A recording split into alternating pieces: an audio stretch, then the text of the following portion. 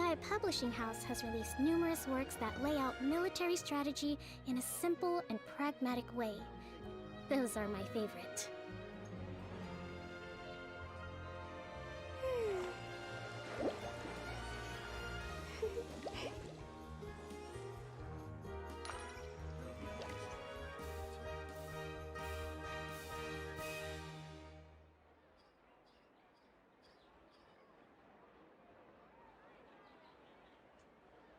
The first time again.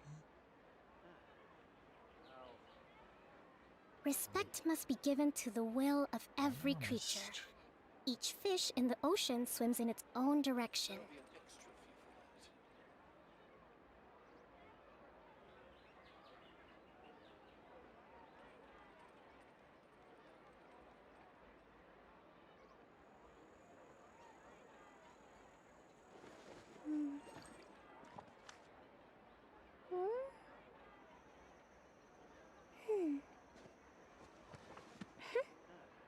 There'll be an extra fee for that. I'll think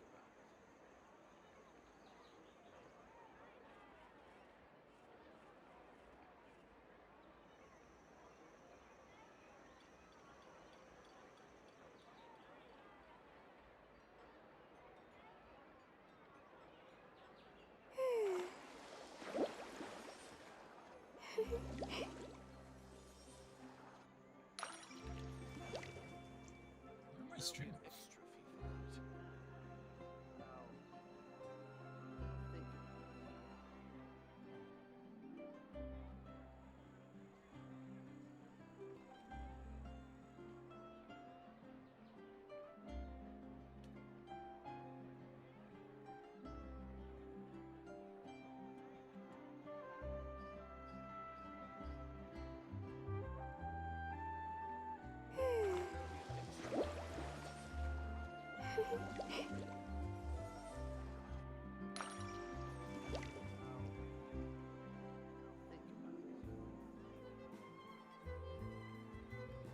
So I can't stream. Oh, because this is a wrong account. Oh my god. There'll be an extra fee for that. Yae Publishing House has released numerous works that lay out military strategy in a simple and pragmatic way. Those are my favorite.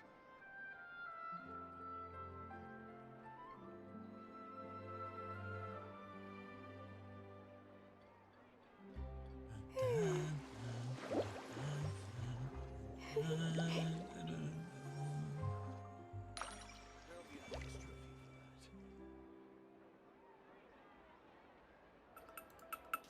that. I don't know. I'll think about it.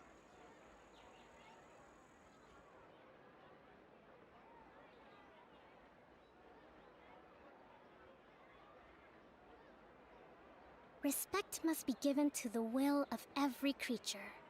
Each fish in the ocean swims in its own direction.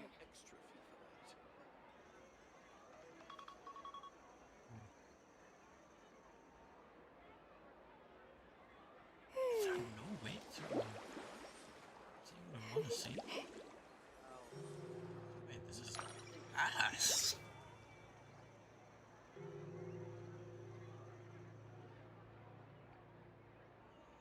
There'll be an extra fee for that. First time that I gave you.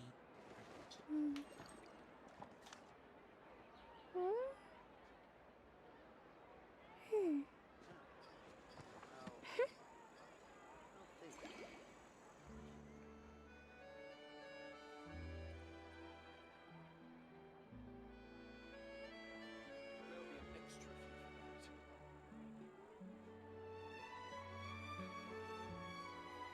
To survive hardship, you must prepare for hardship.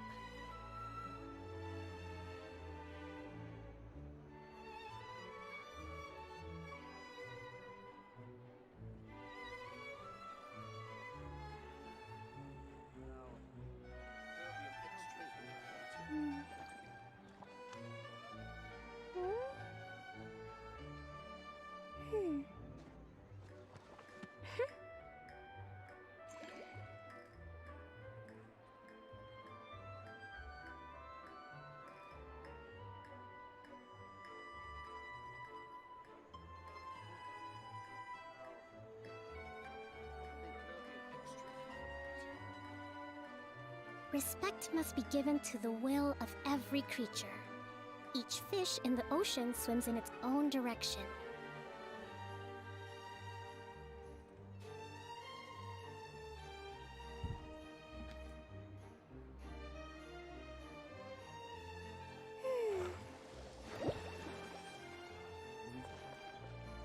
Not moving on, not moving on. Not bad. Give it up. Strong people. Let's move out.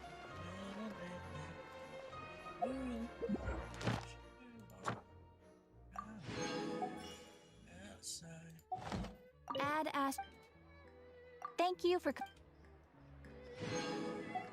Ad ast.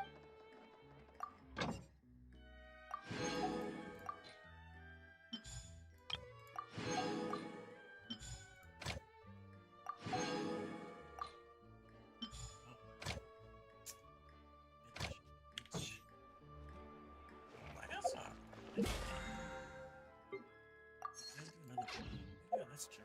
Only have I pulled that one instance? I remember I pulled so many after getting new lit.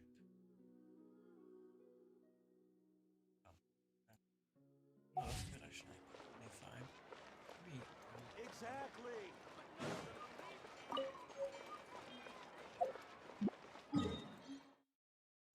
Okay, let's do the missions.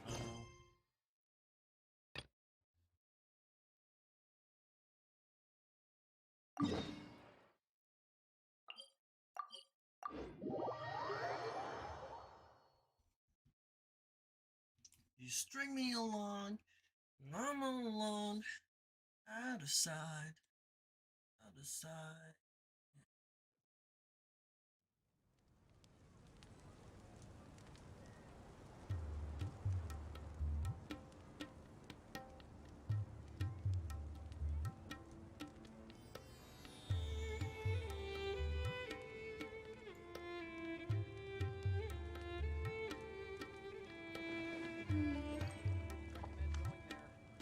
Lord.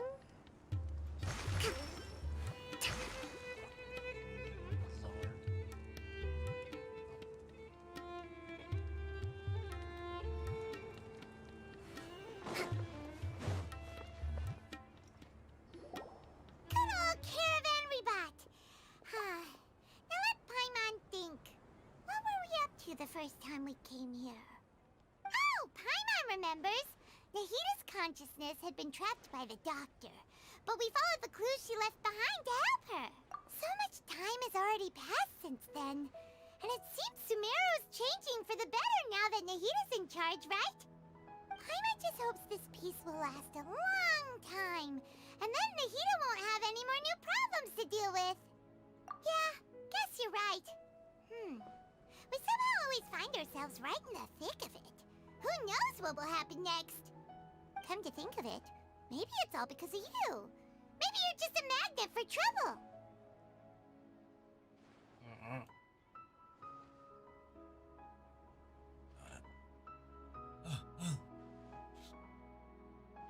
Imagine it's Mark Williams music in here.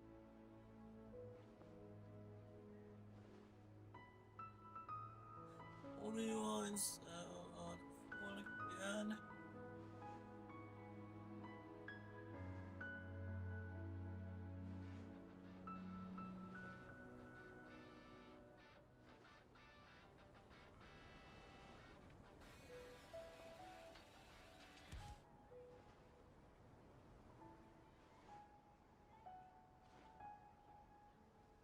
That's okay.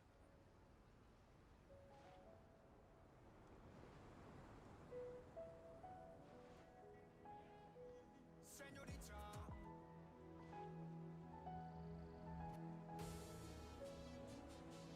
Huh? Me? Before Paimon ran into you, Paimon never ran into any trouble.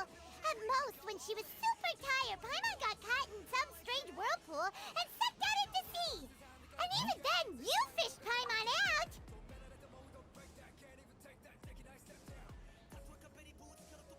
Emma never ran into any trouble at most, and she was super tired and only got some strange role.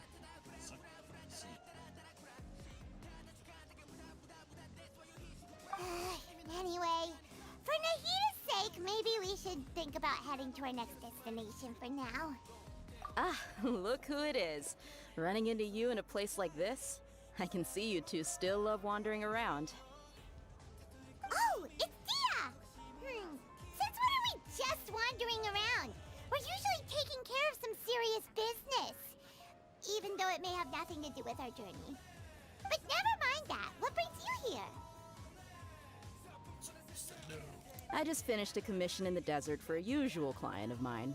Nothing too interesting. Just escorting a shipment of goods. That's when I saw you two all the way over there, chatting away.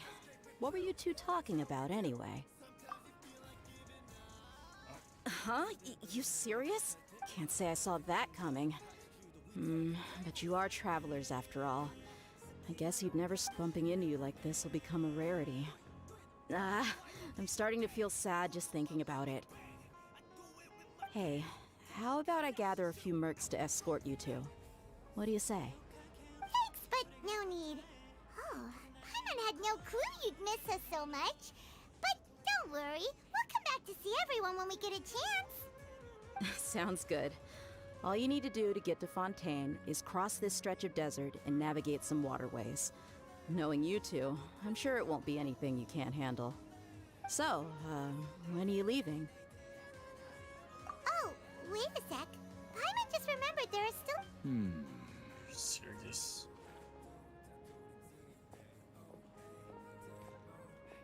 I see. Though, now that I think about it, Sumeru wouldn't be what it is today without you. Seems true heroes always prefer leaving quietly. By the way, should we go say bye to Nahita? Oh, good point. Then there's no... Then, I guess this is goodbye for now, Traveler in Paimon. Whether as a client or a friend, you're always welcome to come find me. Goodbye, Dia. Bye-bye, Sumeru. La la la,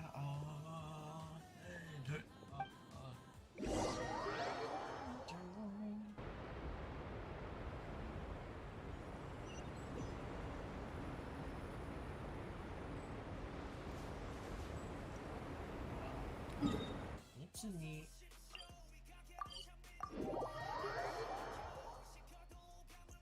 Gotcha, gotcha. She's taking off.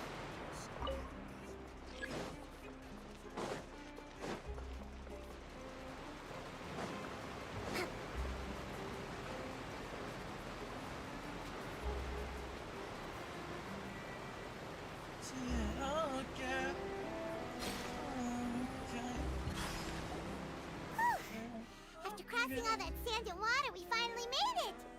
Oh, this must be Fontaine's port! Wow! Everything looks so advanced in Fontaine! Paimon's heard that the industry here is extremely developed, and there are all kinds of unusual machines!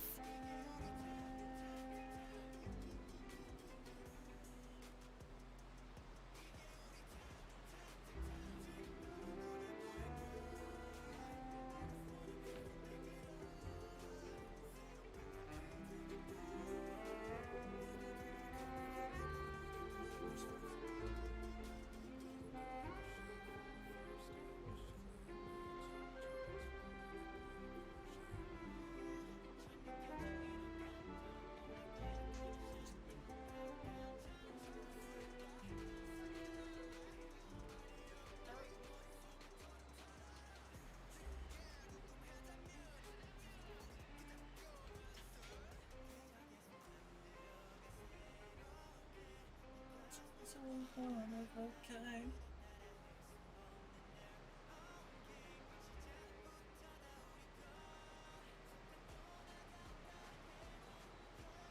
Just seeing the sights as a tourist is nice, but maybe it would be better if we found... What do you think?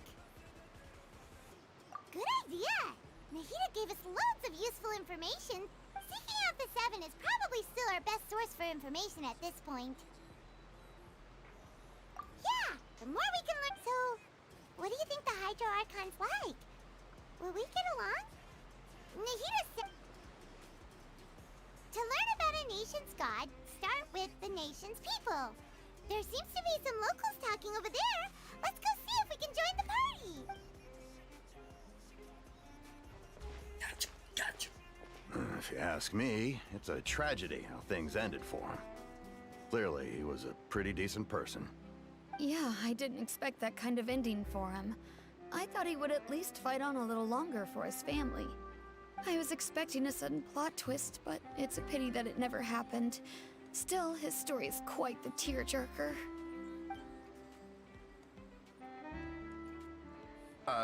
Excuse me. Can I help you too? I couldn't help but notice you standing here listening. Hi. We're travelers new to Fontaine, and we had something we wanted to ask, but you seem to be really busy talking about some kind of play, so we didn't want to interrupt. Play? Oh, no. We're talking about something that really happened. In fact, it's a case that was just heard a few days ago. Really? Like, a real trial? But the way you were talking about it in the Well, good tales are often based on true stories, aren't they? And what you see in reality may also be someone deliberately putting on an act while harboring ulterior motives. Whether something is true or not simply isn't that important. The main thing is whether the story being acted out on the stage is splendid enough. Oh, but it looks like you're not from around here. You probably don't know that the Fontaine Court of Justice is called the Opera Epiclese, or more commonly known as just the Opera House. But, shouldn't court cases be treated a little more seriously than that? Not to question Fontaine's way of doing things. No worries. Other visitors to Fontaine have wondered the same thing. You could say that we just don't want to waste the moving stories behind those cases. And as for your worries about whether the cases are treated with due reverence, we have the absolutely just and honorable Chief Justice Neuvillette, as well as the Oratrice Mécanique d'Analyse Cardinal, a machine created by the Archon. Between the machine and the Chief Justice, false charges and injustice are a thing of the past now.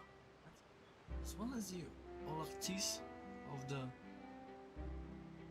Mécanique d'Analyse Cardinal, a machine created by the Archon. Between the machine and the Chief Justice.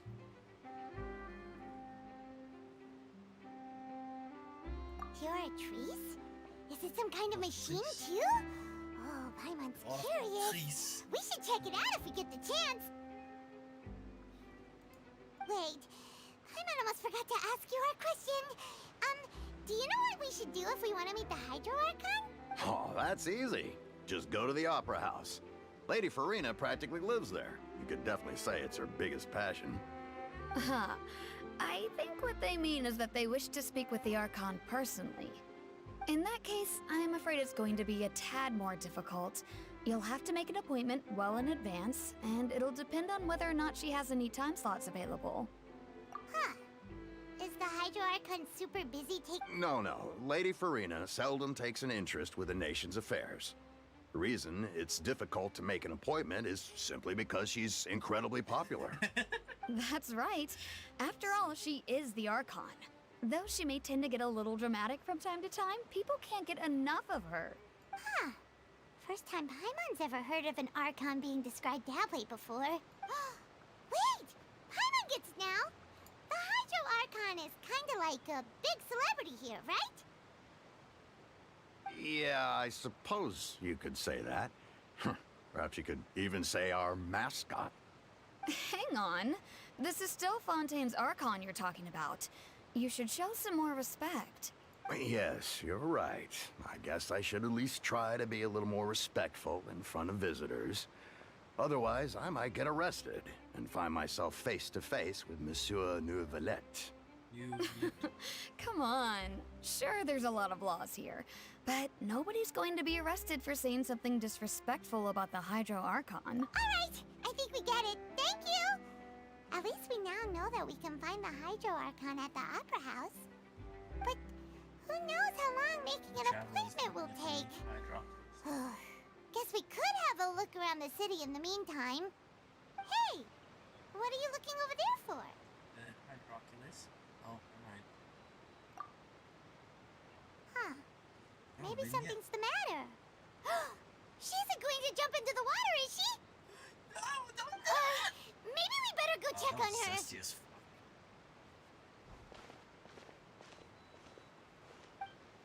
Snap.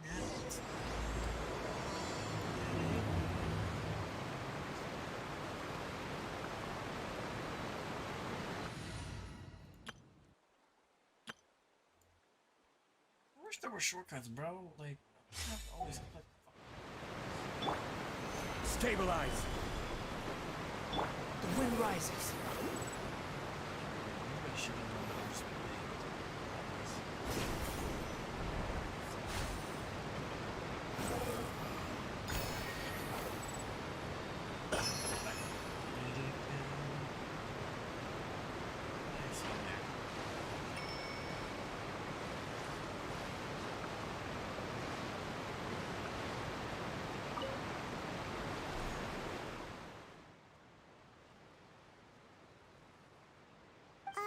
Hello there.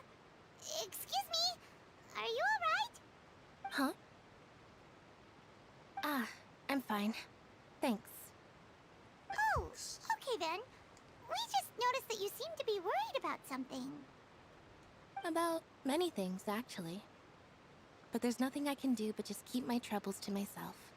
I was just reminiscing about a place my brother and I would play when we were kids. It was just atop that hill over there. See? You're pointing at the sea.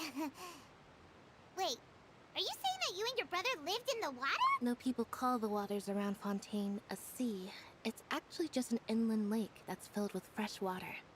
And no, I can still see that hill clearly in my memories.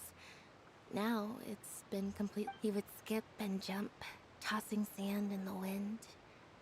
The sun shone brightly, and the air was filled with the scent of the sea. But now, the water is gradually swallowing our memories. It won't be long before it swallows us. Sorry. Paimon doesn't really get what you mean. Ah, I don't believe we've had the pleasure of meeting. Are you Lynette's new friends? Oh, and you are? I don't know his name, I forgot. Thanks for looking after my sister. She often comes here to reminisce about our childhood, that's all. There's no need for any concern. Oh, allow me to introduce myself. I'm Linny, and this is my sister Lynette. If I had to guess, I'd say you must be travelers from abroad. Nice to meet you. Paimon is Paimon, and this is the Traveler. We just arrived in Fontaine. We were just talking with your sister. Even though we didn't really get what she was saying. I see. It's unusual for Lynette to be so willing to talk with anyone. In fact, she seldom speaks at all. I'm usually the only one she ever talks to. Oh, really? Then you two are just like us. Paimon's always the one talking for some reason.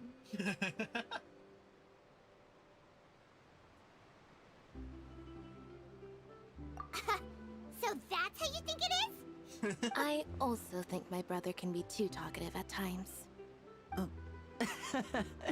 Seems you were right, Paimon. We are quite similar. So, what did Lynette mean just now when she said that the water is engulfing your memories?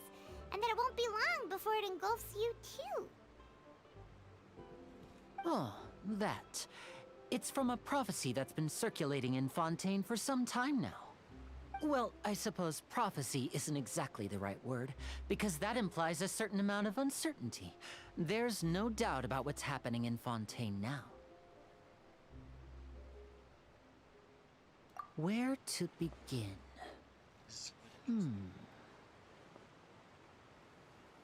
Let's put that question on hold for a moment. Bitch. We still haven't formally greeted each other yet, have we? Did all the introductions earlier not count? Hello, traveler.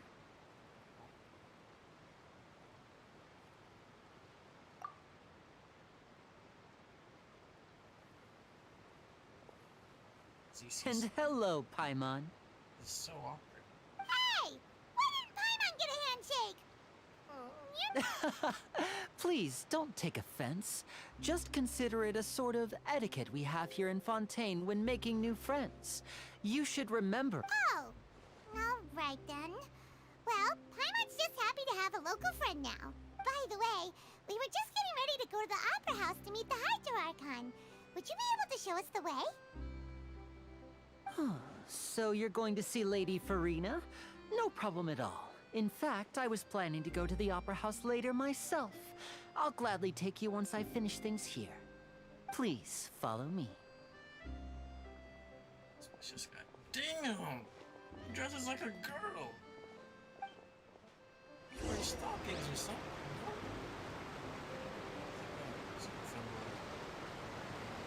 See that? Yeah. Oh god, I love...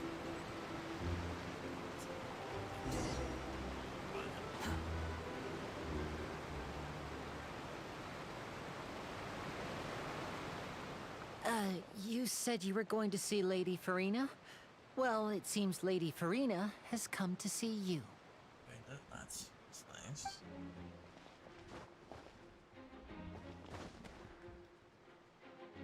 Oh shit. She's Electro, obviously. She's a mommy. Oh shit, she's actually here.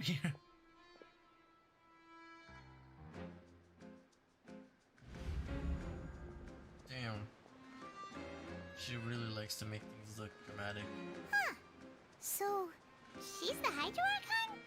But how did she know we were looking for her? My dear people, rich and poor, those with cup in hand and those with nothing at all, raise your glasses in celebration.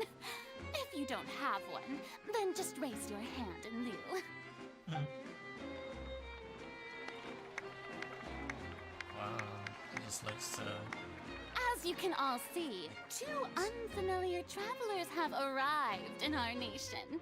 Come, let us make a toast in honor of this traveler and his companion, who have journeyed here from distant lands. How'd you get here quickly, though? Is she talking about us? I've long heard of the turmoil and chaos you left in your wake as you visited other nations, but I welcome you nevertheless. No, I have come to receive you personally. Fear is for insignificant cowards.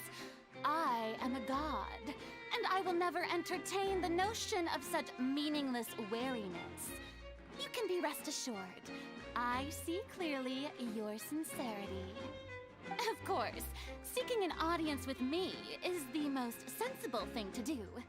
It will allow you to truly behold my power and witness my authority. Intelligent people always gather under the correct banner. I, Fosalor, hereby welcome you to the nation of Hydro and acknowledge the value and significance of your trip. Now, you may rejoice in this. Right. Yeah. Paimon still can't believe it.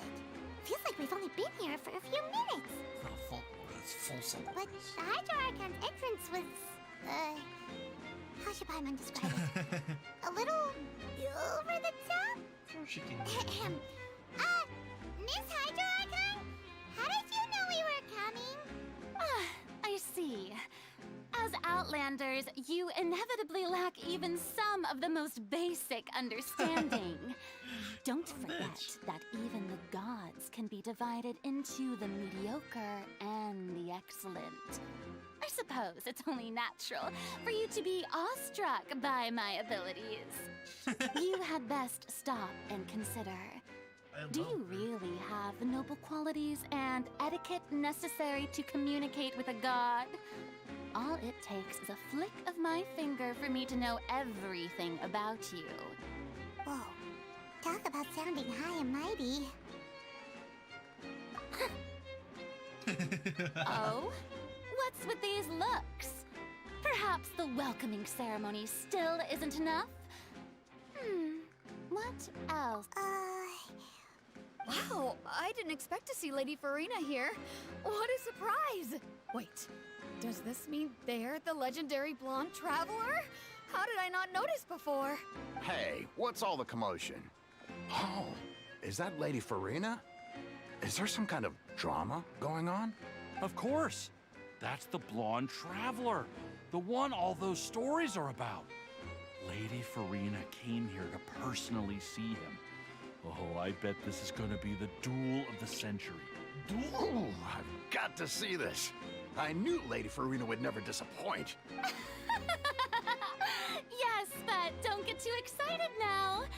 My dear believers and spectators alike tend to get quite rowdy, and despite the noise, I've come to tolerate all their ruckus. You may consider this my reward to all of you. I have determined that there will be an epic duel between myself and this traveler from another land, just as you were hoping to see. Now she wants to fight? Aren't we getting a little ahead of ourselves? Why didn't Genshin got a resume? What? This isn't... Bruh, people who just want to enjoy a show. Are you not afraid? Might I remind you that this is a duel against the divine? What are you trying to do, traveler? Provoking a god in front of her people? Stand down, Clorend. I admire his bravery. Few have the courage to draw their sword against a god. He is obviously a true warrior.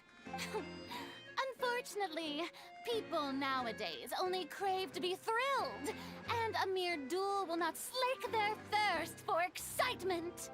Huh. Yeah, she's right. Just a duel wouldn't be... On Aranias, criminals are always requesting duels to defend their honor. I'm getting a bit old, to tell the truth. You see. Then, as the god of justice, I shall face this traveler in another kind of duel. A duel in court! What? Oh, all right! Now that'll be worth seeing! Right. This is Fontaine, after all. Such a grand opera house, it would be a pity not to use it. Why do you care so much about the crowd's reactions? Seems you've spent a little too much time in the opera house. Besides, how exactly do you plan to have a duel in court? You mean you're going to put us on trial?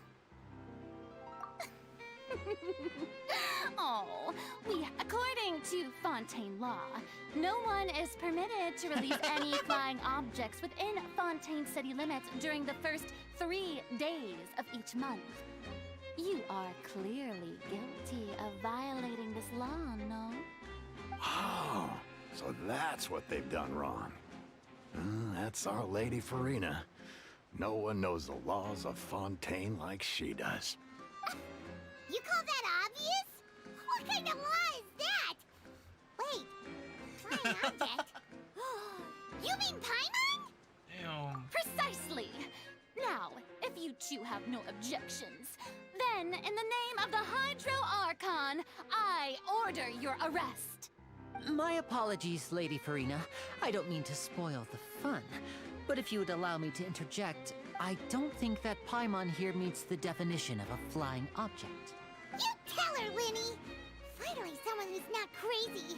How could anyone call Paimon a flying object? Ah, great magician Linny, my beloved citizen. I'll permit you to object. But how exactly do you plan to prove your claim? As a magician who just rained on your parade, I naturally should shoulder the responsibility of saving the show. So, with such an audience gathered here, allow me to perform a trick for everyone.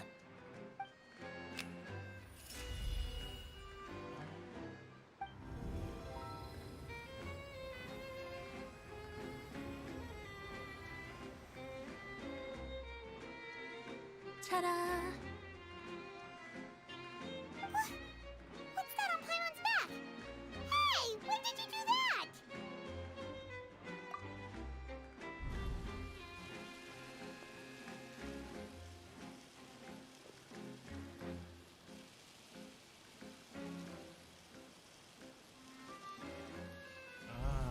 There. binding them.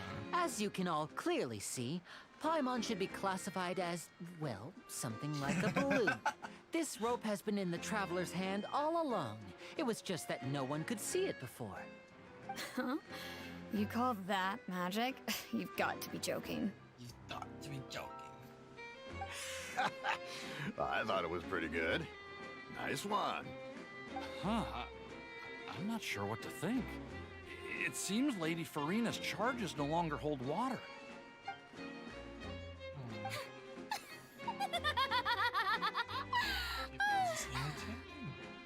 Amusing. Very amusing, Linny. Just the sort of unexpected twist that I enjoy. With you here, today's performance can finally be called complete. Performance? You see all this as a performance? In which case, consider the matter of your trial resolved. The god of justice will not bring charges against an innocent person. But when there are valid grounds, I will not only judge travelers from abroad, but even the gods of other lands. I look forward to seeing your upcoming performance at the Opera House, Mr. Linny and Miss Lynette. That's enough for now. Toodaloo!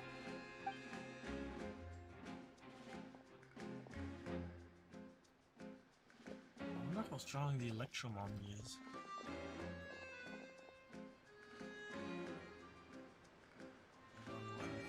Marches. And just like that, she's gone! Well, that's the most unpredictable Archon Paimon's ever seen. You never even had a chance to ask her anything. But that's a problem for future Paimon. That whole scene just now was really... We're back.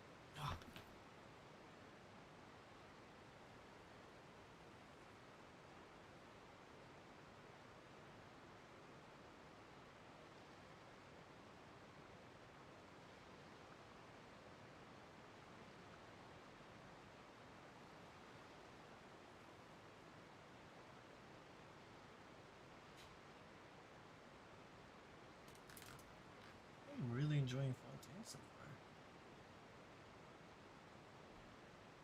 Don't mention it. I just happened to remember that there was such a law, so I did a little preparation, just in case. I didn't think it would actually come in handy. So, now do you see what kind of god Lady Farina is? She can be a bit confusing at times, but she is still amenable to reason.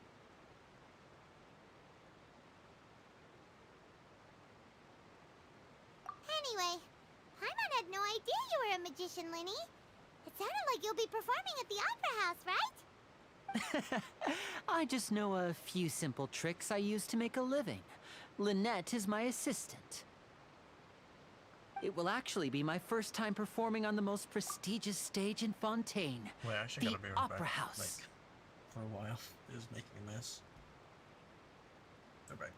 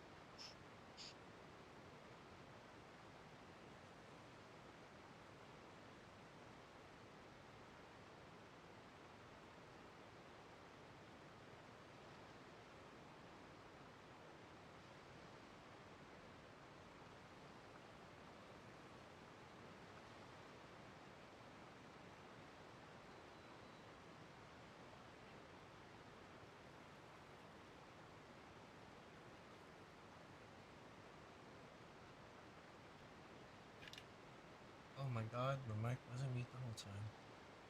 Hello? But isn't the Opera House where criminal trials are held in Fontaine?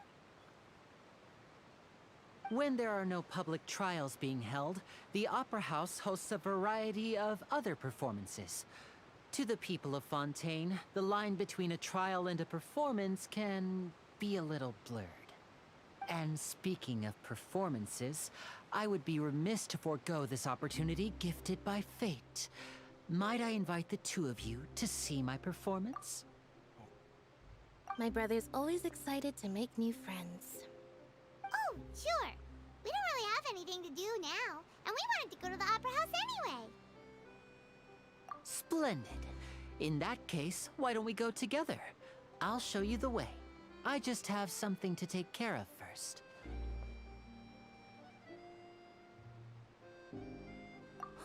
You really mean it? Then I'll take you up on your offer. This is a magical item known as a magic pocket. Perhaps you can help me distribute them to the people here. Huh? What are they going to use it for? About that... You asked me before about the prophecy, right? Let me start by telling you a little more about what it entails. I'm not sure exactly when it began, but a prophecy has been circulating around Fontaine. It says that every person in Fontaine is born with sin. No matter how the nation of justice holds trial after trial, this sin cannot be absolved. Until one day, the water levels in Fontaine will rise, and the sinful people will slowly be drowned. In the end, the people will all be dissolved into the waters, and only the Hydro Archon will remain, weeping on her throne. Only then will the sins of the people of Fontaine be washed away. That sounds pretty gloomy. Why are people in Fontaine born with sin? What is that supposed to mean? There are lots of guesses. Some say that the ancestors of Fontaine stole the power of the seas and stirred its wrath. Others say that the people of Fontaine never heeded the first Hydro Archon's warnings and offended Celestia. But here in Fontaine, evidence is what matters. There hasn't been concrete evidence for any of these claims, so they can only be regarded as conjecture. If even the people in Fontaine don't know what sin they committed, wouldn't it be better just to ignore the prophecy completely? Why bother feeling guilty all the time? That's exactly what the people did at first. But in the last few years, the water levels in Fontaine have actually started rising.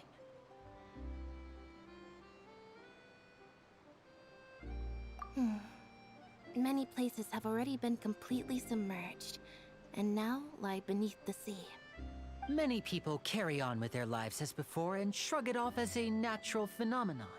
But my family and I think that the people of Fontaine shouldn't ignore the possibility, which would end up sentencing them to death. We hope that at least the people who reside near the waterfront can move away before it's too late. So, we've started distributing magic pockets to them. As a magical item, these magic pockets have astonishing capacity. I'm sure they will come in handy when people are moving their belongings. Oh, Paimon gets it! It's like preparing for a rainy day! But this is more than a bit of rain. Perhaps only absolute power could ever contend with such a catastrophe. But who knows? We're just tiny specks in the grand scheme of things. Now, if you'd like to help, then please give these magic pockets to anyone nearby. Be sure to convince them to take it, regardless of what they say. Can you put a magic pocket in a magic pocket? 'Cause I know in Genshin they won't let you do that packaging. What's this? So you also believe in the prophecy. What? You mean you don't believe in the prophecy? No, I believe in the prophecy. But I also believe in another story. The story says that people once lived in the ocean. They were one with the ocean and couldn't live apart from it. But as time wore on, people desired to live on land and developed blood vessels, encapsulating the sea within their bodies. Thus could people set foot on land.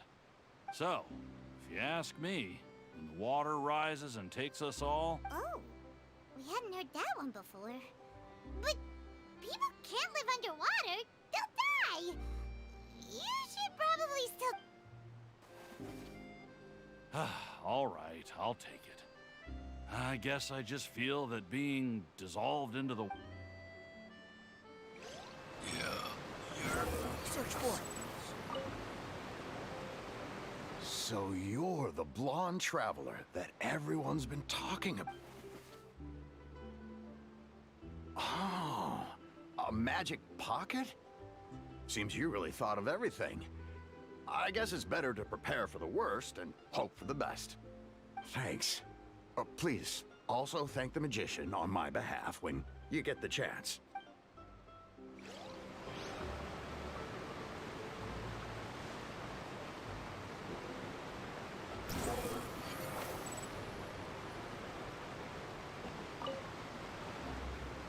Huh? I don't want that thing. Way I see it, if the prophecy's true, it's still gonna be a long time before the water can cover everything. Life is all about living in the moment. What use is there in worrying about the future all the time? We'll cross that bridge when we get to it. You should still take it. You never know when it'll come in handy. Oh, all right, fine. Thanks. It's just that if I start moving, that means I've already given up on the life I have now. I'd really rather not.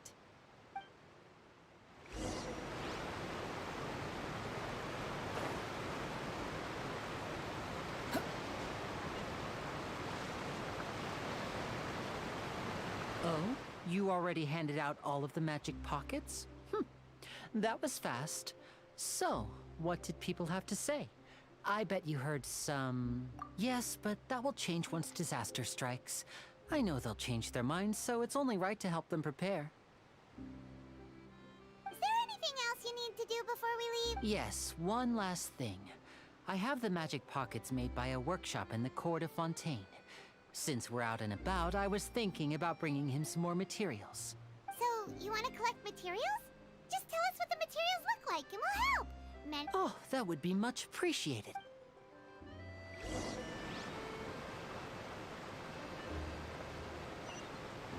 Quit following me. Behold! No.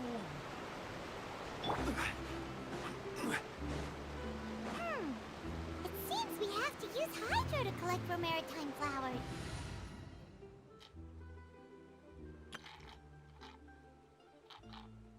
Oh my god, I'm so sorry.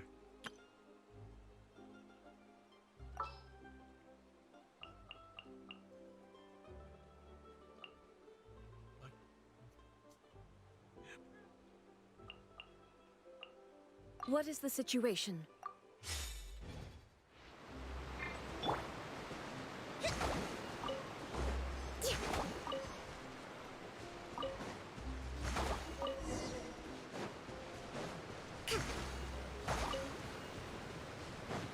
Squall and Fury.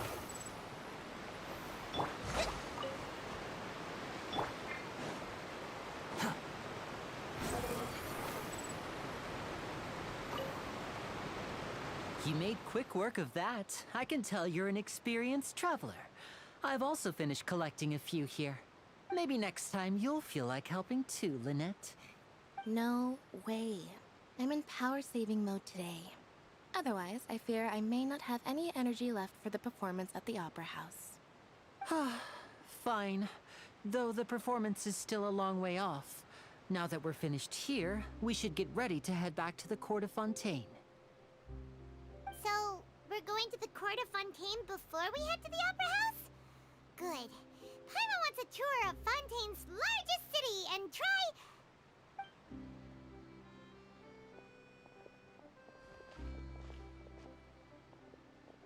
Wait, shh. Have you noticed that person over there? The young girl. Oh, she was up on that. What's wrong with her? Paimon? She's magicians and thieves practice similar methods. We divert attention, and a distracted audience is one that won't discover what you're really doing. Watch her movements. Never mind. Oh, so that's how she Oh, he's right! was. Shh, keep your voice down. We need to think of a way to catch her, but it seems she's very alert. Perhaps we should split up. You two can ride the lift over there and wait up top. I bet that'll be her escape route if she tries to run. All right, let's go.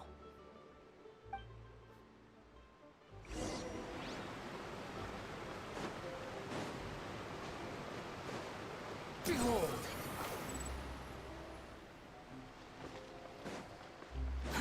Too slow.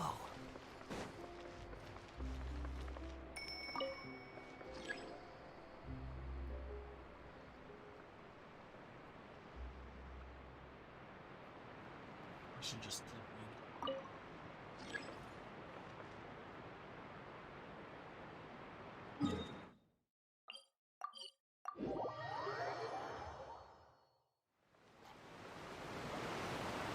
This is the spot where Lenny wanted us to wait. Oh shit. No, it's not the same moment. Oh, look! Isn't that her?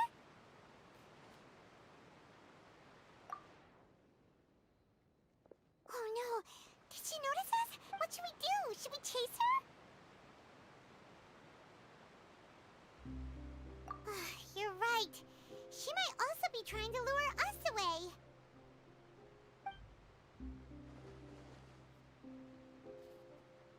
Nothing's happened for a while now. Paimon wonders if Lenny caught the thief. Yeah, let's... How long will it take? Squall Fury! Are you sure that's all she took? You should check to make sure you're not missing anything else. No, that was all. Oh, I can't thank you enough. I didn't notice a thing earlier. Anyway, I should be going now. Thanks again. Oh, were you returning what the thief had stolen? That's right. Pity I wasn't able to catch her. She distracted me by dropping the thing she stole on the ground. By the time I looked... I saw the general direction she went, but Lenny twisted his ankle, and I needed to make sure he was okay. Oh, did you get hurt? I'll be all right. It's just a twisted ankle, that's all. In fact, it's feeling... If you want to play at being a hero, at least try not to get hurt doing it. Imagine what would happen if you managed to derail our performance as a result. You're right, you're right. Sorry, Lynette. I have to admit that the thief was even more skilled than I had anticipated. But at least we were able to get the stolen items back. What a slippery little thief! All right, let's put this little detour behind us. We should go to the court of Fontaine now. That's a great song.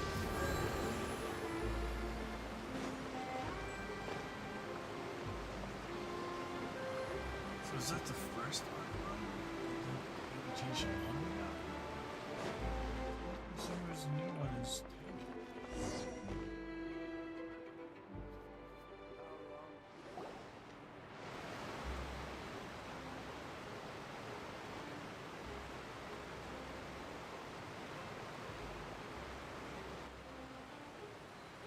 So, we ride this thing to go into the city? What an ingenious way to get around! People in Fontaine really know how to use water! There's only one way. This is an aqua bus. It allows people to travel between several key locations around Fontaine. It's pretty convenient, but the ride can become a little dull after a while. The scenery is always the same. That's why it's better to travel with friends. So you mean it's still boring even when I'm riding with you? No, that's not what I meant. It's just that, well, you don't really talk that much. Besides, it doesn't really feel like a real trip when it's just the two of us. It's the same as being at home.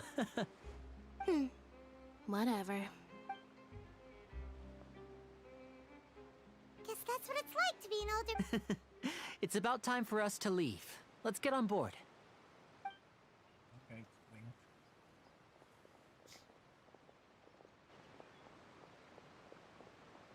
Oh. Shit.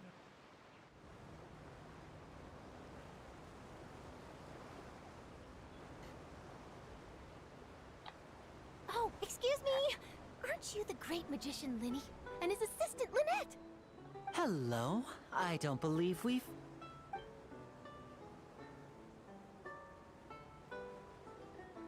I'm Charlotte, a reporter for the Steambird.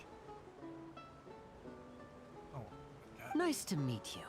From the Steambird, huh? We've often relied on your paper to promote our performance. It's an honor to meet you. Wait, could that be the legendary traveler who's been making headline after headline in their journey across Tibet? Amazing! You recognized everybody almost immediately! I wouldn't be much of a reporter if I didn't know who's who, would I? Wow, today must be my day. Who knew I would end up on the same boat as so many VIPs? Could my vision finally be showing me some favor? So, Charlotte, what do you usually report on? Well, when there isn't any breaking news, I mainly cover the trials at the Opera House. You can still manage to keep readers' attention as long as you tell things from a clever enough angle, even if it's the same old topics. For example, reporting on how a scammer once deceived vulnerable girls into relationships, or how a financial criminal was once so poor that they ate a single piece of bread for 5 days. That's fine and all, but what I'm really after is exclusive, sensational news pieces that could shake the country. These smaller stories are a waste of my talents. Oh, I just remembered. I've been following a case lately. Well, a series of cases, actually. You mean the serial disappearances of young women case? That's right! These stories are the talk of the town right now, and it's probably the most mysterious case we've ever seen. If I'm the first with a draft ready to publish when the case is finally cracked, and it's the headline story in the Steambird, oh, when that happens, I bet all the other reporters will shed tears of envy. I've already gathered all kinds of materials. I just can't wait for the truth to be revealed. So, what is the serial disappearances of young women case? You mean the culprit hasn't been found? That's right. The first missing girl case happened almost 20 years ago. And ever since, after a period of time, another girl disappears. What the cases have in common is that the girls are all of a similar age, and that they've all vanished without a trace. But the scariest part is that to this day, none of the girls have ever been found. Many suspects have been arrested over the years in connection with this case, but shortly after each arrest, another disappearance would always happen. Yes, it's possible. But either way, I believe that every case has some precise... Yes, I agree. And at the very least, the family of those missing girls deserves some sort of explanation. I just imagined for a second what I would do if Lynette were to suddenly disappear. I'd pay any price to get her back, and then find a way to track down the culprit. Please don't imagine that, Lenny.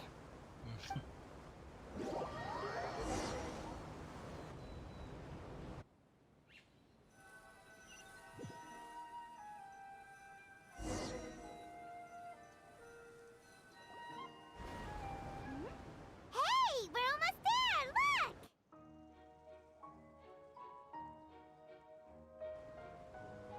So, yeah, it's destroyed.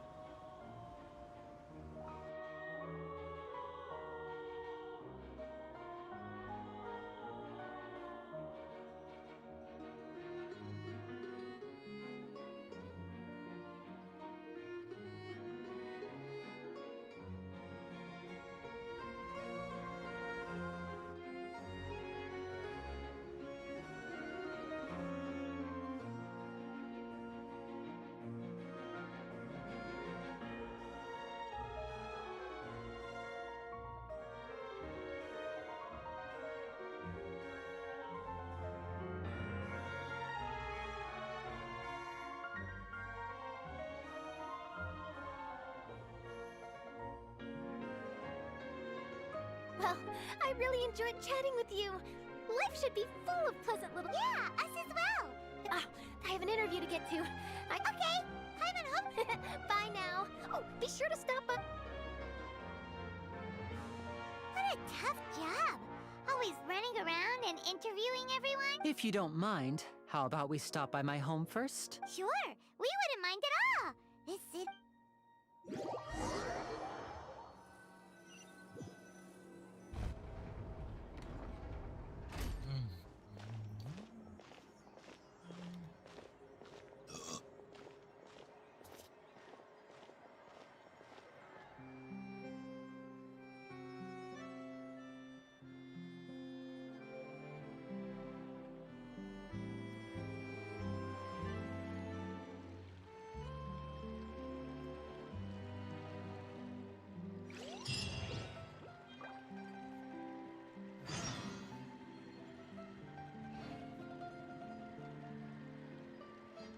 Wow.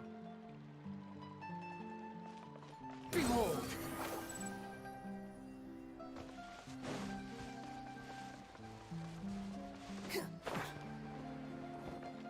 The wind rises. This is our current abode. Ah, Fremine, you're home. Where did everyone else go?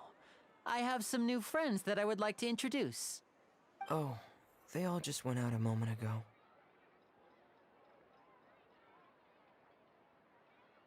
I see.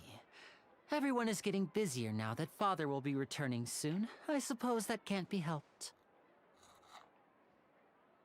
Allow me to introduce you to my little brother, Fremine. He is a phenomenal diver. Are they like all adopted? Hello.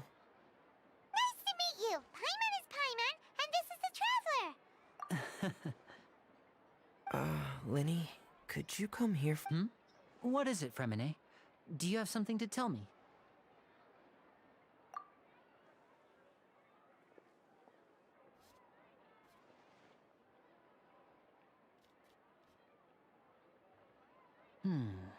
Okay, I see. Is everything all right? Oh, it's nothing. We were just discussing a little housework. Sorry for the interruption. Oh, before I forget, the Traveler and I collected more materials to make magic pockets. Were you able to get any, Fremine? Yes, I went diving and gathered lots of materials. I was about to give them to you. That's our Fremine, always quick with the underwater work. All right, I'll take these to the workshop.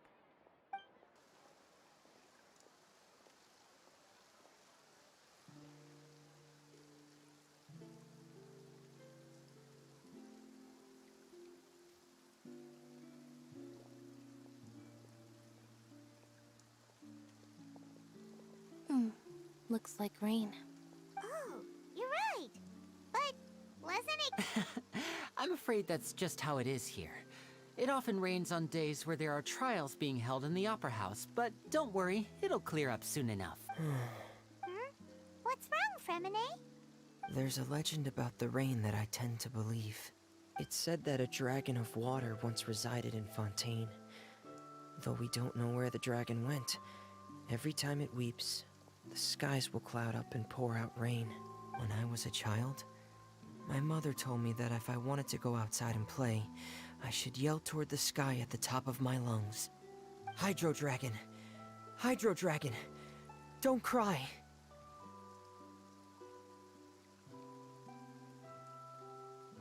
If it's an elemental dragon, then having the power to make it rain wouldn't be very unusual. Let Paimon try something. Hydro Dragon, don't cry!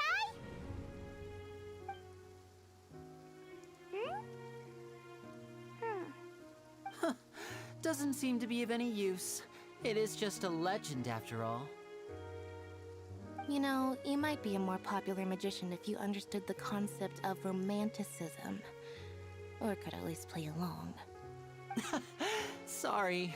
It might be because we've never met the Hydro Dragon. Perhaps it can't be comforted by the words of strangers.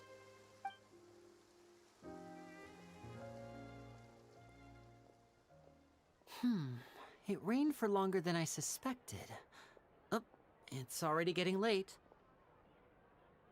Was there something you needed to do, Linny? Is it linked to... Yeah, some preparations for the show at the Opera House. I need to find a way to catch the last aqua bus of the day. On the day of the performance, just ride the aqua bus to the island of Araneus. I'll have Lynette meet you at the fountain in front of the Opera House. Oh, are you leaving now? What is it, Fremine? I'm in a hurry. Oh, I get it.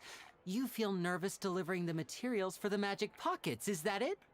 Perhaps we could trouble the Traveler to help us take these materials to the Beaumont workshop and deliver them to the owner there? I'm afraid that Fremine can be quite introverted, and the boss there tends to be pretty talkative. Fremine has always been a little afraid of her. No trouble at all! Don't worry, we're on the case! Sorry for the inconvenience. I'm quite useless when it comes to such tasks. So are you comfortable with I'll us? think of a way to make it up to you. Oh, no need, no need. This'll be a walk in the park for us.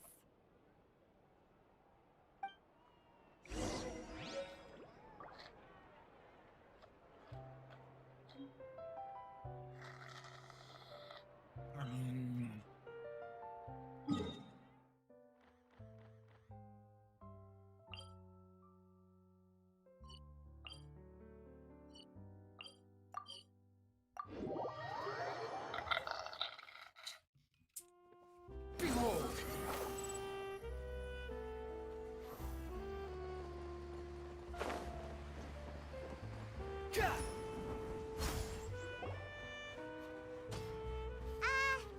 Hello? Is there anyone here? Oh, hello there. New customers? Looking to buy, or do you need something made? Or perhaps you're just looking for a chat with me. Oh no, we're just here to deliver some materials. Here they are. They're for making... what were they called again? Ah, these must be for magic pockets. I could tell right away. I've already made several orders worth now.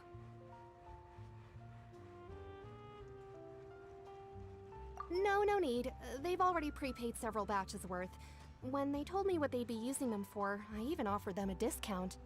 But they insisted on paying the full amount, saying that I had a business to run. It seems both their hearts and their pockets are made of gold. Whoa. So, is Linny actually loaded? I can't say for sure, but who knows? Maybe there's good money to be made being a magician in Fontaine. Hey! Is this machine what you use to make stuff here? It looks really advanced. Why use your hands when a machine can do the work? It would be a waste not to use the latest technology, and wasting is a kind of crime. But where does a big machine like that get its power from? Well, it's a little complicated. I'm not sure I can put it in layman's terms for you. But basically, everything we usually use here in the city is powered by indemnitium. It's a type of energy that's produced from trials. Huh? How can trials produce energy?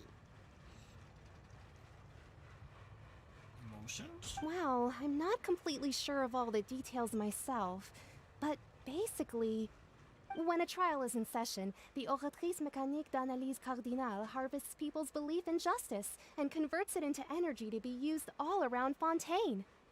So that's what its other function is? Paimon heard that the Oratrice was created by the Archon to make judgments. But Paimon still doesn't get it. How could something unreliable like people's beliefs be turned into a stable power source for these machines? Oh, yeah! So that means the Hydro Archon relies on the machine to take the energy created by belief and turn it into power for all of Fontaine, right? Even though I've never heard anyone really put it that way before, it sounds like it makes sense. Besides indemnitium, we have another type of energy called pneumosia. It isn't produced by the power of the Archon, but it is unstable by nature. Even now, it still cannot be widely used by civilians. I thought I'd find you hard at work, but here you are chatting the day away. since you're already talking, I'm sure you wouldn't mind a few words with me. You again? Didn't I already promise you that I'd have the more I owe to Confrérie of Cabriere by next month? Why are you hounding me? Yeah, but how do we know that you won't go running off by the end of this month? I want 50% today. Wait, no, 70%. Huh? Seems business isn't so great for the workshop. We've already finished our job and delivered the materials. Maybe now's a good time to leave? Hey, hold on. Oh, Before thank you God, go child. around trying to collect payments, why don't you settle your own debts first? If Confrérie of Cabriere wants to poach clients from Northland Bank, that's fine. But I'm afraid you still owe the bank a hefty sum of mora. So why don't we work things out between us first, before you get back to your little conversation here? You're from Northland Bank. But we said we'll pay everything we owe next month. Why are you hounding me now? Traveler, Paimon! I didn't think I'd run into you here in Fontaine. What are the chances? We're surprised to see you too. What are you doing here in Fontaine? You didn't want to stay in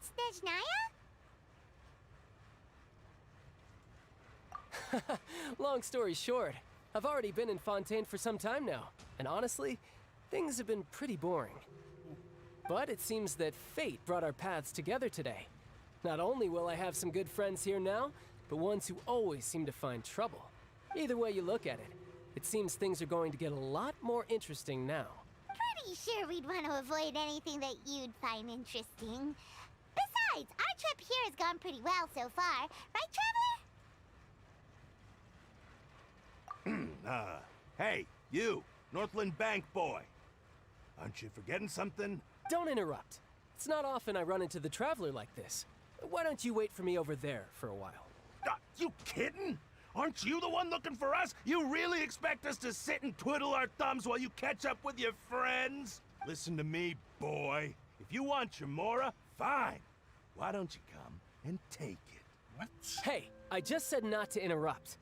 Oh, by the way, Traveler, the last time I took Tonya and Tusser ice fishing, Tusser said, Hey! That's way over the line! All right, boys, let's see who has to pay up now! Can you at least let me finish one sentence? Fine. Though the bank told me not to get rough with our clients. You're the ones who started it. This is an act of self-defense. You two will have to be my witnesses, okay? I'm sure this won't take long.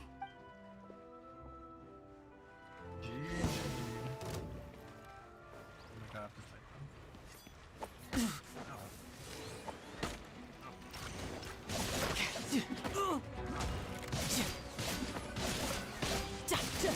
Brace yourself. This is gonna...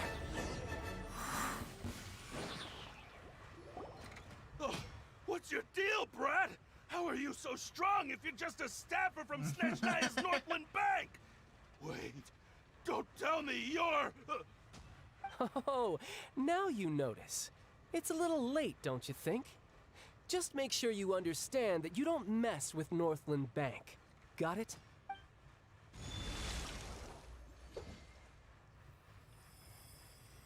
Huh? Huh? What? Now's my chance!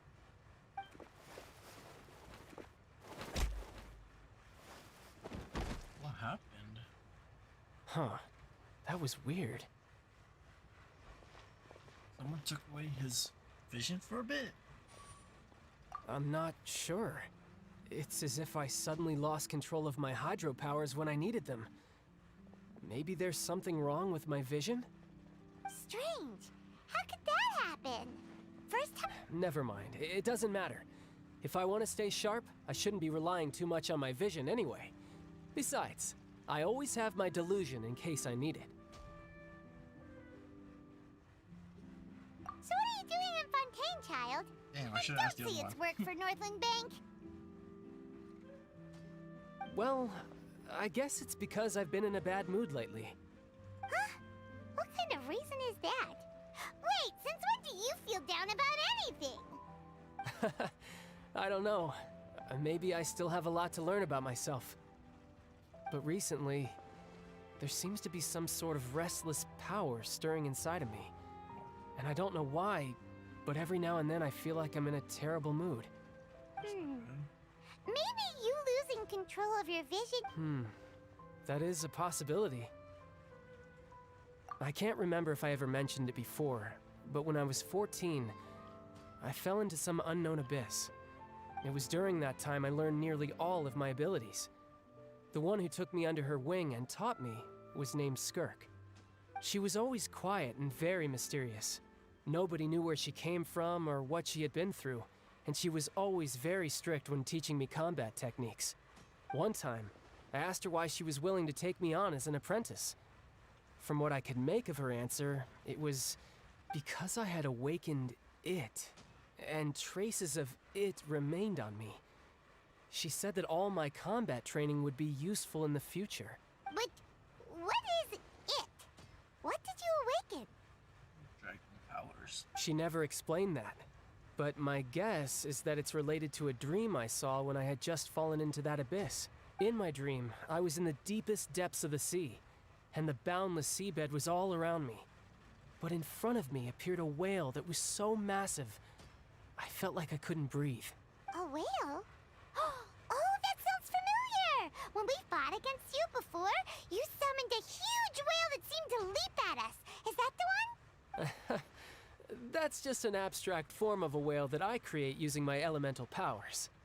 It takes that shape because the scene I dreamt of the whale has always been stuck in my mind. I'll never forget it. So you used the whale as inspiration for one of your moves? Huh. Seems a little twisted to Paimon. So why don't you just go ask your master? Maybe You make it sound so easy. Ever since the incident I experienced there, I've never stopped searching for Master Skirk and that unknown abyss. But it's been years now, and I've still found nothing. There isn't even a trace of the place where I remember falling into the abyss. Oh, it sounds like some... Yeah, I'm out of leads at this point, but there's nothing more I can do. It seems that strange encounters... Oh, seems the time really flies when I'm talking with you. I just remembered I have somewhere... What? More work for the... No, it's more of a personal appointment. Lately, I've been sparring with some of Fontaine's official champion duelists whenever I'm feeling bored. Official champion duelists? You mean it's their job to duel? Yep. In Fontaine, before a criminal goes to court, they're given one chance to defend their honor by requesting a duel with an official champion duelist. The champion duelists are all-powerful fighters selected from among the nation's best. And the duel itself is a no-holds-barred fight with no specified stopping point. So engaging in such a duel is regarded as a symbol of defending your honor. If a criminal manages to win the duel, they'll be acquitted. But if they lose, they'll have no choice but to stand trial. And the worst-case scenario is that you're simply killed in the duel. Though it's rumored that Fontaine has a death penalty, from what I can tell, no one has ever been officially sentenced to death. So really, the only people who opt to duel are those who have suffered a grave injustice in being accused, or those who greatly value their honor. So, do many people actually get out of their trials by winning the duel? Apparently, it's exceedingly rare for anyone to actually win. Fontaine probably enacted this system as a way to show that the nation respects the honor of its citizens. Besides, none of the champion duelists are to be trifled with, which is exactly why I was itching to face them as soon as I got to Fontaine. Apparently, the one I'm meeting today, Clorinde, is the strongest of the champion duelists. I had been asking her for some time before she finally agreed to face me today. Well, that's child for ya. Paimon feels like we heard that name somewhere before. Clorinde. Oh, before I forget, I want you to have this. Oh, what? Huh? I'm just worried that it could become uncontrollable again. I'd be pretty upset if it got in the way of my duel. So, I think besides, I just need you to hold on to it for a short while. Paimon knows what you're up to. You just want an excuse. Whatever gave you that idea? I'll be in touch later. That sneaky guy. He said he's been feeling down lately, but he seemed the same as ever to Paimon. Where is Since we don't have much to do for now, we might as well walk around and see the city before Lenny's performance.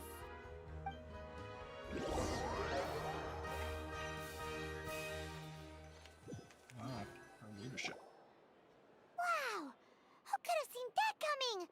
The reporter who was barely around for most of the story was the murderer all along! Oh my god! Sorry.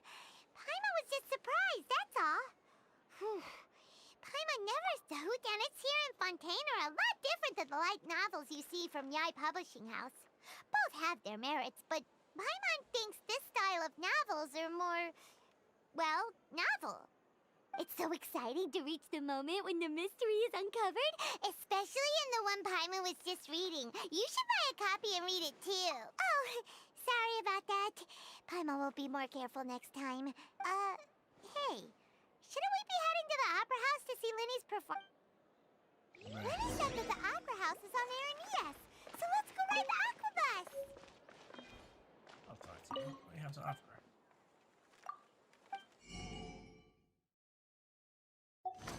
I'm good.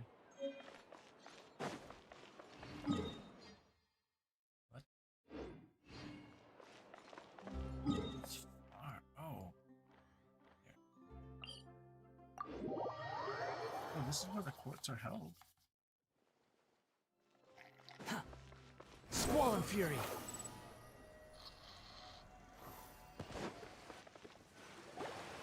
Whoa! Now this is fancy! The Opera Epiclese. What a place to hold a performance! No wonder Linny and Lynette were looking forward to it. Huh. Looks like there's a lot of people standing around the fountain up ahead. Oh, Archon, please bless us with a bright and healthy child. We pray. I don't know why you always feel the need to ask so much. I'll be happy as long as our child is healthy and lives a peaceful life. I guess if they're our kid, then there's no doubt they'll turn out smart. Maybe this is one of the customs in Fontaine. There sure are a lot of couples here. Vache. Is that the same person? What's wrong? Vache. Vache. This is goofy on music in a serious situation too. No, Paimon didn't say anything. Welcome to the Fountain of Lucine. All the water flowing through Fontaine converges here. It's customary for newlyweds to come here and wish for children. Ah! Lynette! You scared Paimon! When did you get here? Lenny asked me to wait here for you, remember? Right. What do you mean? There are a lot of people here right now. Hey, you're not trying to scare Paimon, are you? I see. In fact, you might not be imagining things at all. I suspect that what you heard is a result of your hypersensitivity to the hydro element. Others in my family have had similar experiences. It's because of his sensitivity to the hydro element? But what would hearing a voice have to do with elemental power? When do you cry, Paimon? Wait, what? What does that have to do with anything? Just answer me. When Paimon's really sad? Oh, and when Paimon's super happy. Oh, and also when Paimon's really, really scared. Then you should understand that tears contain your most intense emotions. Like I just mentioned, the Fountain of Lucine is where all the flowing water in Fontaine converges. Even the tears that fall to the ground will eventually gather here. So maybe what you heard was the intense emotion coming from someone's tears. So, what did the voice say? Huh. If you were hearing their emotions, then Paimon... Rather than worrying about them, we should worry about my brother first. Why? Don't let that calm look of his fool you. He tends to get pretty nervous just before a performance. So chatting with Linny might help him relax a little before he goes on stage. Oh, right. That makes sense. Let's go in and see Linny.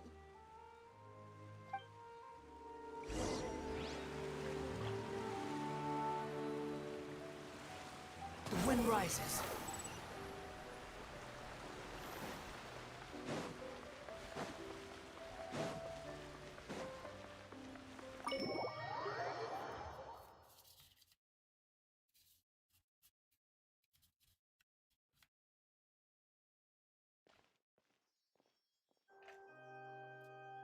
This is a tiny ass lobby.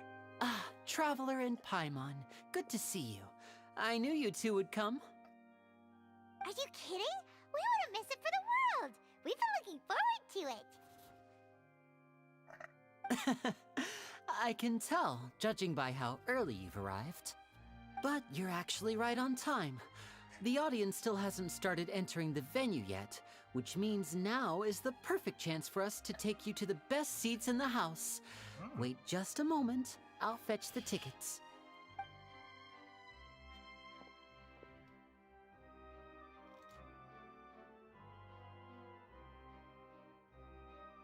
Can I skip? The Opera House has assigned seating, so you always have to make reservations. I've... Ooh, front row. Don't mention it. There's no need to keep thanking me. Hey, Lenny! Could you come over here and take a... Oh, I'll be right there. Seems there's an issue with the stage props over there. Yeah, we'll just go to our seats.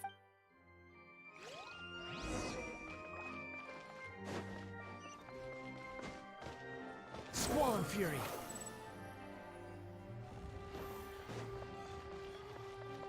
Alright. Behold!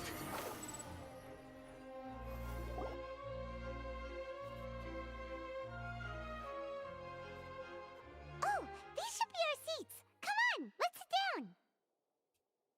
I'm gonna sit at the top.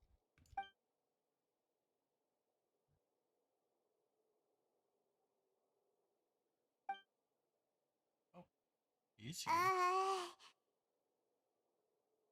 Awkward. Hey, Traveler.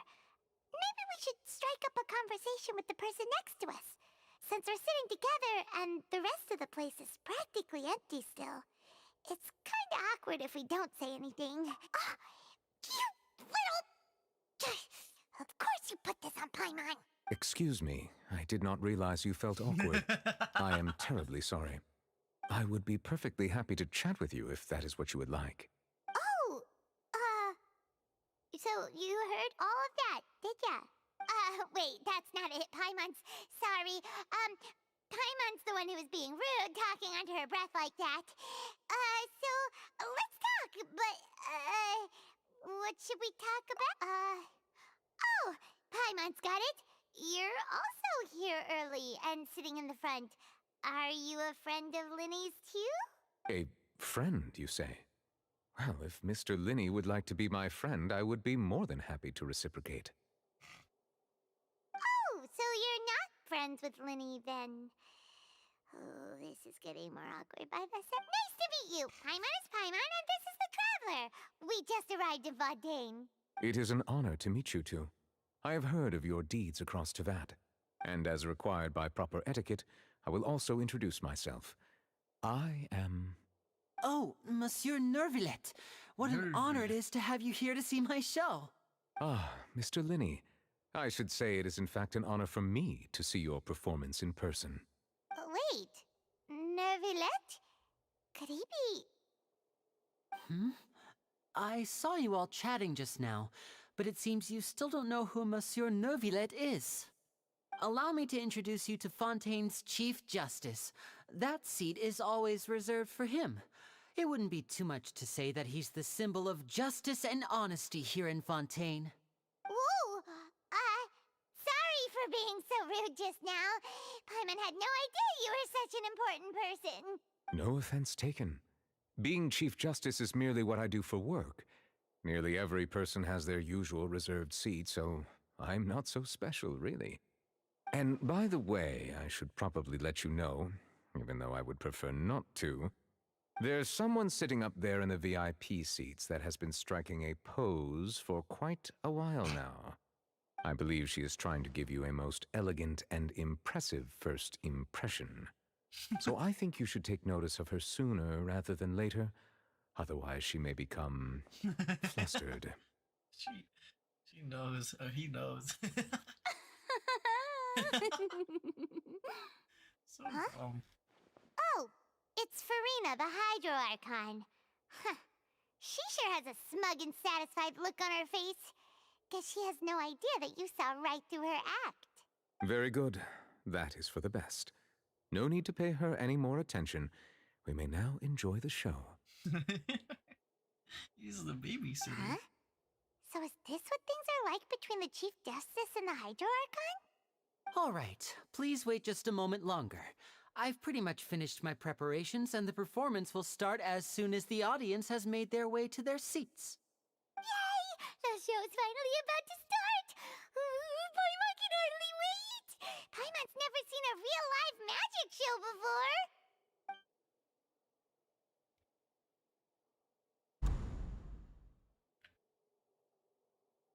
Oh! They're dimming the lights! The show must be starting!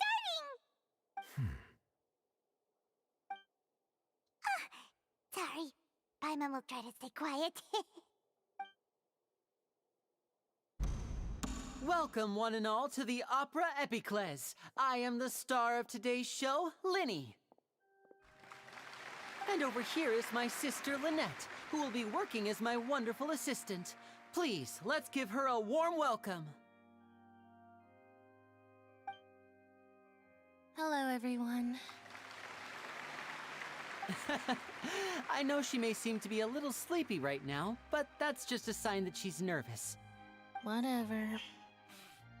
Now, some of you may be thinking, two vision holders who can freely manipulate elemental powers performing magic is not true magic at all. So, I would like to take a moment to assure you that elemental powers will have nothing to do with what you will witness on the stage today.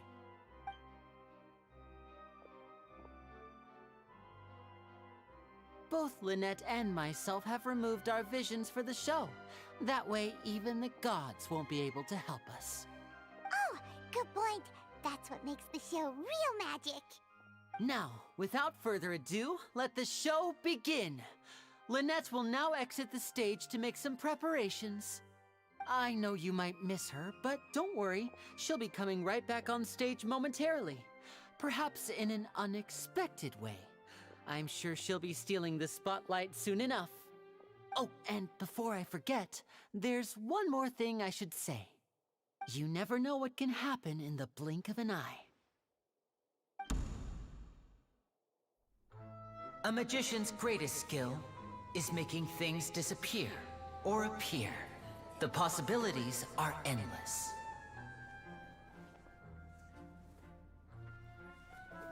Huh?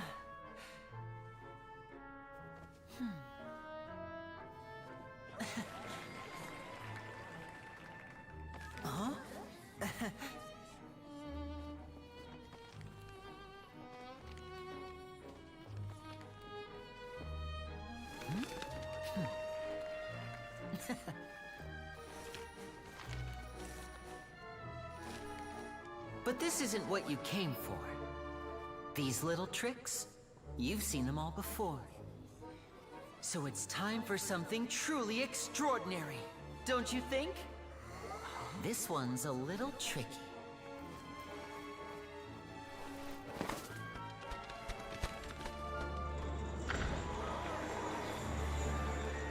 Using this water tank, I shall make my sister vanish completely, right before your very eyes.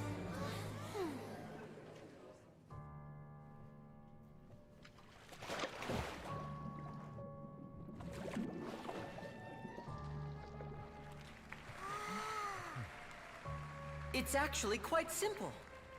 She'll just turn into air bubbles and float right out of the top.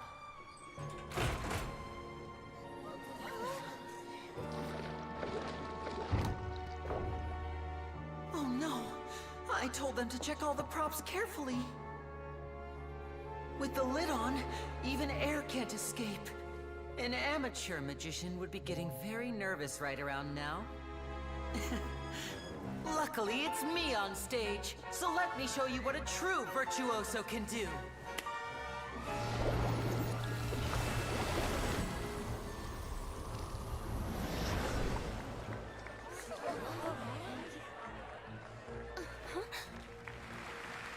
Lynette, are you still there? Don't go too far. We don't want to use up all our magic. Hi, I'm back. Uh-huh.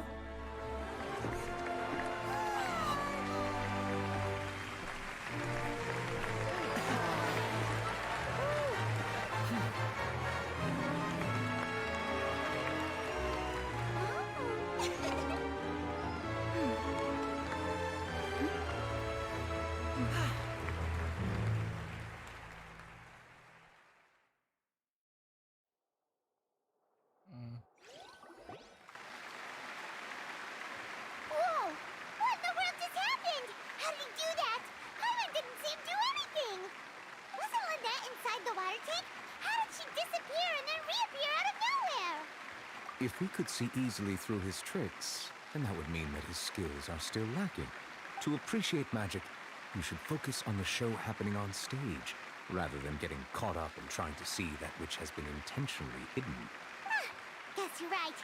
Paimon couldn't believe her eyes when Lynette reappeared. Amazing! Thank you, everyone. I'm glad you enjoyed that performance. But our magical journey has only just begun. I've prepared even more astonishing surprises for everyone here. The magic of transformation and disappearance can go far beyond what you've just seen. I'm sure many of you are thinking that escaping the water tank was impressive enough. But Lynette is still my assistant after all. In which case, I have ample time to make all necessary preparations. So, for my next trick, I will require the participation of one lucky audience member. Please, if my assistants could bring out the magical boxes now. There are 2 boxes and only 2 boxes. One is here, and one is there in the aisle among the audience. I'm sure many of our clever audience members have already guessed our next magic trick. A swap! Our lucky audience member and I will each enter a magic box. After 1 minute, we will each emerge from the opposite box. Now please, everyone pay very close attention to the box you see here. Don't give me any chance to make a move. Wow! How's he gonna do this? Hey, do you think this is all magic tricks, or does Lenny have actual superpowers? The lucky audience member will be generated by this random number selector. It selects numbers entirely at random. Even I don't know who will be chosen to participate. Now then, let's begin. False lures. Let me see. Oh, row 7, seat 3. Congratulations! You now have the chance to experience magic firsthand for an entire minute. Please, come forward. My assistant will take you beside the magic box. I'm sorry, it might be a little cramped inside, but no need to feel nervous. We've carefully arranged everything for you to be as comfortable as possible. You don't need to do anything, but no matter what strange things may happen, don't come out of the box. If the magic is interrupted, who knows where you might end up? You might even find yourself in the Fortress of Meropide. Oh, okay. All right. Before I enter the magic box, there is one more thing I need to ask the audience to do. Like this.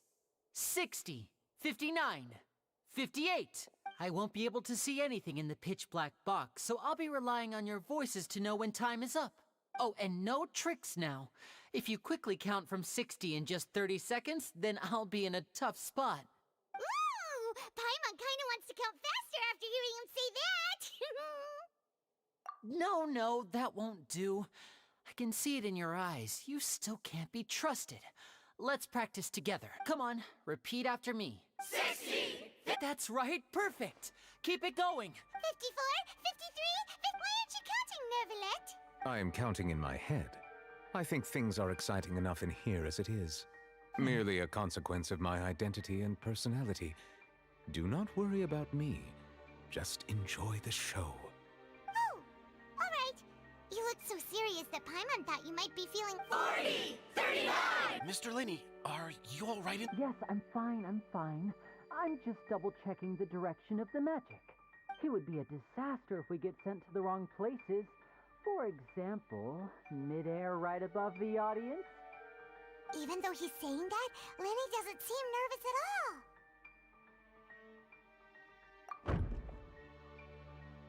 Ah, what was that noise? Did you hear it too? Not sure. Anyway, it doesn't... 25! What's wrong, Mr. Linney? I can still hear you. I seem to have accidentally knocked over a decoration. I'm trying to fix it, but it's... Never mind the decorations. There's no time for that. The show is what's important. No, that's unacceptable. I want my show to be perfect.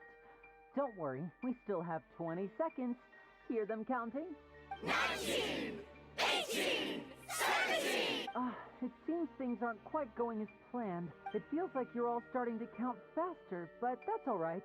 I know it can be tiring to do such a long countdown. 10 seconds and change is still plenty of time. 10! Almost there now. Whew. Swapping two people is harder work than you might think. Even a master magician like me can't guarantee I'll get it right the first time. Hey, wait! Is this the back one? I can't tell. They both look the same inside. Huh? No, that's not it. I'll try again. 7! Hey, slow down! Honestly! 5! 4! 3! Whoops! That doesn't count! 0!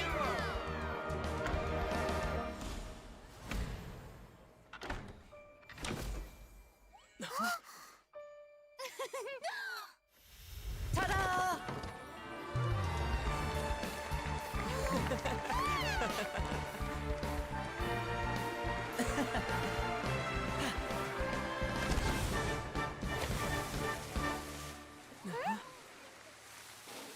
Oh my god.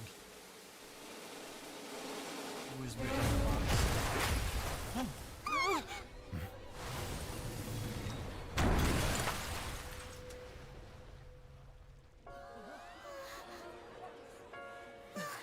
What happened?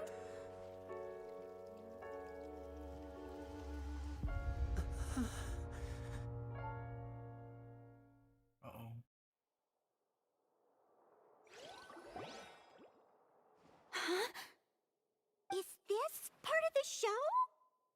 Mr. Linney, you're going to use What happened? Oh no. Maybe this isn't part of the show. The girl was... This performance is over. Medical staff with me. Guards, secure the scene and detain all the performers. Seal the exits. No one is allowed in or out at this time. Yes, that's right. If this was just an accident, then we must investigate the cause. But if this was all part of some scheme, then those accountable will not escape the judgment of the God of Justice. No need to be alarmed, you two. We'll get to the bottom of this soon enough.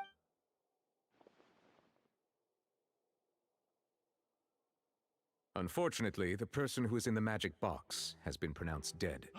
His name was Cowell, one of the assistants in Linney's magic troupe. Apparently, the fireworks on stage ignited the ropes that were suspending the water tank, which then caused the tank to fall onto the stage. As of now, we are still not sure why we found Cowell in the box, rather than the guest from the audience. And after an initial search of the area, the guards have confirmed that the girl is nowhere to be found. It appears that this incident was not merely some mishap with the performance, and there are many indications that it is connected with the case of the serial disappearances of young women. The serial disappearances case? That's the case that Charlotte mentioned before.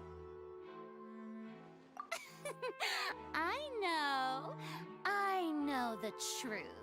I can see through the whole thing. Really, I say that our powerful magician, Mr. Linney, is now the prime suspect for the serial disappearances case. You should know that's too obvious. Why me? This whole thing was an accident. Oh, this all occurred during your magic show, did it not? The missing girl disappeared after being chosen, did she not? Now that I think about it, that whole speech about magicians making things disappear was nothing more than a provocation, a bald-faced challenge. That can't be right. How can Lenny do this? He was in the box on the stage the entire time. We can even hear his voice. Besides, before the show, he told us that he would like to catch the criminal behind the disappearances. He couldn't possibly mean catching himself. Save discussion for a later time, please. Lady Farina, may I assume that your comments just now constitute an accusation against Mr. Linney and his associates, and that you are pressing charges? I just think that he... Well, I think it might be a little early to talk about formally pressing charges. But what Lady Farina said just now makes perfect sense.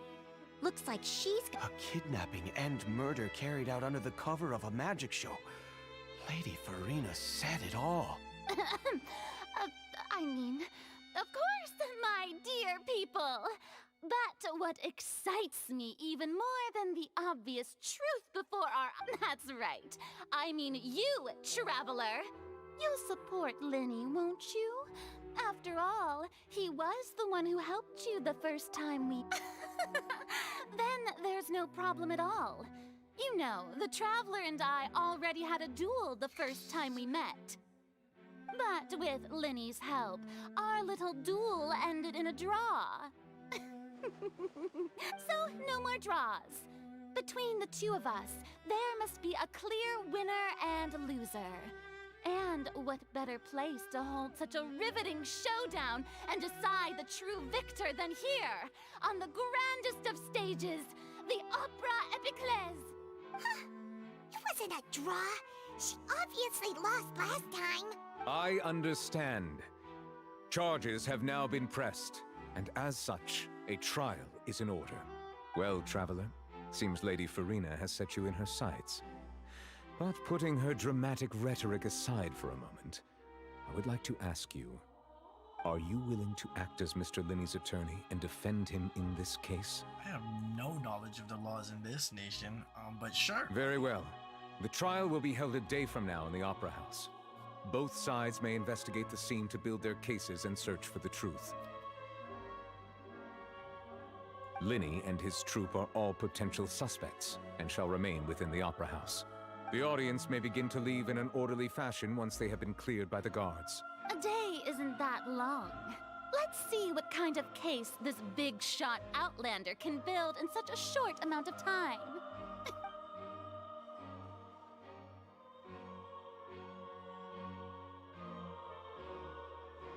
Linny! Sorry about everything that happened just now. Were you frightened? Of course! Who wouldn't be scared after witnessing an accident like that? Yeah, I'm a little shaken up myself. How could this happen?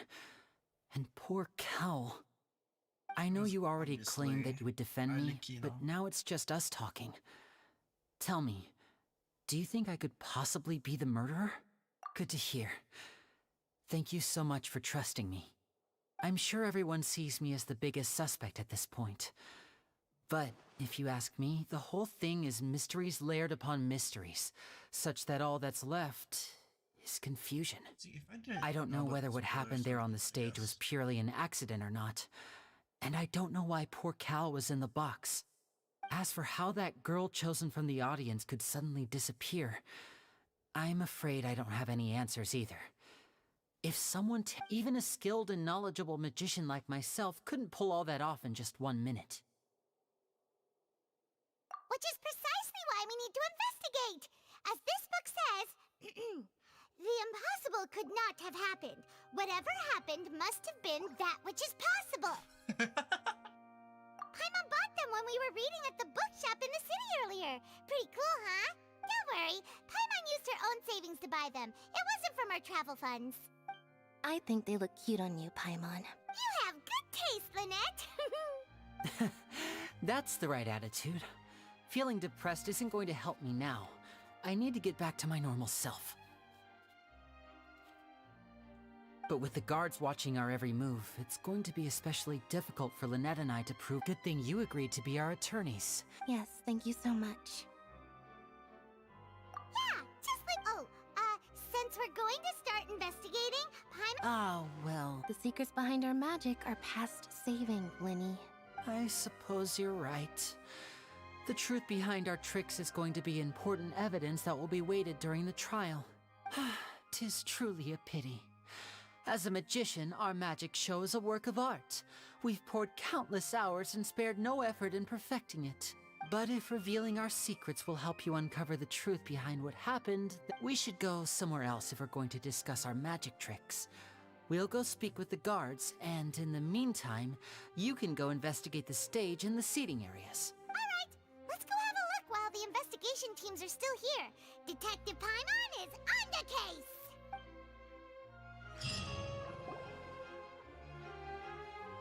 Hello, officer. How's the investigation going? Ah, I see. You must be the traveler that Lady Farina mentioned. Listen, I'll be perfectly honest with you. I'd avoid getting mixed up with— Huh? What? Come with me and you'll see. The deceased is one of Linny's assistants, named Cowell.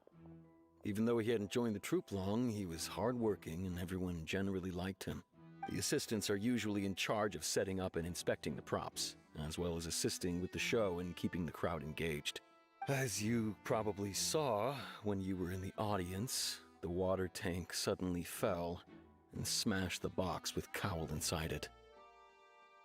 This is the real mystery.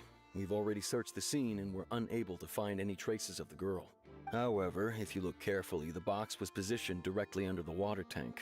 The ropes holding the tank were then burned by the pyrotechnics on stage, causing them to snap.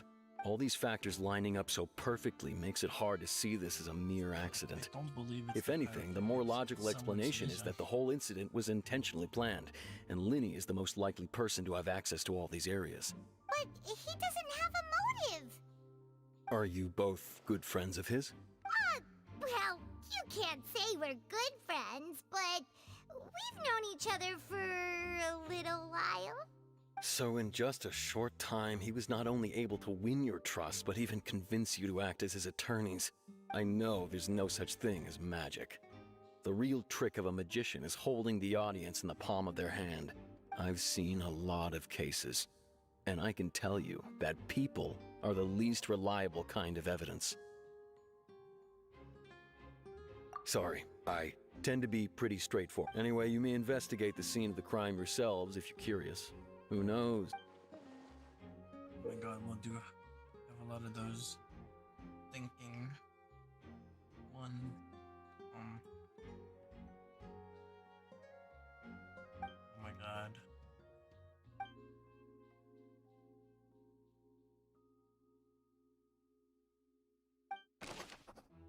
Oh my god.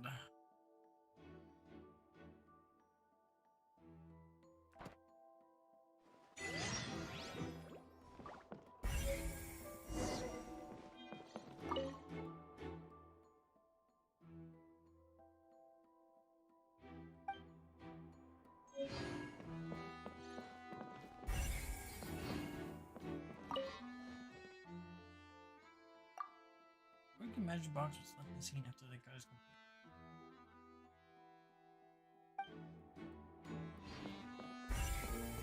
Oh, that's good.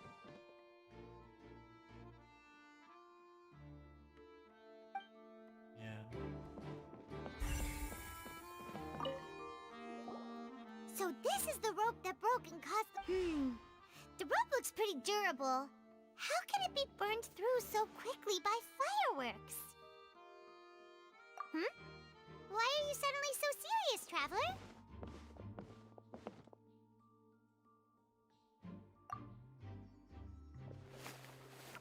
Whoa. Look! This bit is made from different material! Most of it was burned away, but there's still a little bit of it left. Huh. So if a rope meant to hold something was made with that kind of material in it— Wait! Why would you write all this down? This rope was used to suspend the water tank, suddenly broke when the fireworks were red.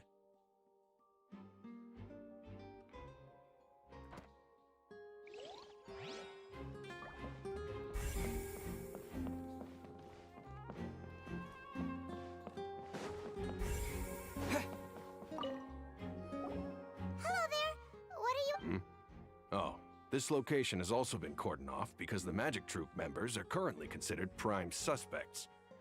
The seats were all booked in advance, so we were able to deduce the missing woman's identity by checking the guest list.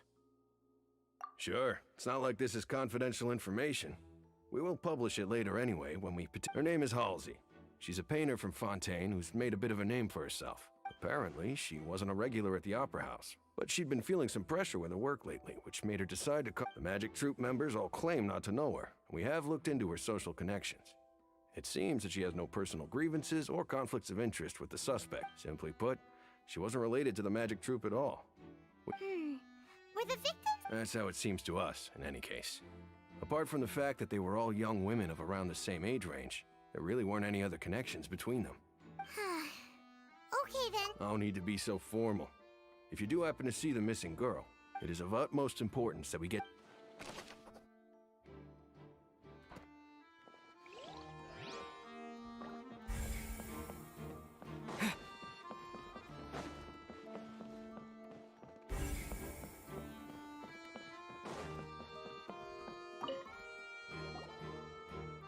The investigation team has some new findings. Turns out there's an issue with the random number selector. See, I told you. What if the machine picked some big guy's seat? You think the murderer... Sorry to interrupt, but we're helping Linny and Lynette with their side of the investigation. What were... You're trying to help them? That'll be a tall order. Linny used the machine to pick a random member of the audience during his performance, right? Well, we thought there might be a serious problem with the machine, so we had it taken away for further... It turns out that the seat number it picked wasn't random at all. The machine picks that same number. I'm sure you already know that you have to make a reservation in advance to get a seat, regardless of whether it's a trial or some performance. In other words, Linny knew who would be sitting with... That much checks out. Bet you see why I was saying it'd be tough to make a case for Linny. Even...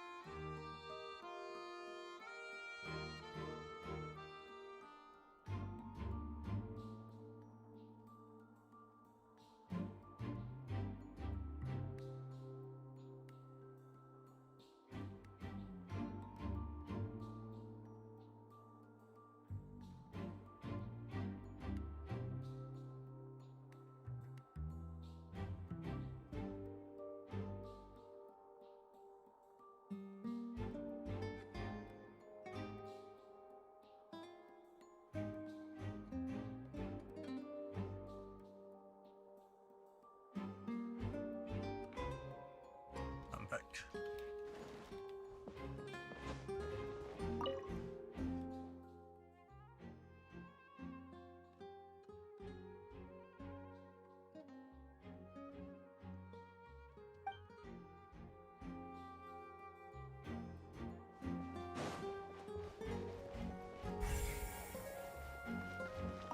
Linny's still talking to the guards. I think someone will be assigned to monitor us later, but...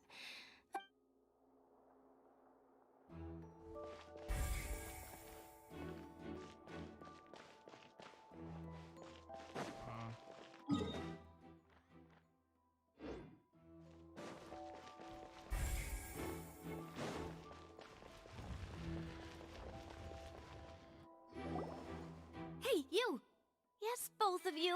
Over here. I've been keeping an eye on you for a while now. Huh? You mean us? That's right. If I'm not mistaken, you're also among those who wish to cut down the thorns and pursue the truth. No? And by the looks of it, you're not from Fontaine. Well, you're right on the more about that one, but who are you? Have you never heard of the Spina di Rosula? From mediating disputes and providing protection to solving conundrums, you name it, Spina di Rosula does it. And I, Navia, have the honor of being its renowned president. Oh, she's still. Though those who play by our rules call me boss. I'm Silver, her attendant. Pleased to meet you. And I'm Melus. Demoiselle's various daily needs and affairs are under my purview.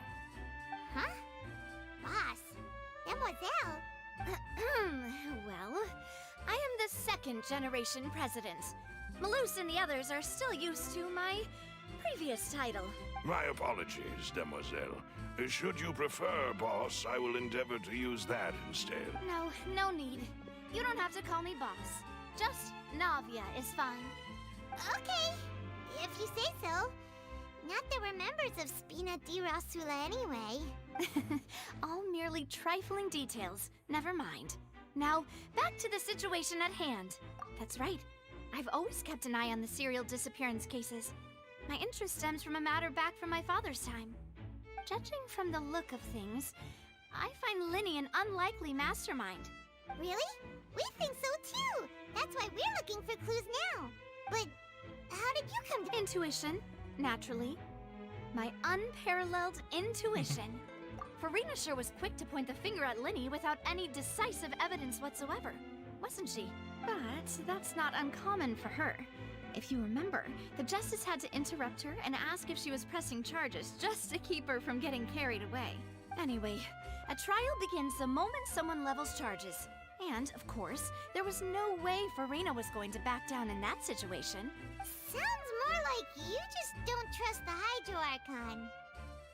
Well, what's your opinion? I must admit that she can be interesting at times, but liking her doesn't mean that I'll blindly agree with her. All right, I've answered your question. Now, it's time you answer mine. Wait a minute, did that answer Well, I say it does. But don't worry, you won't hear any pointless questions from me. In your opinion, do you think it's right to treat a trial like it's an opera? Well? And why would that be?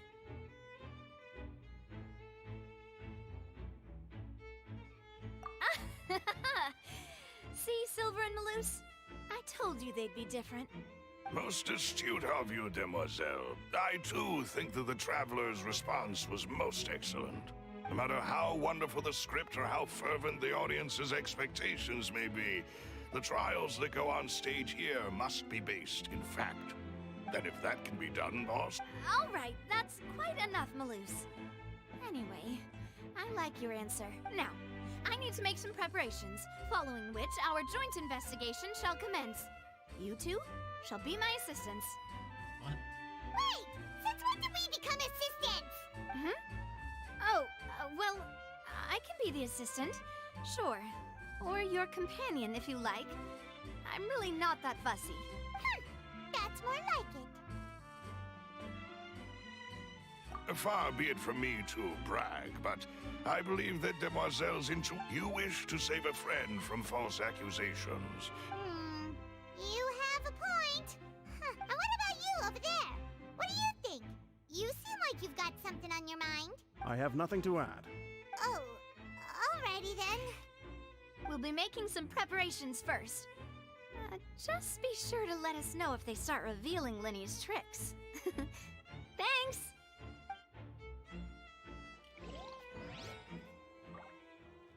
Mademoiselle. Oh, there you go.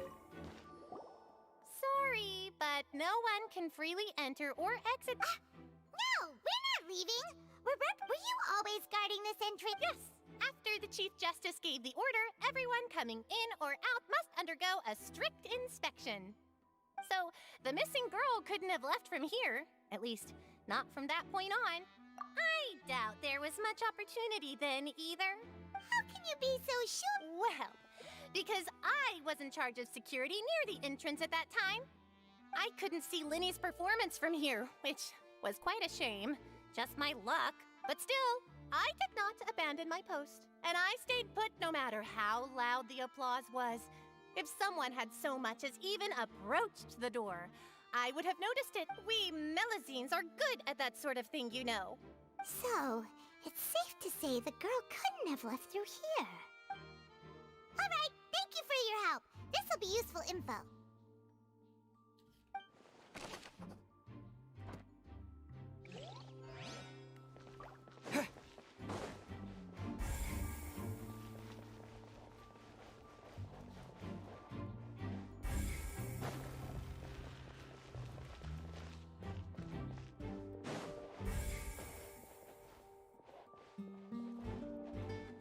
There's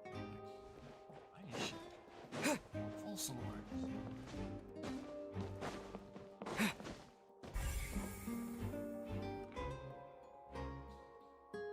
Wow.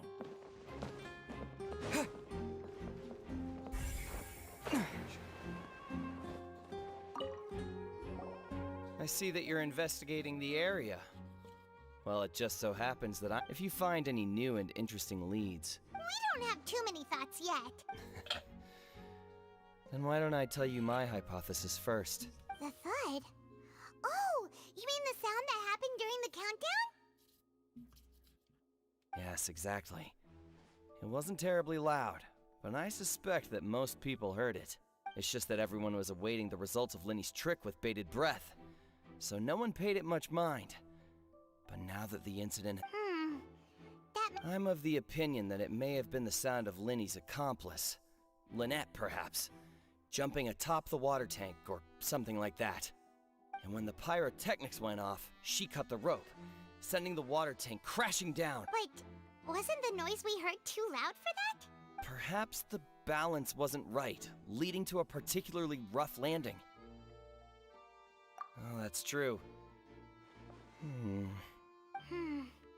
That does remind Paimon, though.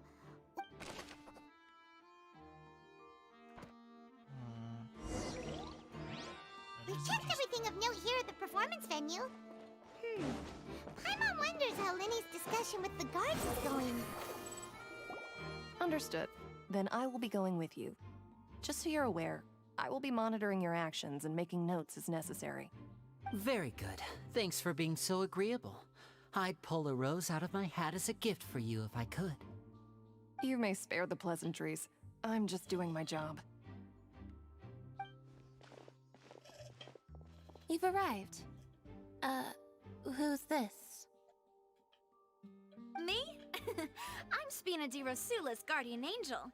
If you've got a problem, I've got the firepower. Sorry, I got a little carried away there. Call me Navia. I'm a partner of theirs, and will be helping investigate this whole situation. And these are my companions. Would you mind if they join as well? Fine by me. Oh, new helpers? I would be most grateful. Well, let's just say we're tagging along. It's not every day you get to see the secrets behind magic performed on such a large scale. I appreciate your kind interest. Come with me. We'll be heading below stage.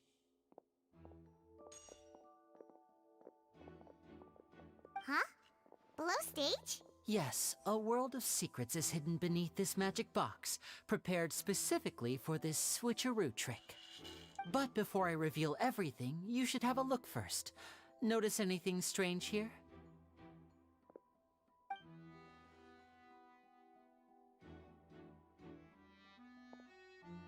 I'm not trying to be dramatic. Remembering the details of a trick will help you understand the methods used to perform it more easily. Huh. Weren't there balloons and other decorations here? Where did all that go? Ah, good eye. That said, you're still far from discovering the answer. The back? You mean the inside of the door? what's different about it? Paimon didn't notice anything. Very good indeed. I thought you might not be able to catch that, given that you were sitting in the first row. The back of this door was patterned. Those patterns are now gone, replaced by a smooth wooden board. So, if you put 2 and 2 together, what do you get? Exactly. All right, let's go. I'll tell you how it works as we head down. Oh, so there was a passageway under the magic box! I knew you'd figure out most of it as soon as you saw this place. The 2 magic boxes are positioned right above the 2 entrances of the tunnel. See this flatbed trolley? The box with the lucky audience member in it would be shuttled over to the other side using the trolley. This trolley can raise and lower and even rotate, ensuring that the box will face in the right direction. I see. So that's the purpose of the box inside another box. Precisely. The inner box would descend after the audience member was put inside and be moved along the trolley, all while the outer box would remain on stage as if nothing had ever changed. So that's how you did it! Once the box was lowered, the trolley would store some energy through this device here, with which it would complete the rest of the steps.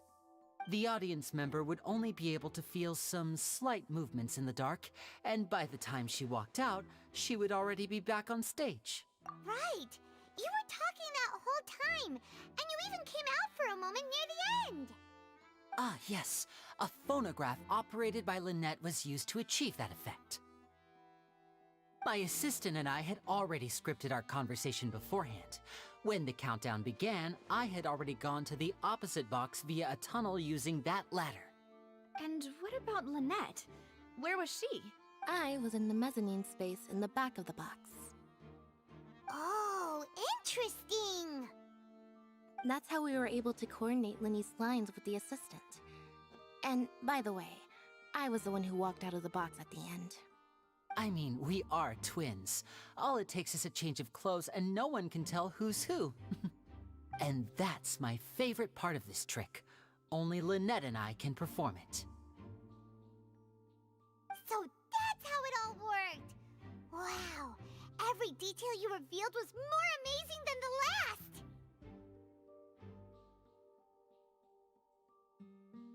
Lynette would briefly walk out of the box and then go back in, jumping into the tunnel and escaping before the box on the trolley could finish ascending. And then I walk out of the other box in the audience area, and the trick would be complete. The operative word here being would. But as you saw, Cal was in the box, not our audience member. She, on the other hand, mysteriously vanished. We really don't know how that happened. If not for that interlude, this would have been an astonishing trick. I probably never would have figured out how you pulled it off. And yet, to think that someone was able to use this magic trick to commit a crime. Could we have a look around? I think we can come up with some more leads. This is the scene of the crime, so Linny and Lynette are not permitted to stay here. I'll escort them back up. Yes, of course. No need to be so strict now. I won't disappear into thin air, you know. Thanks, everyone. We're counting on you.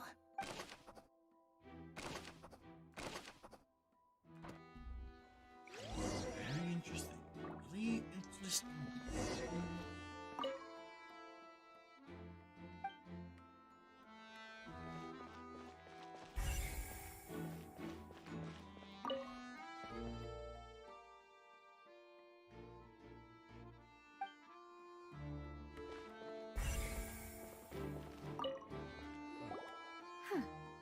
What's this?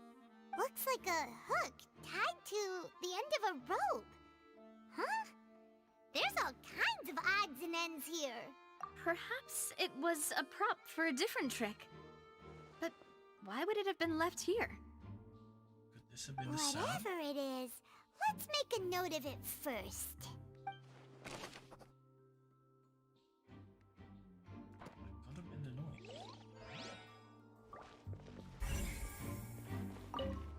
Or this? The floor is wet. Please be careful not to slip. Speaking of which, Why would there be water here? Oh, Paimon knows! It's one of those tricks where you pour water into a jug and then flip, and here's a broken vase. That can't be.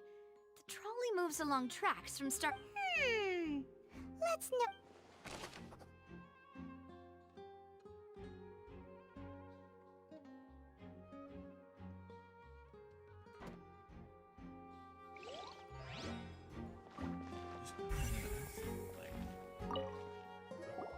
Oh, these are the clothes that the lady chosen from the audience was wearing, right?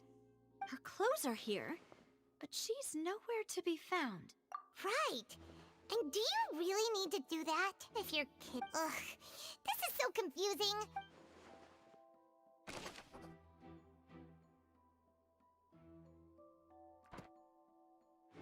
Do you think she was put into the magic pocket?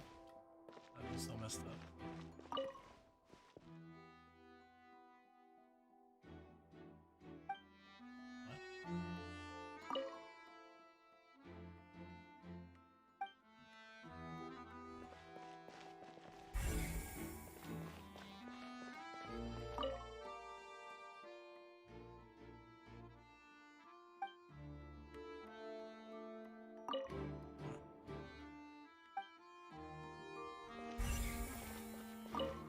A vent. A modern looking vent.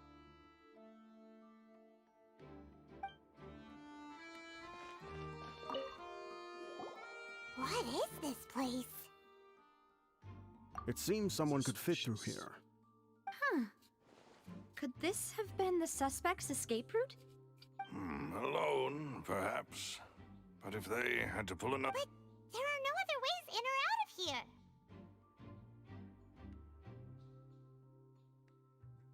Oh, you're right! Let Paimon write that down.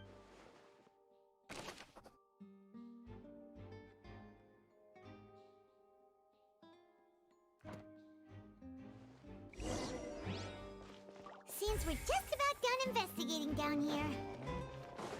Yes. Let's head back up.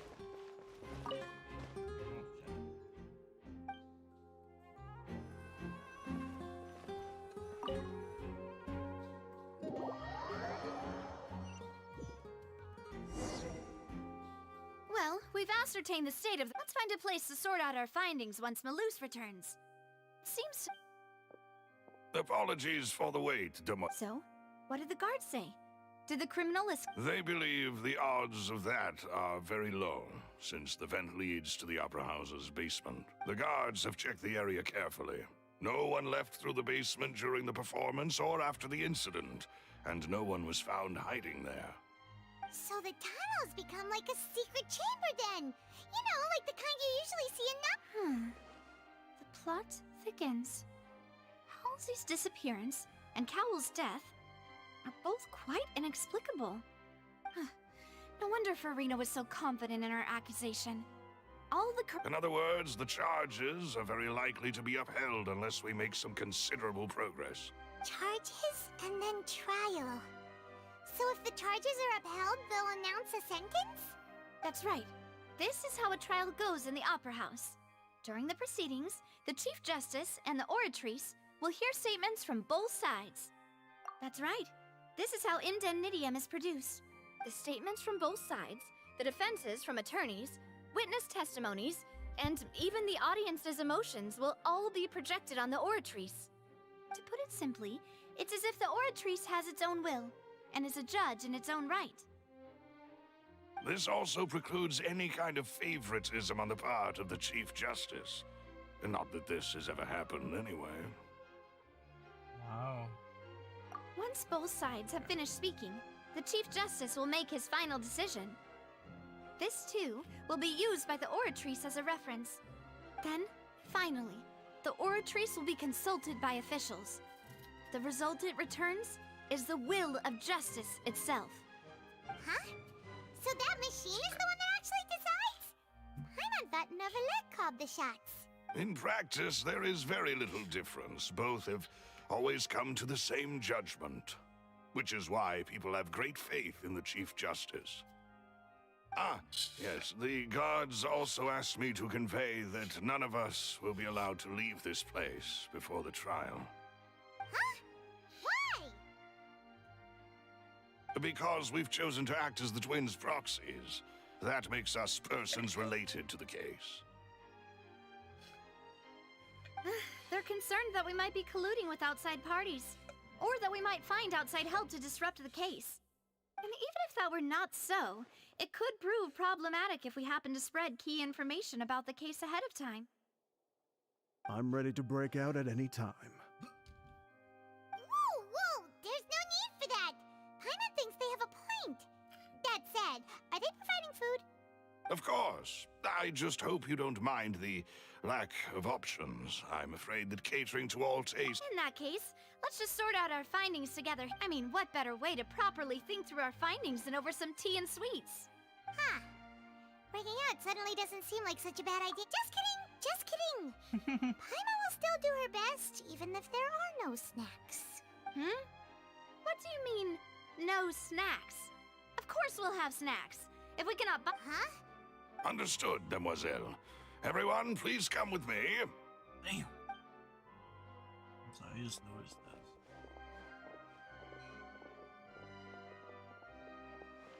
Wait, you're carrying a portable stove with you? Yes, I must be prepared to meet the demoiselle's baking needs whenever the fancy strikes her. I have eggs, sugar, and almonds at the ready. Good work, you two. Then I'll get to it. Please sit tight for a moment. You'll get to taste my awesome snacks soon enough. These three are quite the interesting group.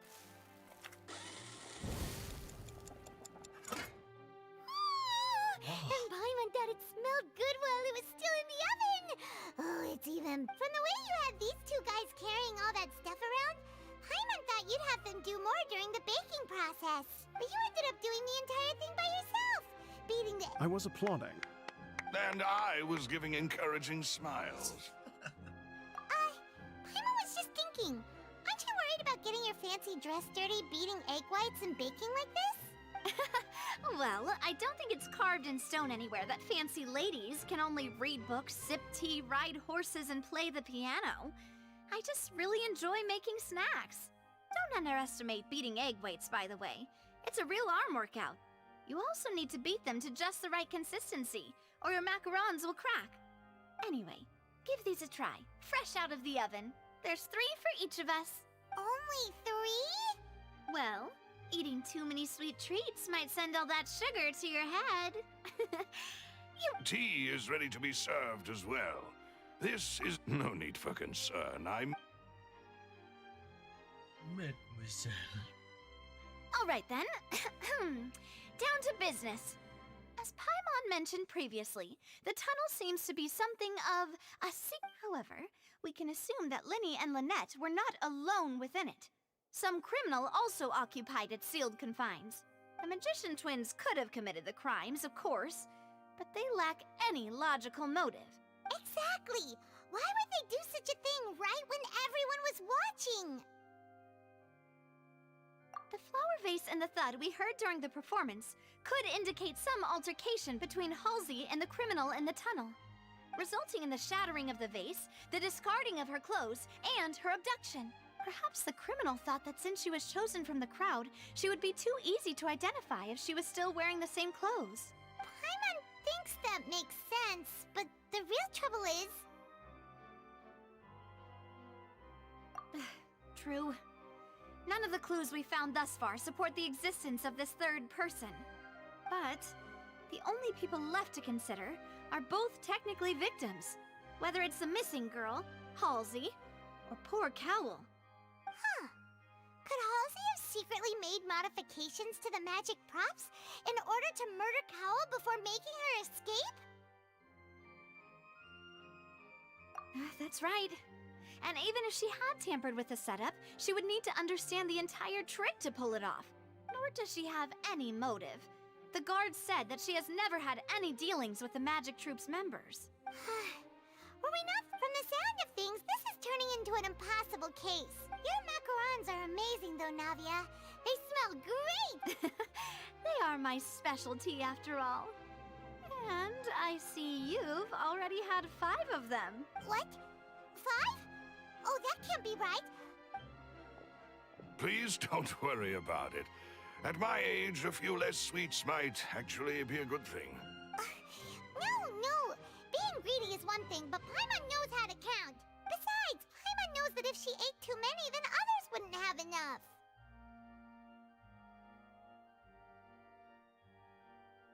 Wait, even you don't believe Paimon? I believe Paimon. What's going on? If Paimon ate those 2 extra macarons, then may they turn into stone in her stomach! All right, we get it. Well, I suppose one of us might have gotten too engrossed in our chat. Malus, set up the stove again if... Huh? Making sure everyone gets 3 macarons, of course? Exactly. We don't want to trouble... As you wish, Demoiselle. And I have the egg sugar. Well, this...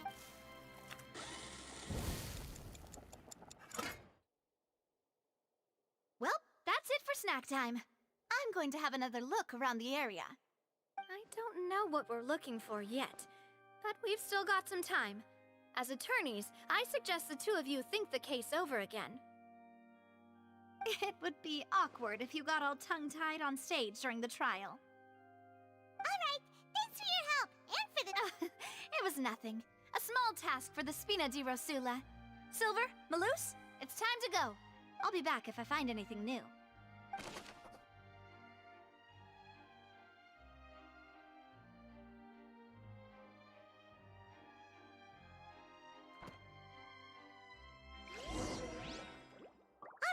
It's time to put our heads together.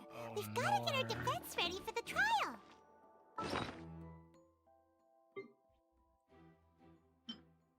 Nice. Whoever the murderer was, this is probably a prop, too. Oh, looks like it could hook onto a lot of things. Like the Traveler's fishing rod! This flower vase is probably a prop for the show. But it also could have been used in the crime.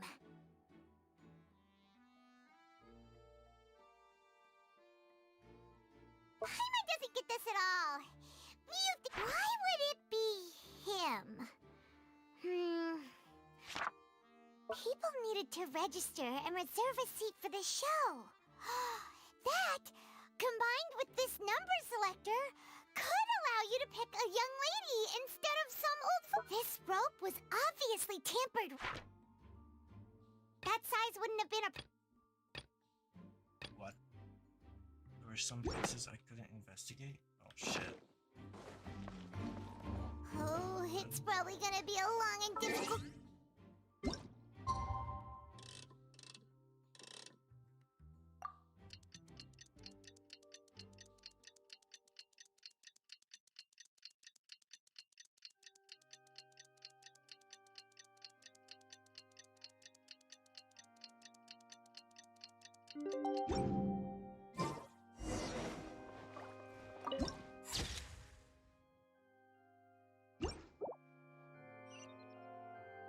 Behold!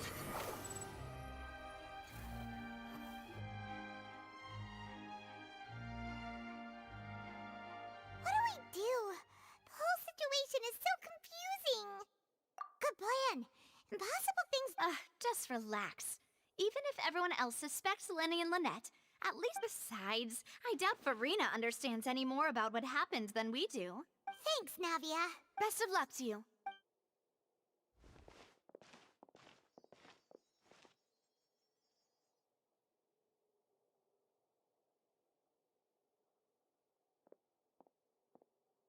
Ah, finally, you're back. Well, how... To be honest, you might be disappointed. No. We're already very grateful that you were willing to help. Well now, don't you all look disappointed? Don't tell me that your investigation came up empty-handed. That was to be expected, of course. The guilty can never produce proof of their innocence. She's just digging her grave. But honestly. don't let that stop you. I shall be terribly disappointed should you, my most anticipated foe, concede so easily. Since both parties are present, I declare that the trial regarding the magic show incident is now in session. Firstly, in order for the audience to understand the causes and results of the incident, could we please have Mr. Linney explain the trick? Yes, of course. I will explain while Lynette demonstrates on stage. All the necessary items have been prepared. Thank you, Mr. Linney. In that case, I take your statement to be that you ran to and remained hidden within the magic box in the audience stands once the trick began, and thus could not have committed the crime. Is this correct? Yes, that's correct, Your Honor. In that case, I call upon the prosecution. Lady Farina, do you wish to refute his statement in any way? Why, of course I do. Allow me to take the first shot and break this case wide open. Mr. Linney is clearly lying. There is no way you could have been in the box the whole time if you were to abduct Halsey and murder Cowell. In fact, I'd say you were hardly in that tunnel at all. That is simply your hypothesis based on the presumption that I'm guilty. Oh, is that so? And if I may ask, what did you hear while you were inside your box? The roaring countdown of the crowd, of course. That's how I kept track of the time and built anticipation for the finale. And you didn't hear anything else at all? Nothing that might leave an impression of any kind? No, nothing. I see. But when the count reached 30 seconds or so, there was a thud. One so loud that I believe practically everyone heard it. Huh? Hey, hang on. Something's not right here. Yeah, I'm sure he could have heard a noise that loud from inside the box. I was right by the box, and I definitely heard the thud. Look at those scales. Could those mean... Well then, ladies and gentlemen, allow me to use the words of the magician himself. You never know what can happen in the blink of an eye. Of course, I have armed myself to do far more than smash your alibi.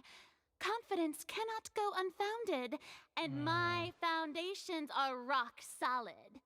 Tell me, aren't you and Lynette actually from the House of the Hearth? The House of the Hearth? Really?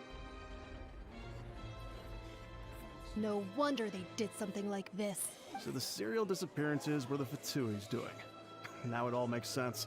I've got a feeling that what happened on stage probably wasn't just an accident. Uh-oh. Shit. That's irrelevant. Our identities have nothing to do with what happened. You're orphans now, no? Indeed. Then perhaps you could tell us everything that happened during that 1 minute. Your first priority is to prove yourself innocent after all. I'm sure there is little that needs to be kept secret now. Unless... I'm just curious, how did you not hear it? The Outlander is speechless. My, oh my, don't they look flabbergasted? Now comes the infighting and discord, I suppose. This was almost too easy. Good thing I made all those preparations. Seems the all-nighter I pulled last night is really paying off. So dumb. Hey, Linny, why didn't you tell us... Order! Order! Mr. Linney, allow me to re-establish the facts. Lady Farina has raised 2 points. First, when the thud was heard in the Opera House, you were neither in the box nor the tunnel. Second, you and Ms. Lynette are both members of the House of the Hearth. Are these claims true?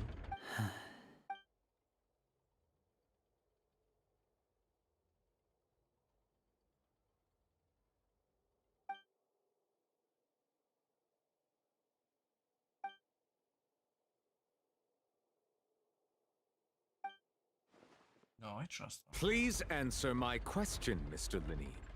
I'm sorry. Yes, they're true, Your Honor. I knew it!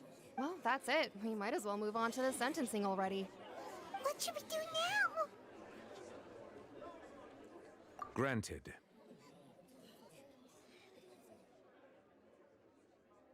In that case, what is your request?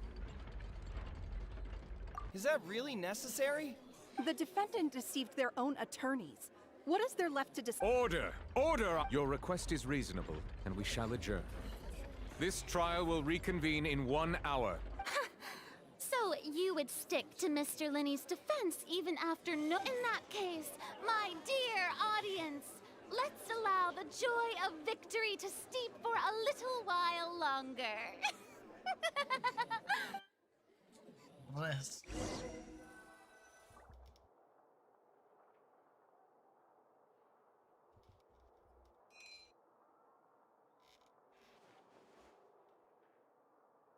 Well, this is awkward.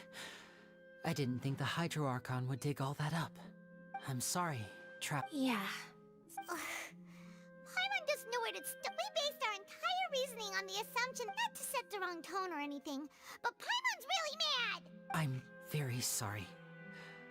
I know you're angry. I know you've clashed with the Vitui several times before. I wouldn't be surprised if just hearing the word is enough to make you upset. But our organization is very, very large, and the Harbingers have very different personalities and goals.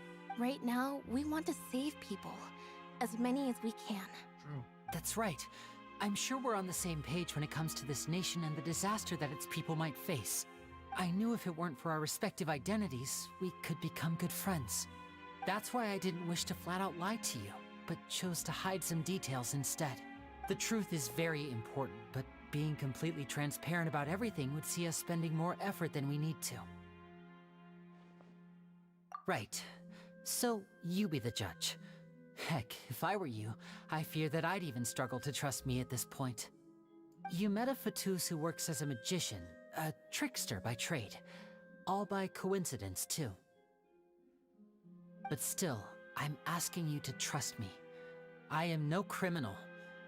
At least, not in this case. Sorry. Please forgive us.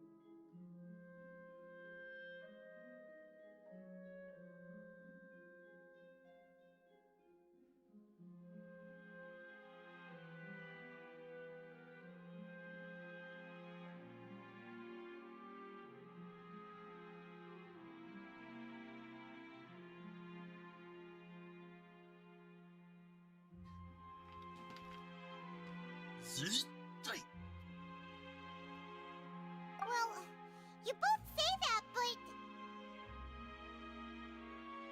Right, let's hear you... Of course. We've been trying to find out how the Oratrice operates. We want to know why it has a consciousness. Why can it deliver sentences accurately? During our investigations, we learned that the machine's core is beneath it. From that moment on, Lynette and I have been designing this box swap trick, with the objective of getting close to the core. Is that why you needed a whole minute? That's right. In truth, the audience would take about 75 seconds to count down from 60, while I would only need 15 to get to the opposite box. So, after jumping into the tunnel, I accessed the Opera House basement via the vent, and went to investigate the room in which the core is stored. That air vent was created during the construction of the tunnel specifically to execute this step. Well, nothing. As soon as I reached that room and was about to investigate, I heard someone's voice. Which should have been impossible, of course. I was quite certain that I was the only one in the room. That voice seemed to recognize me and tried to speak to me. I chose to err on the side of caution and retreated the way I came. On the way back, I saw the broken vase and the clothes on the ground, but the countdown was almost finished, so there wasn't time to give it any thought. After that, the homicide occurred just as you saw. Not the hook. Well, that explains why you didn't hear the thud. Because of that prophecy I told you about, of course. We must know all we can about this nation's secrets in order to deal with that prophesized crisis. That's the only way we can save everyone. So, there you have it. The whole truth. I swear, I didn't hide anything from you this time. It was never my wish to proceed under this cloud of mistrust either.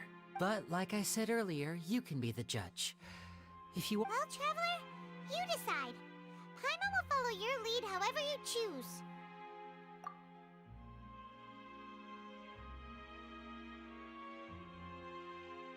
Okay. Thanks for giving us a chance. The current problem is that the scales are tipped pretty badly against you two. If we want to refute the Hydro Archon's accusations, we're gonna need a seriously watertight defense.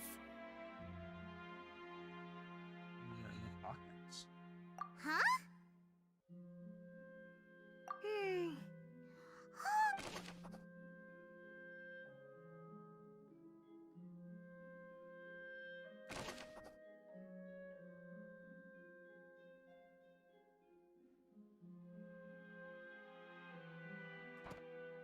You think this is a real Archon is?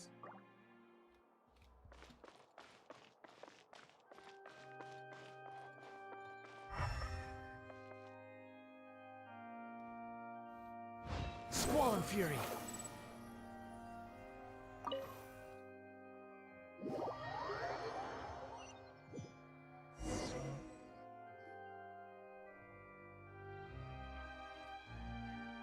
Both parties have returned to their positions. Let us continue the trial. When last we left off, Mr. Linney acknowledged the new evidence presented by Lady Farina as fact. Therefore, Lady Farina may continue stating her That took long enough. Now then, if everyone would lend me their attention. At this stage, let's revisit that scene from Linney's perspective.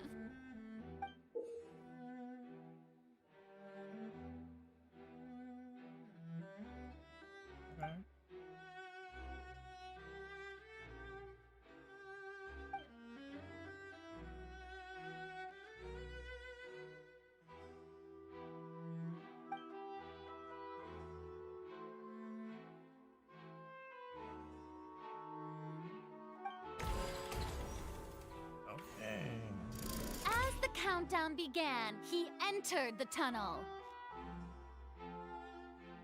When the flatbed trolley passed, he opened the box and got into an altercation with Halsey, which caused the loud thud. He did not realize that this sound could be heard by everyone in the Opera House, which is why he claimed earlier that he could not hear the sound. Finally, he used the vase to knock her out, before making her change clothes to prevent others from recognizing her.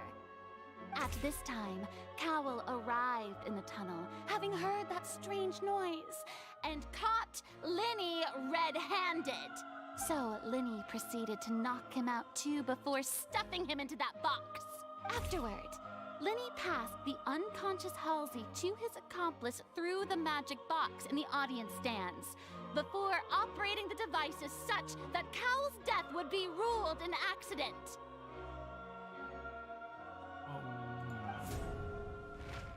And there you have it. Does the defendant's side have any objections to Lady Farina's... The key to refuting Lady Farina is the order of events, what Linny experienced, and what he saw. Start with you.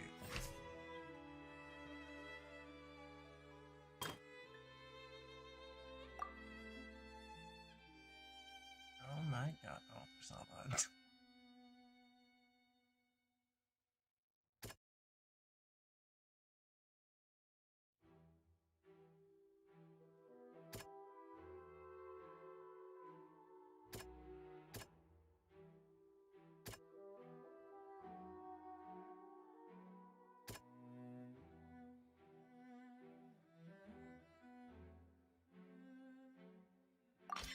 According to Linny, he left via the vent after entering the tunnel. He couldn't have had that altercation with Halsey.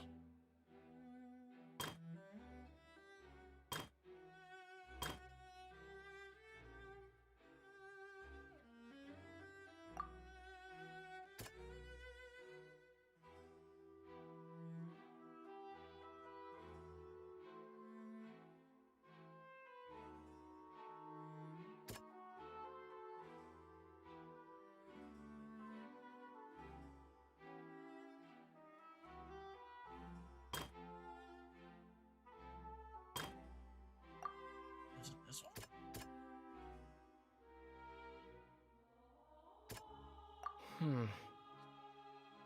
Fine, this one. Linny went to the room that contains the Oratrice's...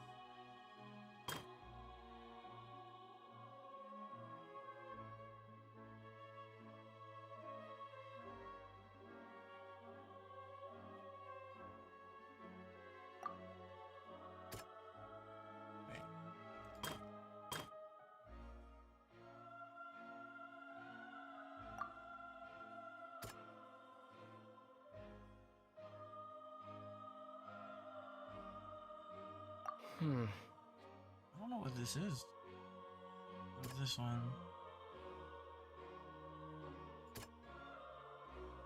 What?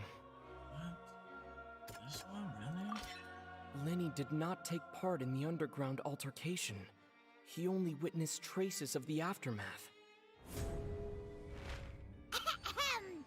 Attention! Ace Detective Paimon has something to say! When the countdown started, Linny did indeed go into the tunnel. But he immediately used a vent to access the Opera House basement, which is where the underground core of the Oratrice is stored. Once he reached that area, he heard a voice in what should have been an empty room. Since he felt something was amiss, he returned immediately. The crime scene had already developed by the time he reached the tunnel again, and in order to complete the magic trick, he did not remain there for any length of time. Finally, he reached the surface, and that was when the accident happened from his point of view. Therefore, he's innocent!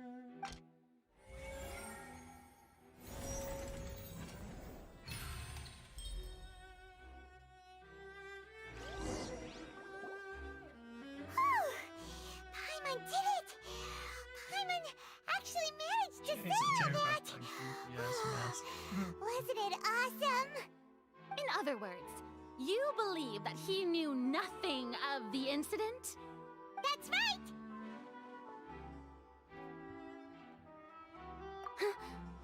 My reasoning?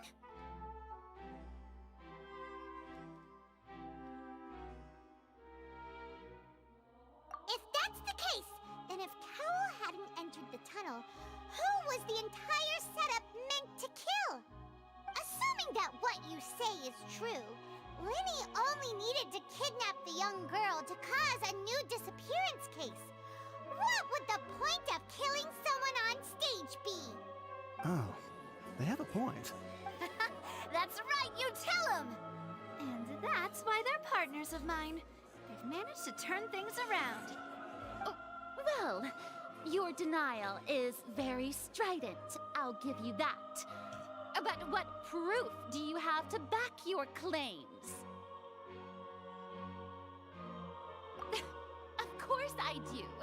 If he had been in the magic box the whole time, how could he have not heard that sound?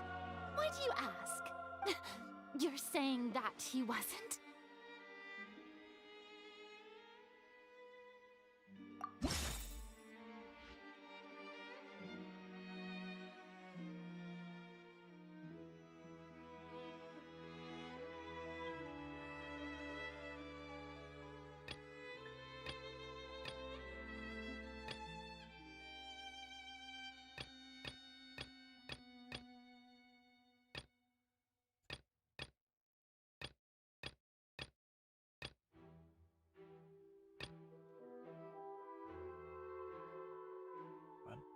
I just like all of them. That's right!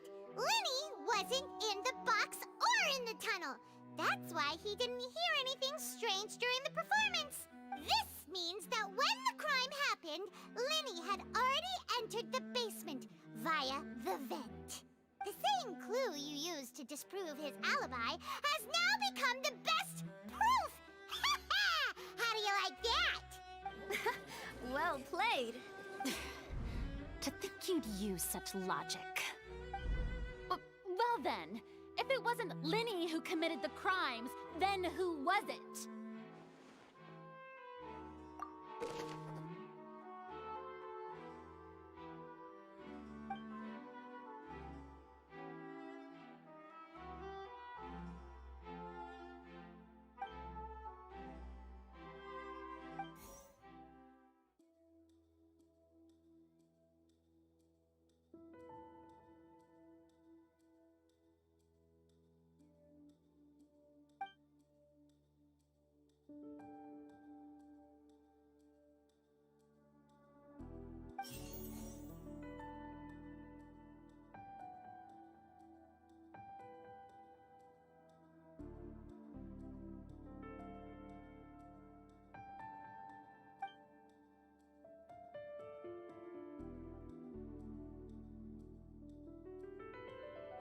Having changed her outfit, Lynette and her assistant would take charge of the onstage interactions.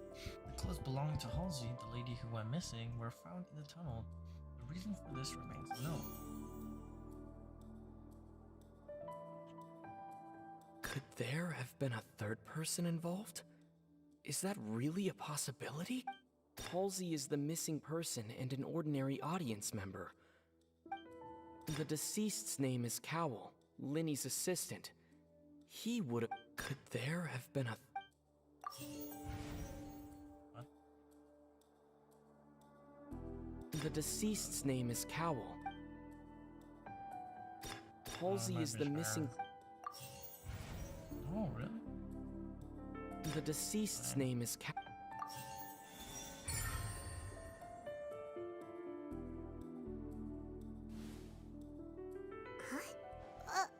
That can't be...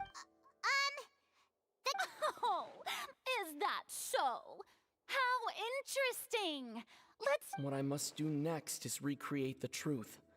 What Cowell did, and how he went from would-be perpetrator to victim.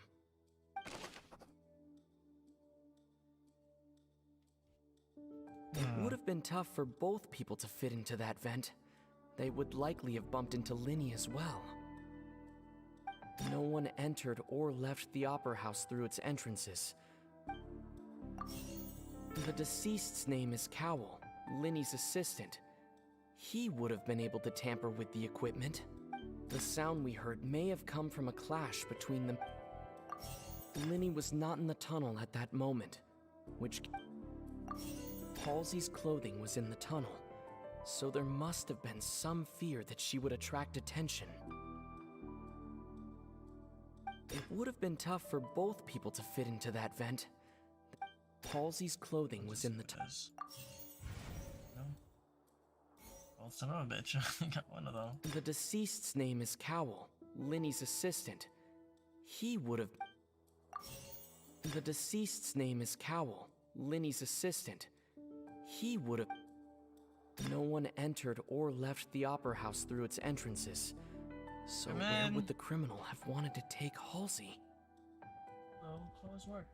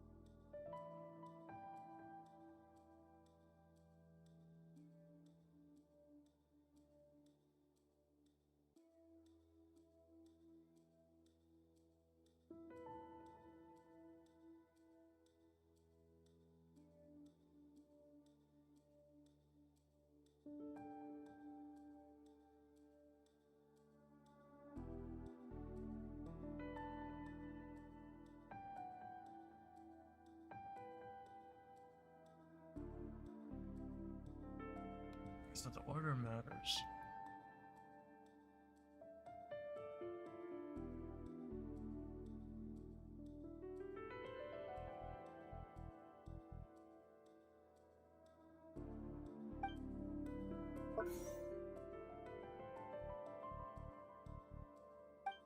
The deceased's name is Cowell, Linny's assistant. He would have been able to tamper with the equipment.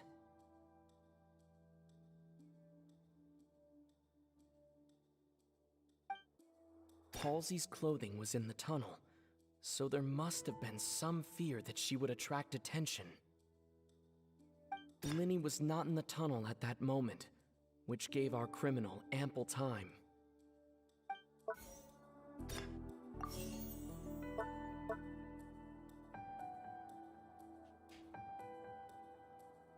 The deceased's name is Cowell, Linny's...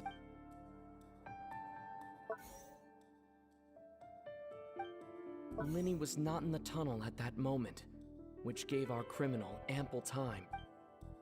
No one entered or left the Opera House through its entrances, so where would the criminal have wanted to take Halsey? It would have been tough for both... No one entered or left the Opera House through its entrances, so where would the criminal have... No, wait. No one entered or... Linny was not in the tunnel at that... Linny was not in the tunnel at that moment, that's the end. which gave our criminal ample time.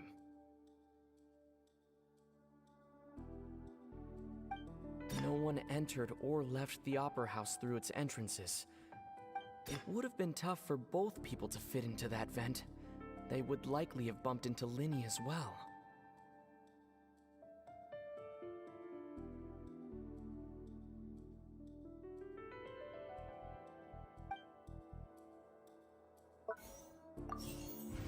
No, wait. Okay, well, they were both wrong anyways. Oh. Fine. Asshole. The deceased's name is...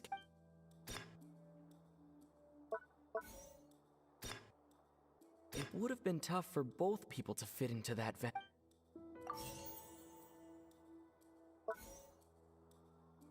It would have been tough for both people to fit. No one entered or left the Opera House through its entrances, so where would the criminal have wanted to take Halsey? It would have been tough for both people to... Halsey's clothing was in the tunnel.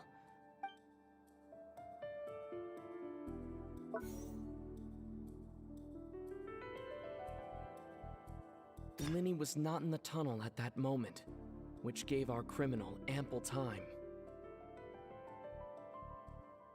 I'm getting mad.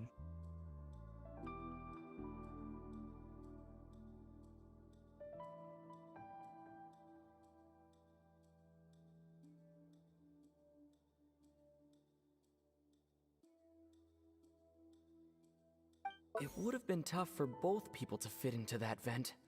They would likely have bumped into Linny as...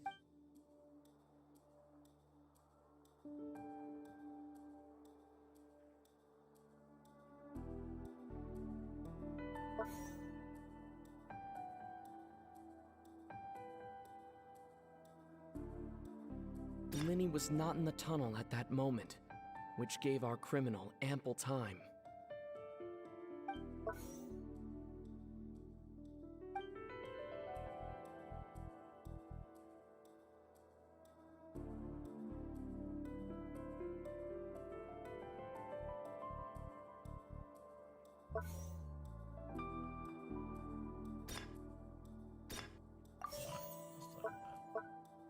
No one entered or left the Opera House through its entrances.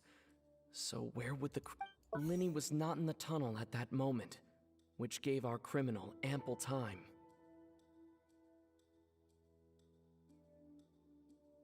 Halsey's clothing was in the tunnel, so there must have been some... Linny was not in the tunnel at that moment, which gave our criminal ample time.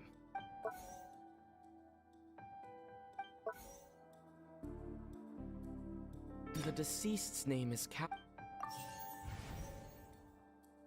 Yes, I just realized there's a question there. No one entered or left the Opera House through its Don't we get entrances. an answer. So... What?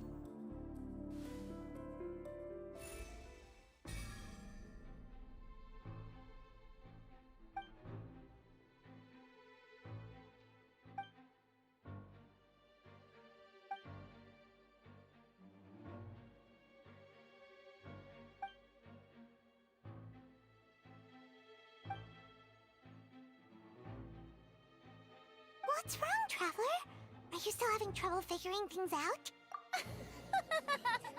I see how it is. So this was all just a bluff. And here I thought you had... Look, since we're at a dead end, why not consider it just like the trick as it transpired? The end result must have been utterly different from the magician's initial design.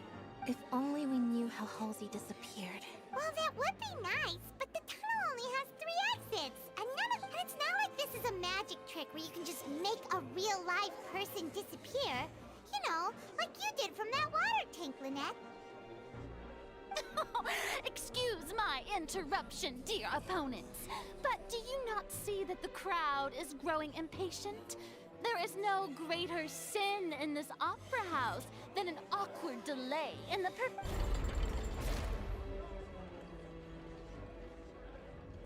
If the defense is unable to make further effective arguments, we will move on to the next stage of the trial. Linny was not in the tunnel at that moment, which gave our criminal... The sound we heard may have come from a clash. The deceased's name is Cowell, Linny's assistant. He would have been able to tamper with the equipment. The vase was not broken by chance. It was used to cover important evidence. The water.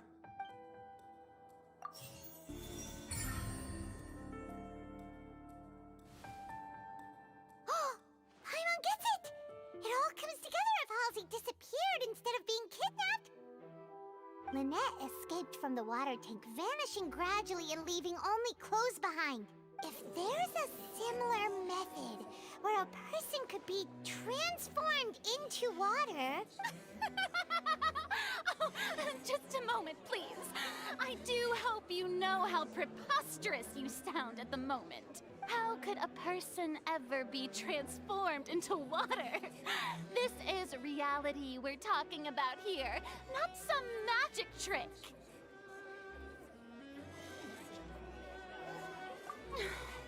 Must we really? I should think that of end magic tricks are ultimately just illusions and misdirection.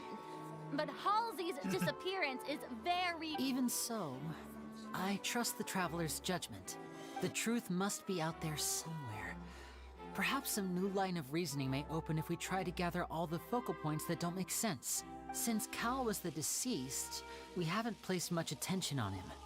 But given that we aren't making much progress with the case, it wouldn't hurt to have a look at his belongings, would it? People really do come up with all sorts of harebrained schemes when at the end of their rope. The way I see it, your suggestion that we broaden the scope of our investigation is nothing but a tactic for stalling the trial. Nevertheless, I believe that this is a reasonable request on the part of an attorney. Since the trial does indeed appear to be at an impasse, I believe that additional evidence may help us make more progress. Guards, please step into the lounge and examine the personal effects of the deceased, Cowell.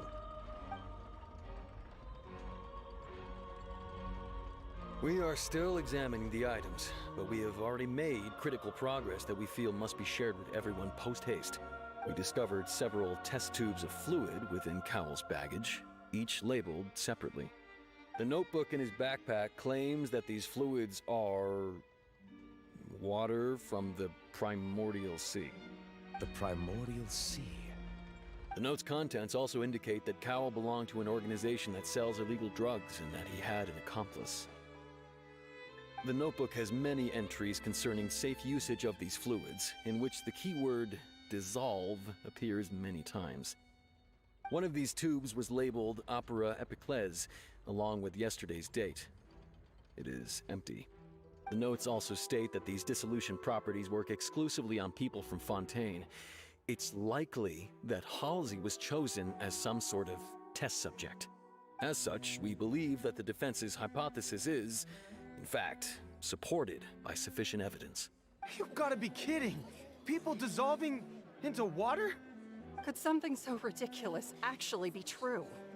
Wait a moment. This reminds me of a certain prophecy, but it's just a coincidence, isn't it? Huh. If people can become water, does that mean that the water tank's real use was as a means to hide water stains? And if Cowell was targeting that girl... Wait just a minute. Could that mean... You two, with me, quick! Demoiselle, wait! What about your partners? Let's go. Just trust me. Order! Order! It is undeniable that further examination of the deceased's personal effects has yielded some surprising results, but we cannot yet verify the veracity of these clues. Still, let us assume that these clues are indeed authentic, albeit with the understanding that Ms. Halsey has yet to be found. Guards, please continue examining the items along these lines. Mr. Linney, it appears your hypothesis is supported by the evidence, so please continue speaking. Of course. Thank you, Your Honor. If we uphold this hypothesis, I believe that many of this case's seemingly unrelated clues can be connected together. Right! Like the metal hook! That one didn't make sense at all. Let's think about this. Cowell's methods must have something to do with that water from the primordial sea.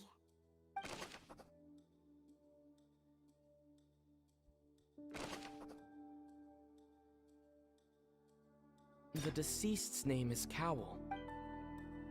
Lynette was in the magic box on stage. The deceased's name is Cowell.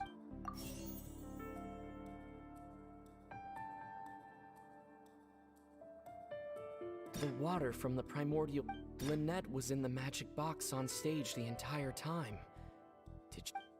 I remember there was something else within the inner layer of that box.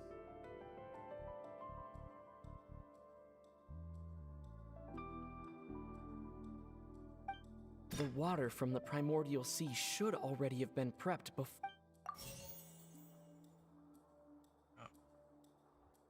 The water from the primordial sea...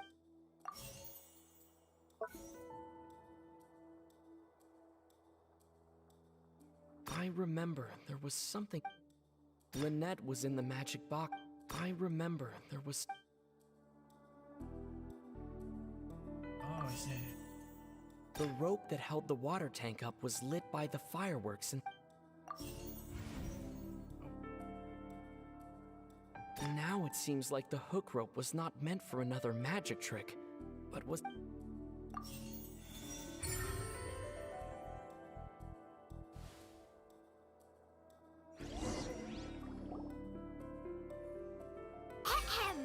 It's Ace Detective Paimon's time to shine again! In the original plan, Cowell would tamper with the water tank rope and the number selector securing his target. When the magic box containing Halsey was lowered, the metal hook would retract gradually and pierce the balloon at the top of the box. What?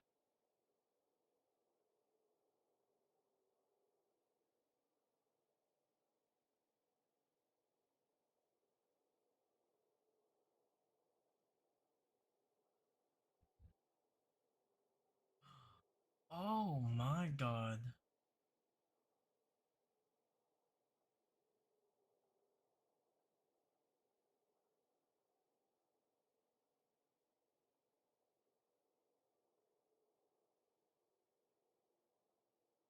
When the balloon attached to the box popped, the water from the primordial seed inside it would pour down and dissolve Halsey. Afterward, Cowell would enter the tunnel and break the flower vase to conceal the water inside the tunnel, with the remaining evidence being covered up by the water tank on stage. But he encountered something unexpected in the tunnel, and wound up being fatally hit by the same water tank he meant to use to cover his tracks. Huh. That does make sense. That actually links together a lot of the more confusing pieces of evidence.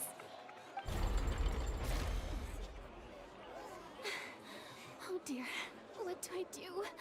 Even I think they sound convincing now. Have I falsely accused an innocent person? What a humiliation. Now, it seems like the only point of contention remaining is the exact circumstances that led to Cal's death. His notes mentioned he had an accomplice who could be related to the situation. On that note, the guards have just contacted me indicating that they uncovered new evidence. I shall now invite him on stage to share it with us. Thank you, Your Honor. We were just inspecting the luggage of the other people involved in this case, and we found an identical sample of the water from the primordial sea among Linny's personal effects. What? What? That can't be. Oh, I see. Does this not clear all doubt? My dear citizens, my loyal audience, allow me to present my reasoning and bring... Oh my god. I got pissed. This is taking so Linny long. did not need to take part in the dissolution of the young woman at all. Indeed, he did leave the scene via the vent, having made modifications to the props beforehand. His accomplice Cowell then caused Halsey to vanish using the water from the primordial sea. But upon his return, in cruel avarice, Linny desired sole credit and prepared to do away with his partner in crime. Ultimately, he knocked Cowell out, and the tool meant to cover the crime up also became a murder weapon. Now, as much as I regret having come to such a viciously straightforward conclusion, it does seem that the famed Fatui is quite the cold-blooded and ruthless organization. I guess she failed to Am mention I that right, Mr. dissolve this Linny? guy. We've used up all the evidence we collected. Is this the end of the... This is not the end. Yep, this. Oh no! Paimon can't think of anything either. It doesn't look like there's any way around this. Seems using the water as new evidence was too good a move. Why did this have to happen now? I think we've all seen enough now. And I believe this is indeed the finale. Now then, my good, noble Chief Justice, should we not, in your view, move... Excuse me, everyone, but I must interject. Miss, I must ask you not to shout and to respect the ongoing legal proceedings. Oh, come on. Don't be hasty. I have a good reason for interrupting, you know. Now, would anyone here like to take a little break from all this debate and see a little magic? I'll show you an amazing trick, one that can bring a young woman who has disappeared back in the flesh, right before your very eyes. Please, do the honors, Mr. Linny, if you would be so kind. What in the world is she saying? No offense, miss, but miracles like that are beyond my scope as a magician. Come on now, don't be silly. Magic is all about misdirection, isn't it? It often conceals the truth while presenting a fascinating illusion. But once everyone believes the illusion, can't magic reveal the truth to them once again? And wouldn't such a trick be the most marvelous finale to today's performance? Come on, Lenny and Lynette. Give it another go. Don't worry. Spina di Rasula has made the necessary arrangements on your behalf. But as the magic makers and stars of the show, I think I should leave the final performance to you. I understand.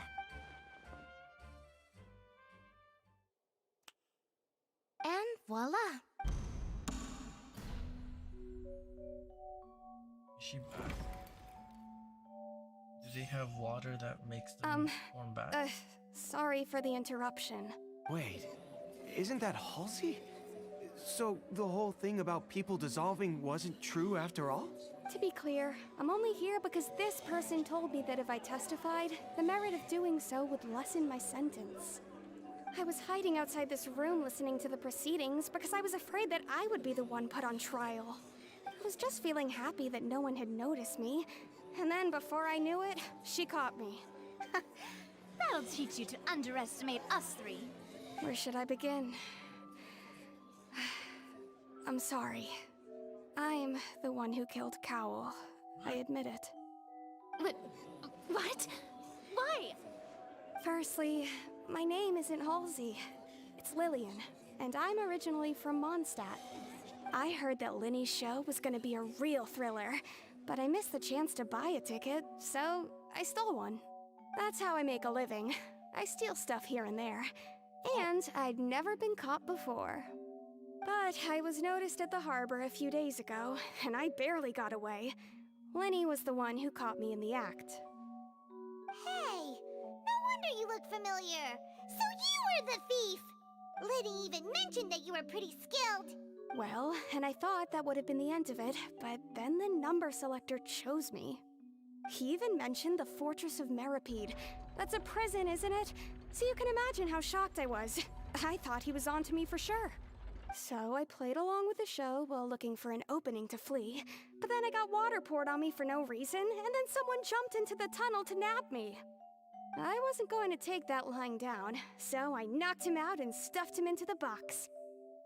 There was nowhere to run from there, though, so I had to change my clothes and hide in a box containing performance costumes. I slipped out after the first guard arrived at the scene and continued hiding inside the opera house. Can a person even hide in there? But I swear, I didn't know that the water tank would fall down. Really, I swear it. Had I known that, I wouldn't have put him in the magic box. I may be a thief, but I'm no killer. Well, that makes everything pretty clear now, doesn't it? This time, we So need to many tell shit- the entire story from Lilianne's perspective. Things going on. Like, there's too much going on to investigate too. Like the dissolving water, where something about the prophecy, and basically, there's like, yeah, so many plot twists in this story too. What was I gonna say? Yeah, so much shit they gotta organize. Or is it only one for now? Oh, I guess and the girl, the person who was targeted, it's just unfortunate circumstances. It's all a coincidence that she happened to steal a ticket of this important person.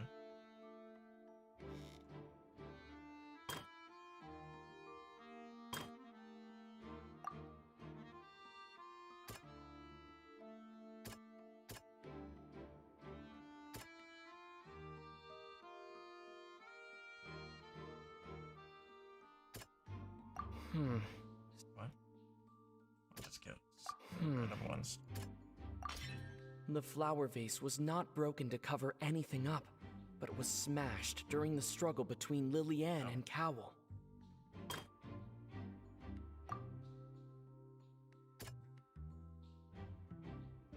Fine.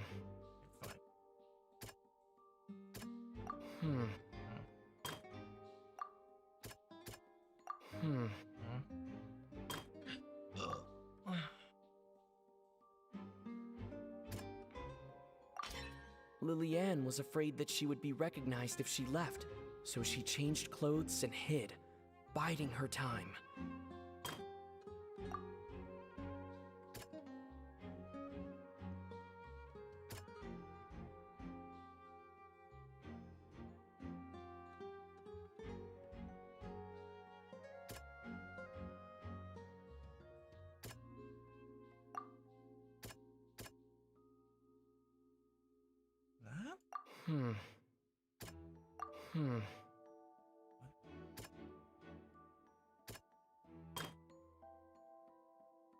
Oh wait, obviously. Oh my god, I'm so stupid.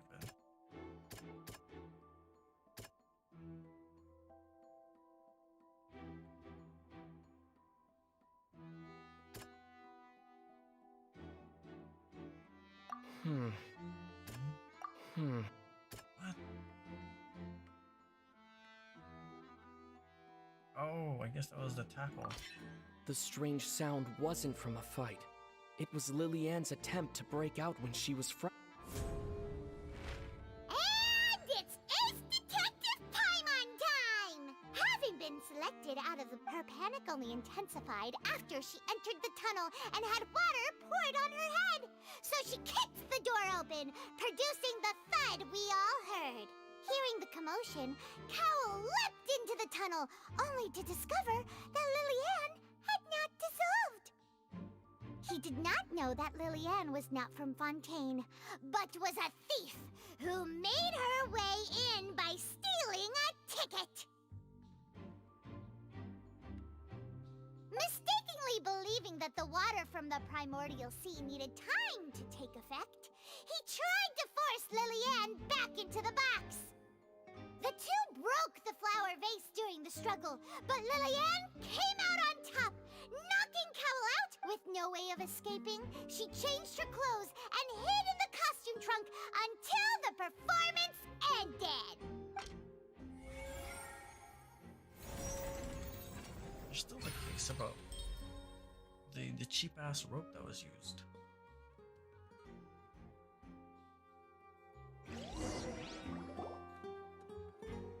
She knew that she would have to go through guard inspection if she tried to leave afterward.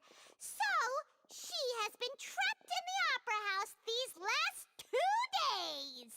She had already become desperately hungry by the time we were chatting over macarons. So, she swiped 2 of them right under our noses. Talk about a sneaky thief. At this point, all the events that happened in the tunnel have now come to light. Ah, so that's the whole story. Bravo! Now then, Lady Farina, do you wish to speak against the defense's statements? Please answer the question, Lady Farina. Also, if I may add, the trial has not yet ended. As such, I request that the prosecution not leave the room before the proceedings have concluded. He's done with shit. What? Are you reading my mind now? No, I have no further arguments. I admit defeat. But really, could you at least have left me with some dignity? Wow, look at that! She's like a deflated balloon now. If there are no objections, then as the Chief Justice of Fontaine, I shall once again repeat the full sequence of events. The actual perpetrator of the serial disappearances, Cowell, selected his next victim from the audience reservation list. With some modifications to the selector, he could ensure that the pre-selected young woman would be chosen. To cover up any evidence while committing the deed, Cowell thought of allowing the water tank to fall, which would conceal the water left behind after the young woman was dissolved. He also tampered with the rope suspending the water tank, using the fireworks at the end of the performance to cause the tank to drop and hide the watermarks. He poured the water from the primordial sea into a balloon during the preparation of the magic box and stuck it to the box's lid. Finally, he passed the prepared hook on a rope through the gap in the magic box's door when bringing the young woman to said box. When the magic trick officially began, the box containing the woman was lowered into the tunnel, tightening the hook rope and bursting the balloon containing the water. If all had gone to plan, The young woman would be dissolved at this time. However, Liliane was not from Fontaine, and thus fled the box with a loud noise. Realizing that there was trouble, Cowell entered the tunnel and met Liliane. Thinking that the waters had not yet taken effect, he decided to proceed. However, his opponent was more capable than he thought, and he was overcome, knocked unconscious, and placed into the magic box, and thus became his own final victim. Liliane, according to her own statements, then changed clothes and hid until the performance ended, before hiding in other parts of the opera house. As for Linny, he was in the underground structures within the opera house, and was thus ignorant of these happenings. From this reconstruction of events, we can conclude that Linny, the accused, is in fact innocent. While there is much in Linny and Liliane's conduct that should still be investigated separately, this case, at least, can be handed over to the Oratrice to make the final decision.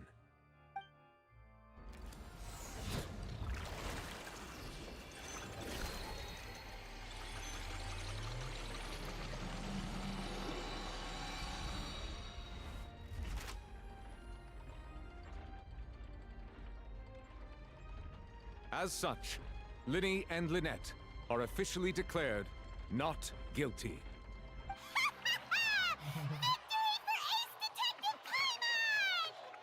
Great work, partners. Thank you all. Thank you so much. Next, I think we deserve an explanation, Guard Vaughn. How did you find the water from the primordial sea in Linny's baggage? Right! Your discovery caused me to make a serious mistake, you know. Or was that not a discovery, but false evidence that you dared to bring before this court? I suspect that the accomplice mentioned in Cowell's notes was not Linny, but you, yes? I'm sure you know what you must do to lessen your sentence. Speak quickly! Unless you want to earn yourself a one-way ticket to Coupon Town. I was just following orders. We were supposed to place blame for the serial disappearances onto Linny, and thus cause suspicion to fall on the Fatui. The higher-ups said this was the best opportunity to do so. And now that your plan has fallen through, and the secrets of the water have been revealed, you have become a liability to said higher-ups, yes? Therefore, you would be wise to tell everything you know, and seek the protection of the guards. Yes, I'll tell you everything I know. Our boss discovered that the water can cause people to dissolve. It can also be made into a potion, which when extremely diluted, can cause people to experience unforgettable exhilaration. We've been in this business for a while now, and have made decent more off it. The disappearances were also the boss's idea. I mean, this is the boss we're talking about. The... Oh my gosh.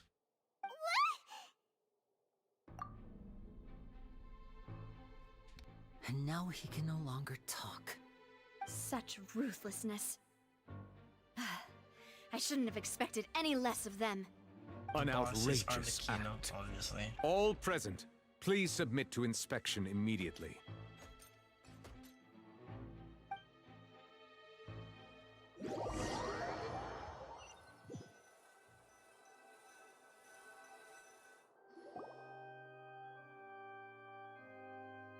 So, we're just going back now? That's true, but... Traveler, Paimon, please wait. Linny... I know you may not want to speak to me right now. Maybe you don't even want to look at me. But still, let me thank you again for defending me to the end, even after you learned that I'm a member of the Fatui.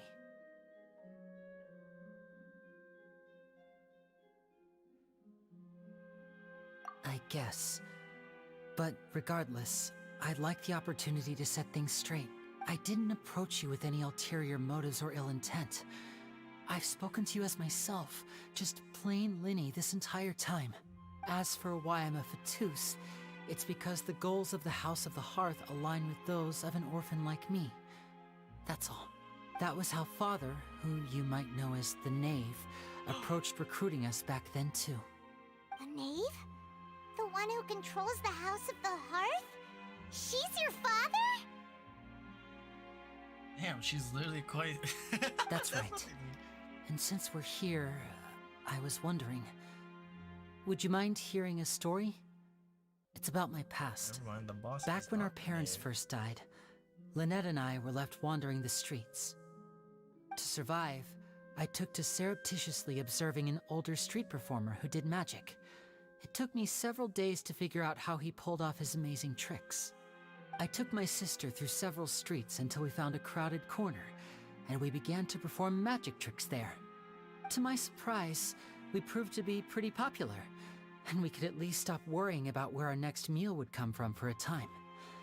But I didn't want my sister to remain a street rat together with me forever.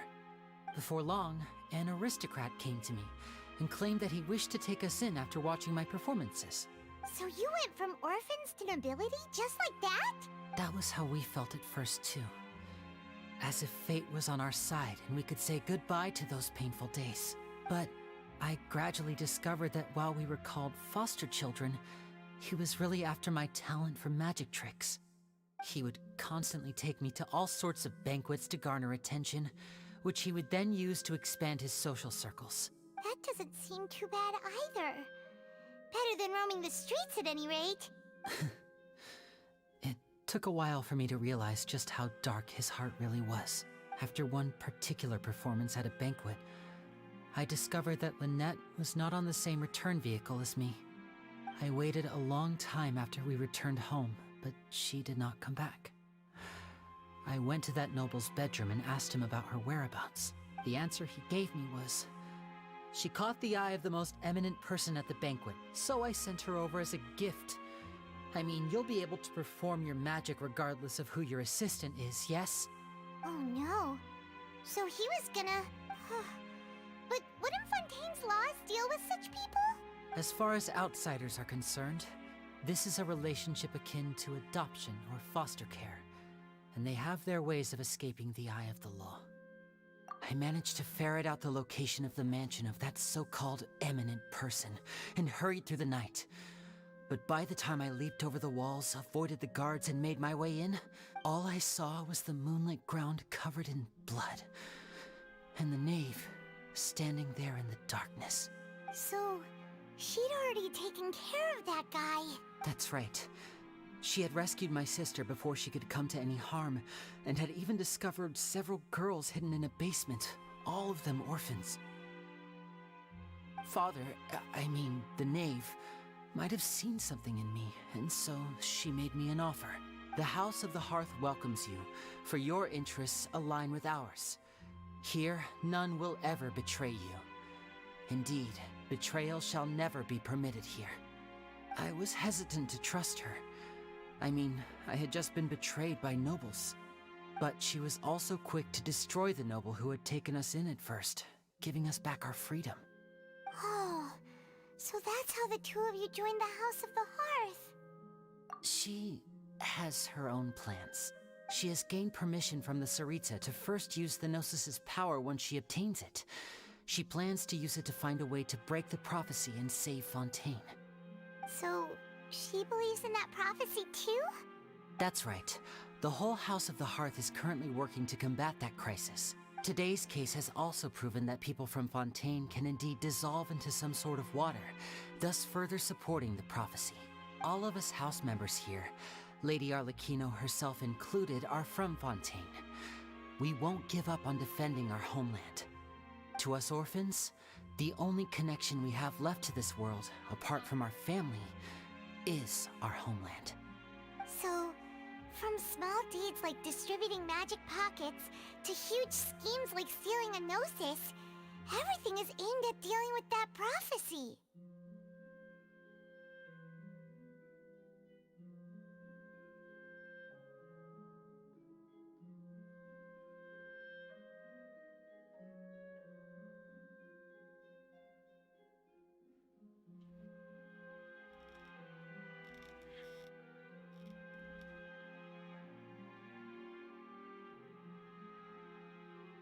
It's all right. I understand. The only thing I can do is relate all this to you. I just hope you can understand that even as a member of the house, I have never stopped making my own. If you should need anything at all in the future, feel free to find me. I will do my best to help you, as plain Linny.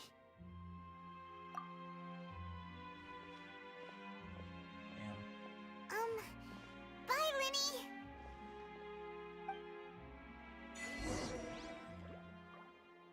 That was cool. Bear back, I got a piss.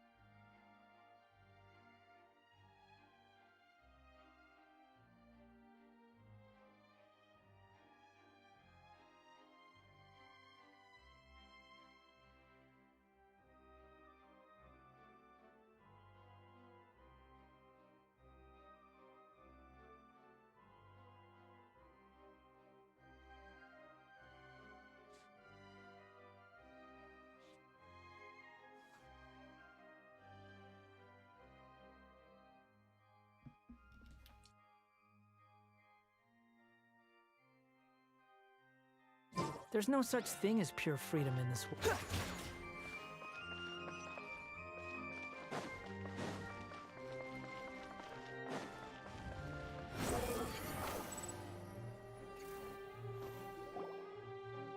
What was that glow behind me? Hey there. What was with the disappearing act you pulled right as the trial ended? Were you looking for us, Navia? Well, this whole thing isn't exactly over, is it? I do feel that we're getting closer to solving the serial disappearances case, though. Don't you think so? Huh? What's wrong, my dear partner?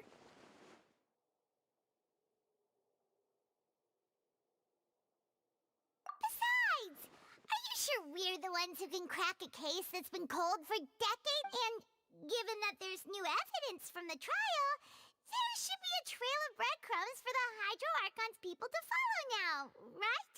Ah, I see. Well, I won't lie. I'm a little shocked to hear that from you. But I suppose you are just travelers who have only arrived in Fontaine after all. Sorry. I might have been too presumptuous. Don't say that, Navia. Aw, and we were having so much fun investigating with you, too. It was like having new waters flowing into a stagnant mire, causing new hope to spring forth, and the reflection in the murk to become clearer. Say yes, to be honest. Sorry about that. I'm a bit prone to nostalgia. Don't mind me. Wait, shall we have a farewell meal? Huh? Do we really need to get that formal? Well, I'd just like to have a proper ending to every important memory. That way there are no regrets later. Anyway, it would just be a meal, so it shouldn't take up too much of your time. You don't have to twist Paimon's arm if Boss Oh, wonderful. In that case, why don't we return to the court of Fontaine and head... All right, then. Let's have our... Yeah, I'm really surprised he doesn't care. Like, he's, okay with not continuing the thing.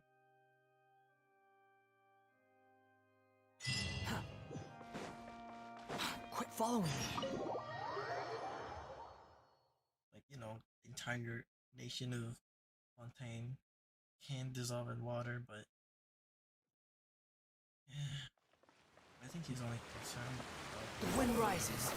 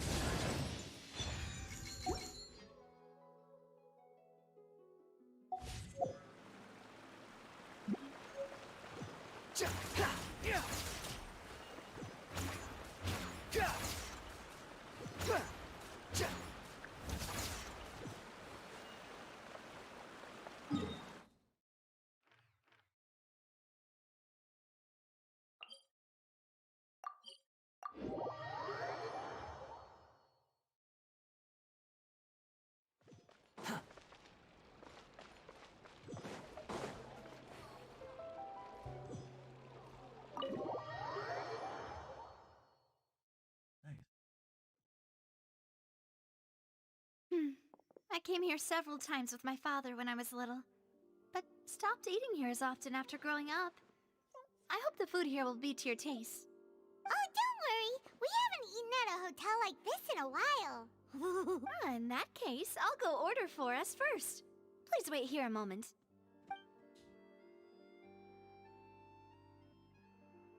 Ooh, everything looks so good. People in Fontaine sure know how to enjoy life.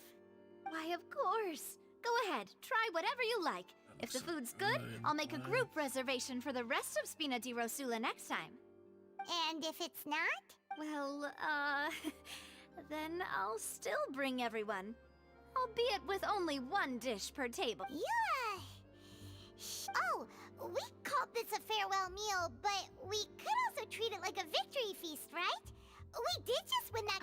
Oh, true. Very true. In that case, boss, we'll have another 2 dishes. Huh? Paimon didn't mean that you had to order even more food. Speaking of cases, do you think that the mastermind behind the serial disappearances will get caught soon now that this has all happened? Well, we've certainly taken a big step forward, but I feel that's about it. We know that there's an organization that means to dissolve these young women, but we still don't know what they are really after. If it hadn't happened right in front of us, Paimon wouldn't have ever believed that a person could be dissolved like that. Right? Yet it was because this was such a preposterous notion that the investigation could never really move forward before. Ugh. If only that guy could have finished speaking! We were so close to hearing who was behind it. In such investigations, even the smallest step can seem like a yawning chasm if the trail of clues is cut off. To be honest, I don't have high hopes for any follow-up that the authorities might conduct. It's not that I don't have faith in their ability, it's just that a different perspective is required in some matters. It's easy to guard against and deceive a single narrow perspective. A shift in thinking is required at such times in order to produce a breakthrough, which is exactly why the Spina di Rosula exist. Those highfalutin folk are not all-knowing. That's why we exist, to seep into the cracks where filth falls through, where their watch fails them. That's the kind of problems we solve. Seems Paimon thought things were simpler than they actually are. It's all right. Well, this was supposed to be a farewell meal, so I doubt you have further interest in this business, right? Let's talk about something else. Like, what are your future plans? That's true. We didn't have a chance to speak to her after the trial ended. I see. So, your primary objective, which has been foiled so far, was to have a chat with the Hydro Archon. I've heard that there's a long line of people waiting to meet Lady Farina. I suspect you'll be waiting for quite a while, considering that you missed your chance today. Yeah, we've heard that she's super popular here in Fontaine. Well, would you consider some more, unique ways? Perhaps even methods of, let's say, questionable legality? Guess that's Spina di Rosula's boss for you. Chock full of sketchy ideas. Well, what did you have in mind? Well, one way would be to infiltrate a performance troupe at the Opera House, only to abandon your act at the play's climax and ask to speak to her after the performance. I'm sure Lady Farina would be eager to see the ending, and would agree in order to finish watching the play. Don't you think? Could you suggest something a little more practical? This plan seems pretty hard to pull off. We'd have to go learn how to act, and acting's really hard. All right, here's another. Find a way to conceal yourselves under her bed. Then wake her up in the dead of night and demand answers. Don't let her go back to sleep until she answers all your questions. I can personally testify that this one works. When I'm sleepy, I'll do anything as long as I can finally get some sleep. That might work, but that's not really the problem. The problem is we don't want to get ourselves arrested. Valid point. I overlooked that part. I was just thinking about leveraging a person's desire for sleep. All right, no more joking around. perhaps you could... Oh, I don't know. You did defeat her in court, clearing citizens of hers from false accusations. False accusations she had nearly upheld personally. I imagine that she feels... You mean that if we catch her while she's on a break, she might be too embarrassed to refuse? Oh, that does make some sense. Why don't we give it a try after this meal? You know, strike while the iron is hot and all. Huh? Paimon, did you drink my Fanta? Was this your drink? Sorry about that. Paimon wasn't really paying attention and the cup was right next to Paimon. Would you like to order another? No, it's fine. We're just about done here. Alright. Honestly, Paimon wouldn't recommend Fonta anyway. It tastes kind of salty and icky. Is that so? Huh. Well, in that case, we'll have to blacklist the Fonta here then. If we're all finished eating, then I'll go pay.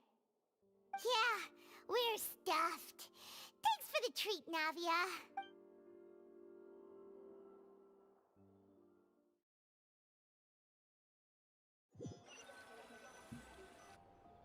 Oh, so full. Paimon can barely float anymore. Nah, that would be so... normal. You know, like you.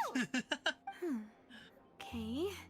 As for expenses this month, we're left with... Hey, Navia! What are you... Oh, nothing. It was just a meal, you know? Nothing the Spina di Rosula can't cover.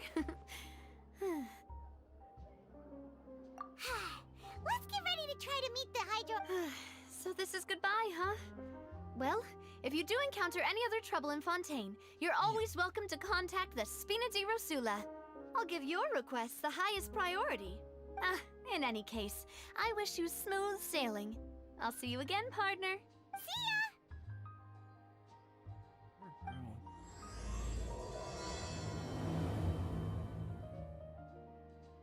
This is back.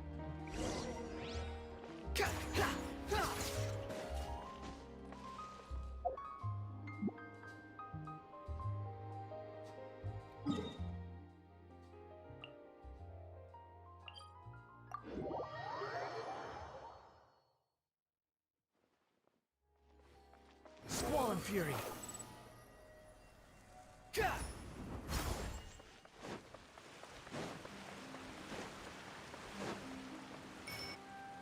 aren't many people around anymore. Looks like that boat we took to Araneas might have... Vache. Looks like we're back here again. Huh? Traveler? Are you hearing voices again? Ugh. That's kind of... Vache? Vache. Hey, why are you still walking towards it? There might be something... Huh? Hang on. Paimon can come... Hey, Traveler? Stop walking! Come on, wake up! Wow, we're gonna enter Act 9. Ocean Man. Vache. Are you... my dear Vache? No, wait. You seem to be someone else. Wait. Who am I? I'm very sorry. I fear I do not know. My memories feel like they have been washed away like a flood. So many fragments dissolved amidst the tide, never to be recovered. How much have I lost? How many things that I once held dear while on land have I since forgotten? Yes, that is what I was once. But now, I am but the consciousness of one who is lost, therefore. I do not know how I came to be like this either. I only vaguely remember being covered in light blue water, and then all grew dim. I also remember going to many places. I loved adventure, loved exploring places of peril. No matter where I went, Vache would go with me.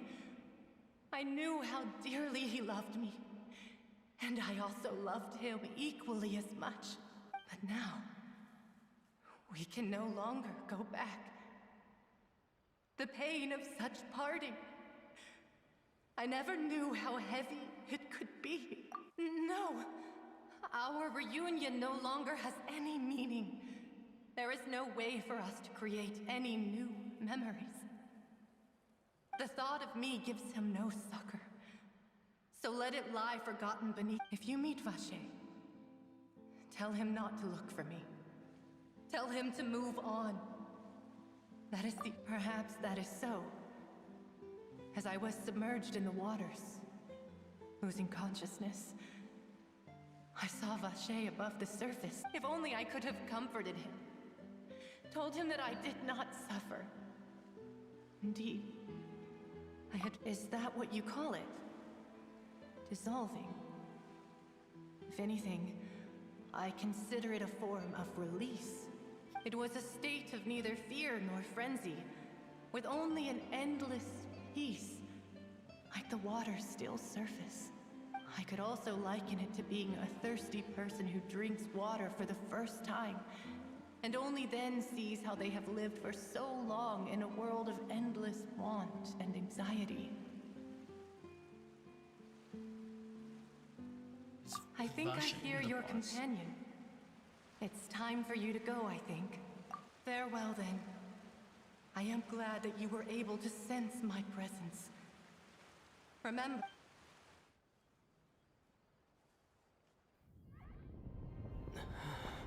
Shit. Wake up! Come on, hurry! Navi is outnumbered!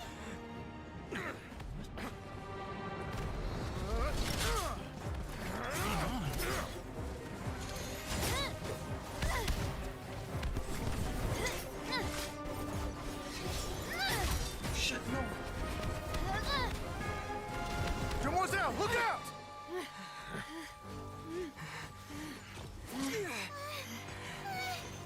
Dear God, it's a whole army of Gardamex. What? Chlorand? Oh, she's Chlorand. Oh, okay.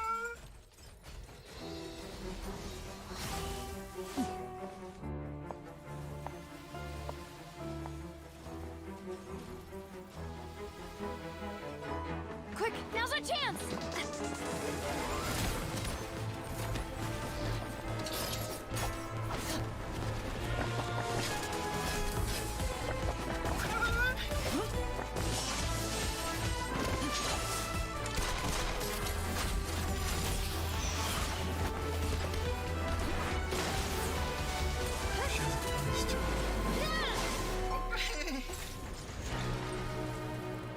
I thought they hated each other.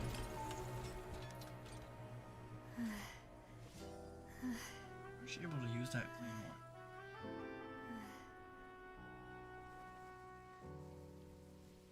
Damn.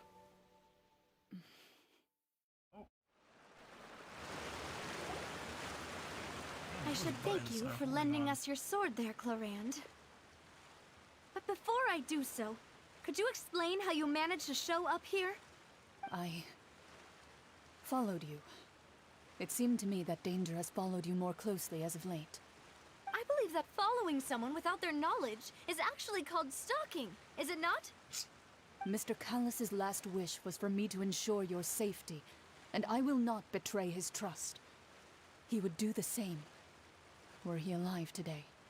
Do not speak of my father! Sorry, Demoiselle. I was not strong enough. Thank you for your aid, Miss Chlorand, but do keep an eye out for your manner of speech. I believe we all wish to avoid unnecessary emotional harm. Sorry, I did not consider your feelings. Whatever. What else do you know? How did you come to the conclusion that I'd be in grave danger? I doubt I know much more than you. But I believe that the mastermind behind the serial disappearances is very powerful. Your performance tonight will almost certainly attract their attention. Huh.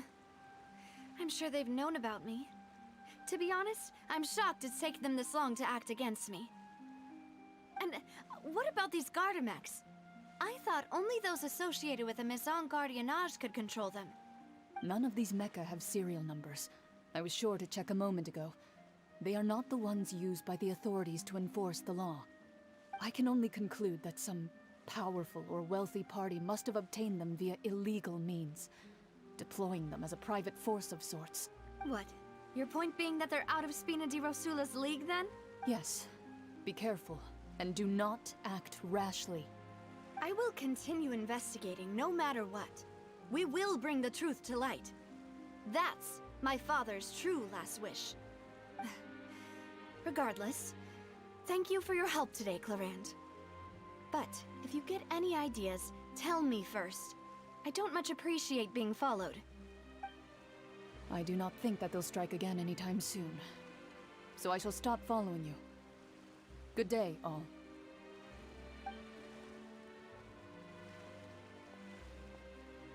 Right. I suppose that's the best news we've gotten today. Demoiselle, I believe that Miss Clorand was being sincere with you. If we tried, we could attempt to thaw relations a little. I know, I just... She's...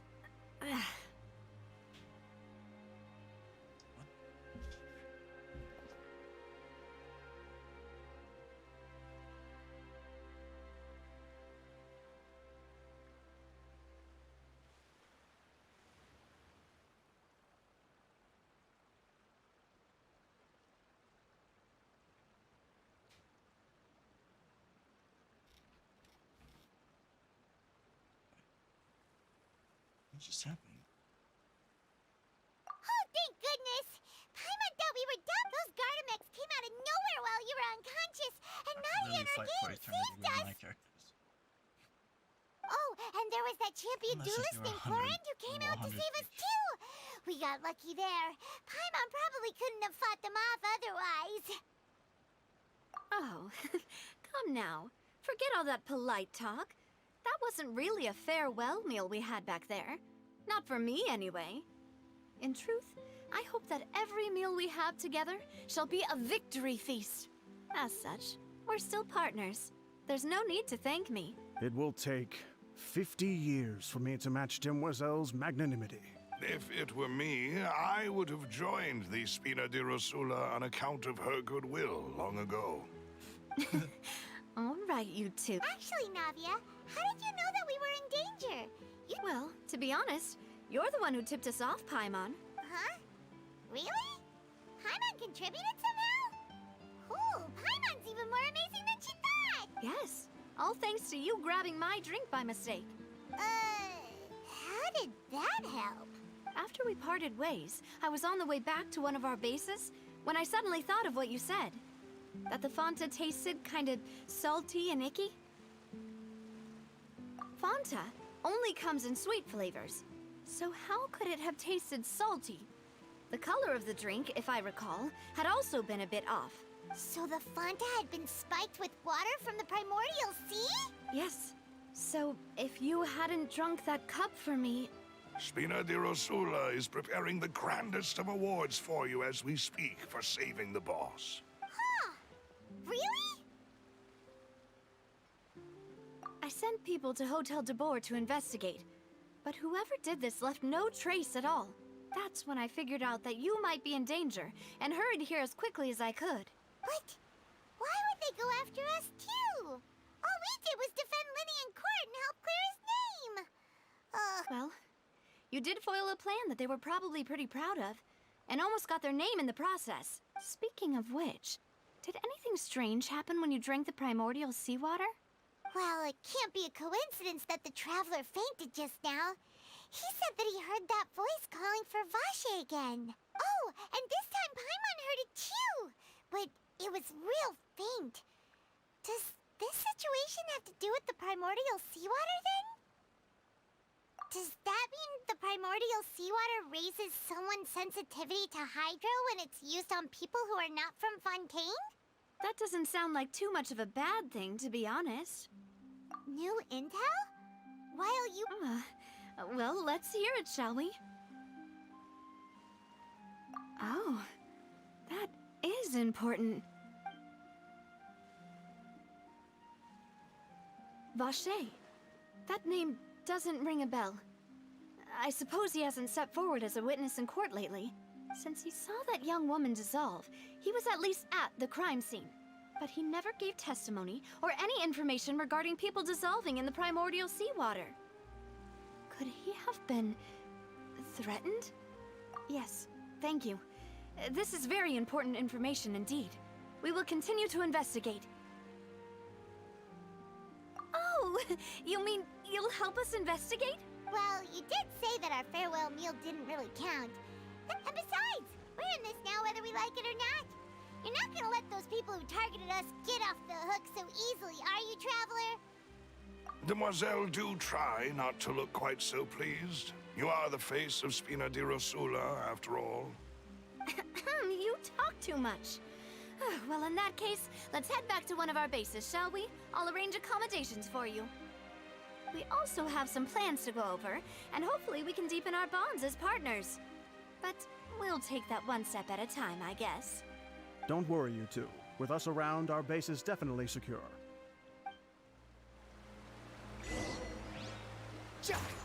Yeah.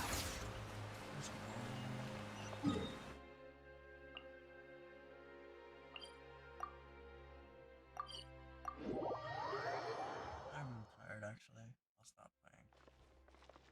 We made no progress in this stuff.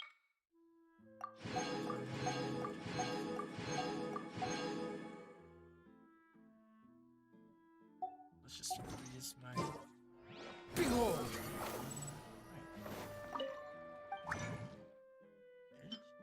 Only one.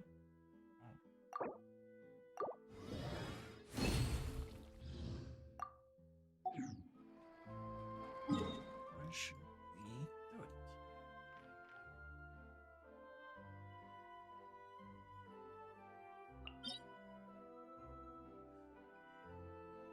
Oh my god, I still have 2 times bonus? Son of a bitch.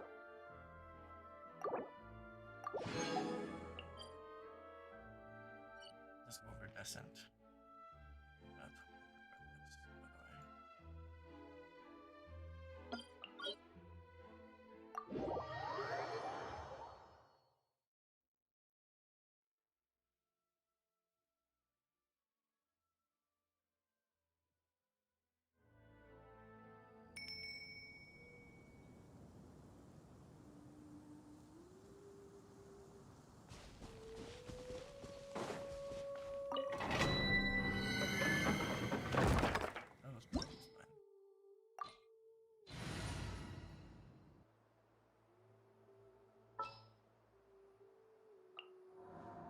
What shall we do?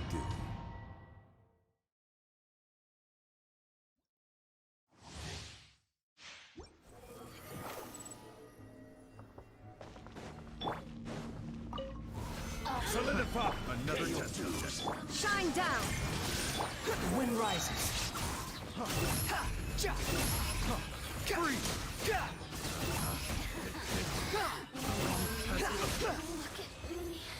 Quick, follow.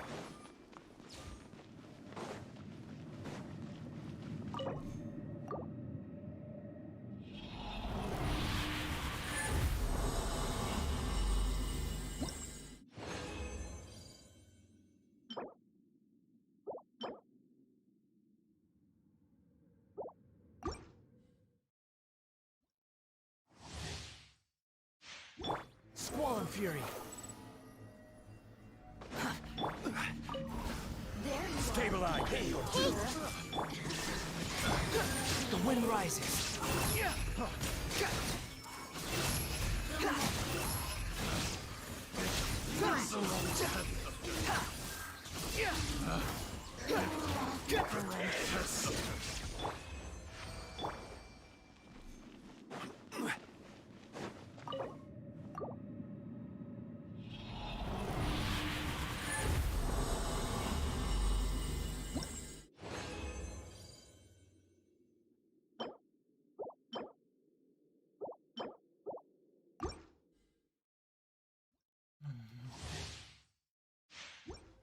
Behold!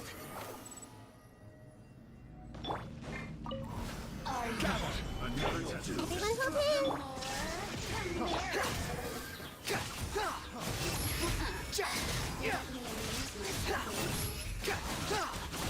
Upon the gale, bow your head. There is no escape. Grow, grow, grow. Search for it.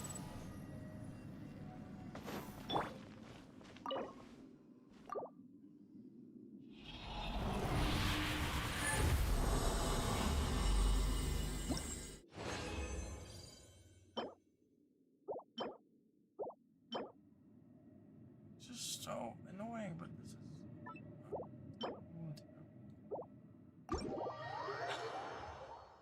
Riding the copium ride.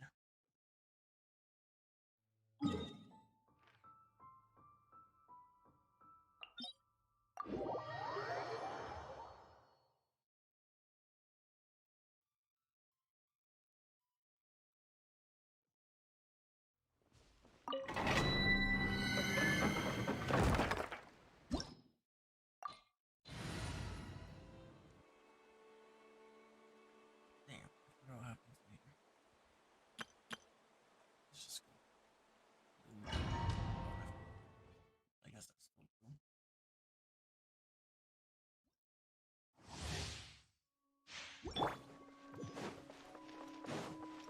Let's move out.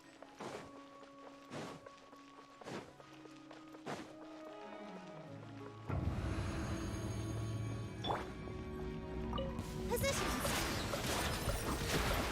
Hey! Rain outlines your... Yeah! This may hurt a little. Yeah! Witness the power. Grow, grow, grow! Make yourselves at home. I see everything. With all my strength. Yeah! Rust and rebuild. Yeah! This may hurt a little. So loud. Let's get out of here.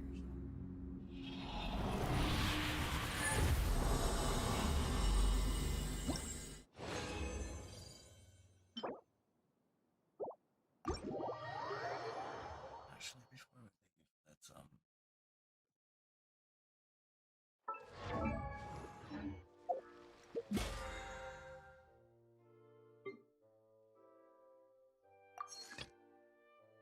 my new unit. Actually, not him. Yeah, that's a good one. Supports.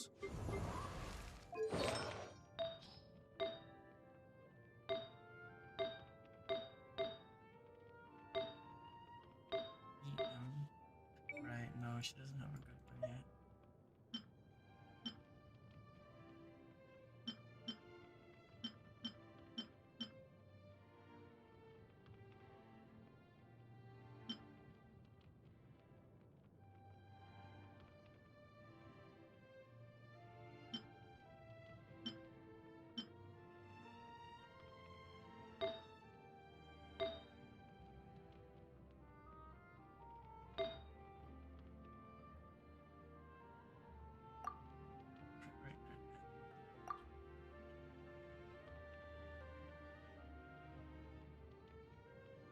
I'll settle with this for now. Let's change this.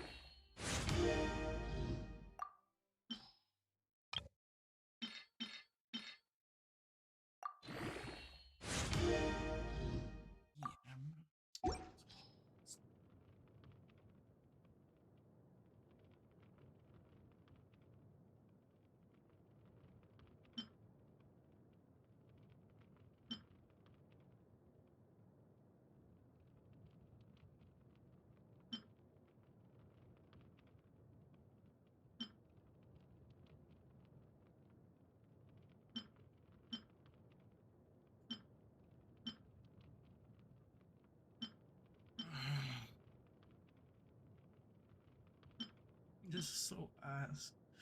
Why did they do this?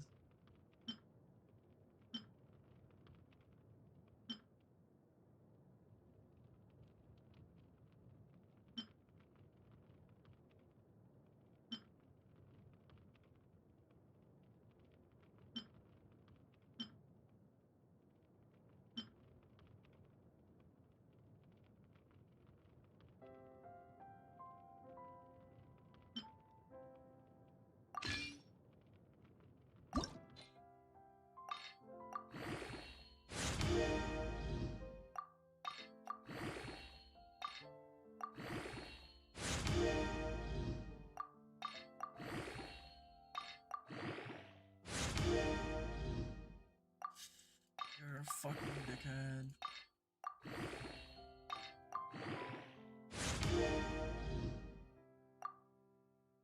So, it's defense and HP, isn't it? Fucking shitty artifact.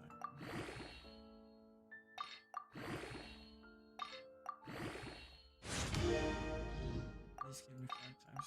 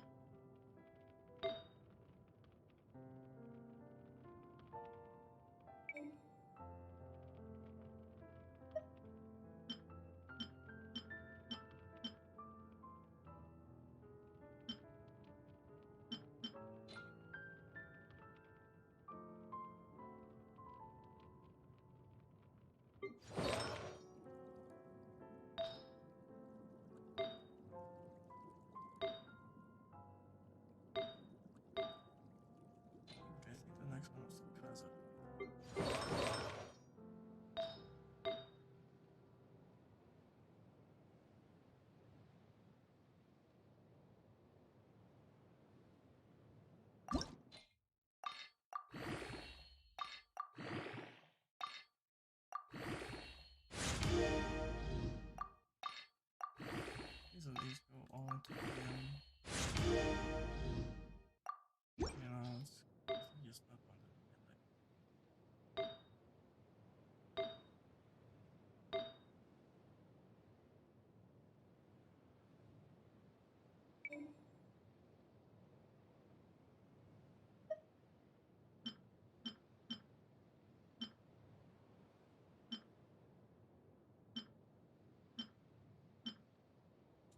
same shit.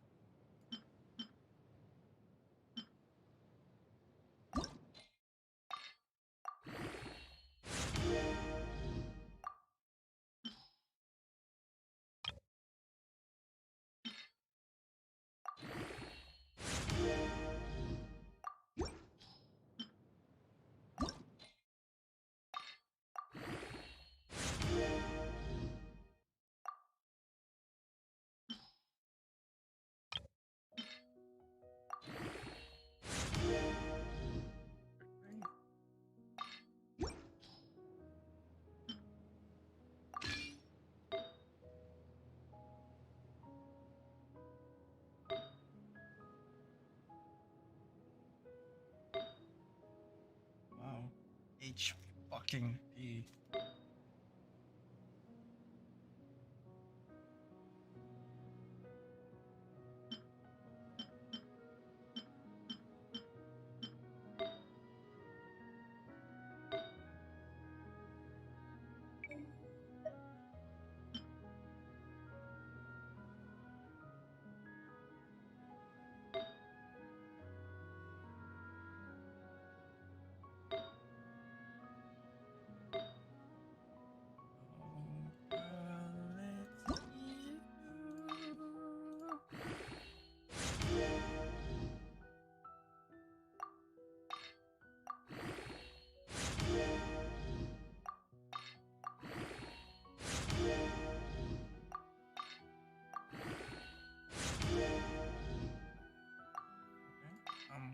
It's nice and all.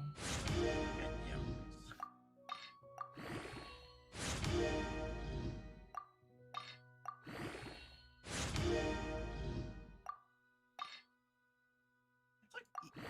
goes to Ian.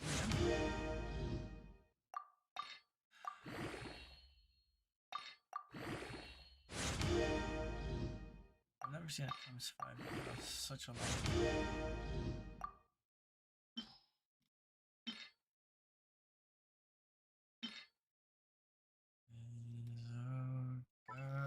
Let's you. Wait, that is such a better feather.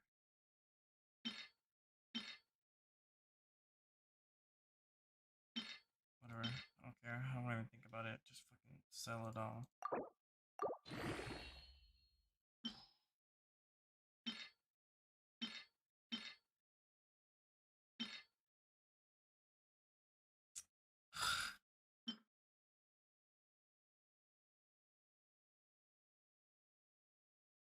I'll keep that just in case.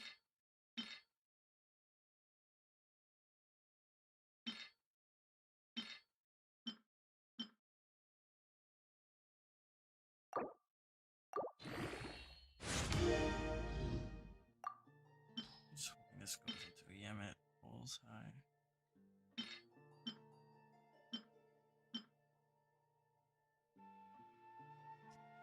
Fine, I'll save you.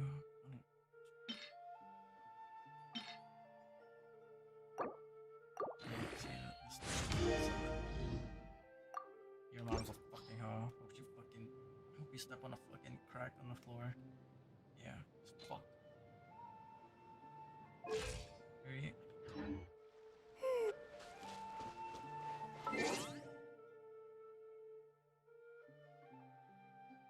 yeah, I'm pissed.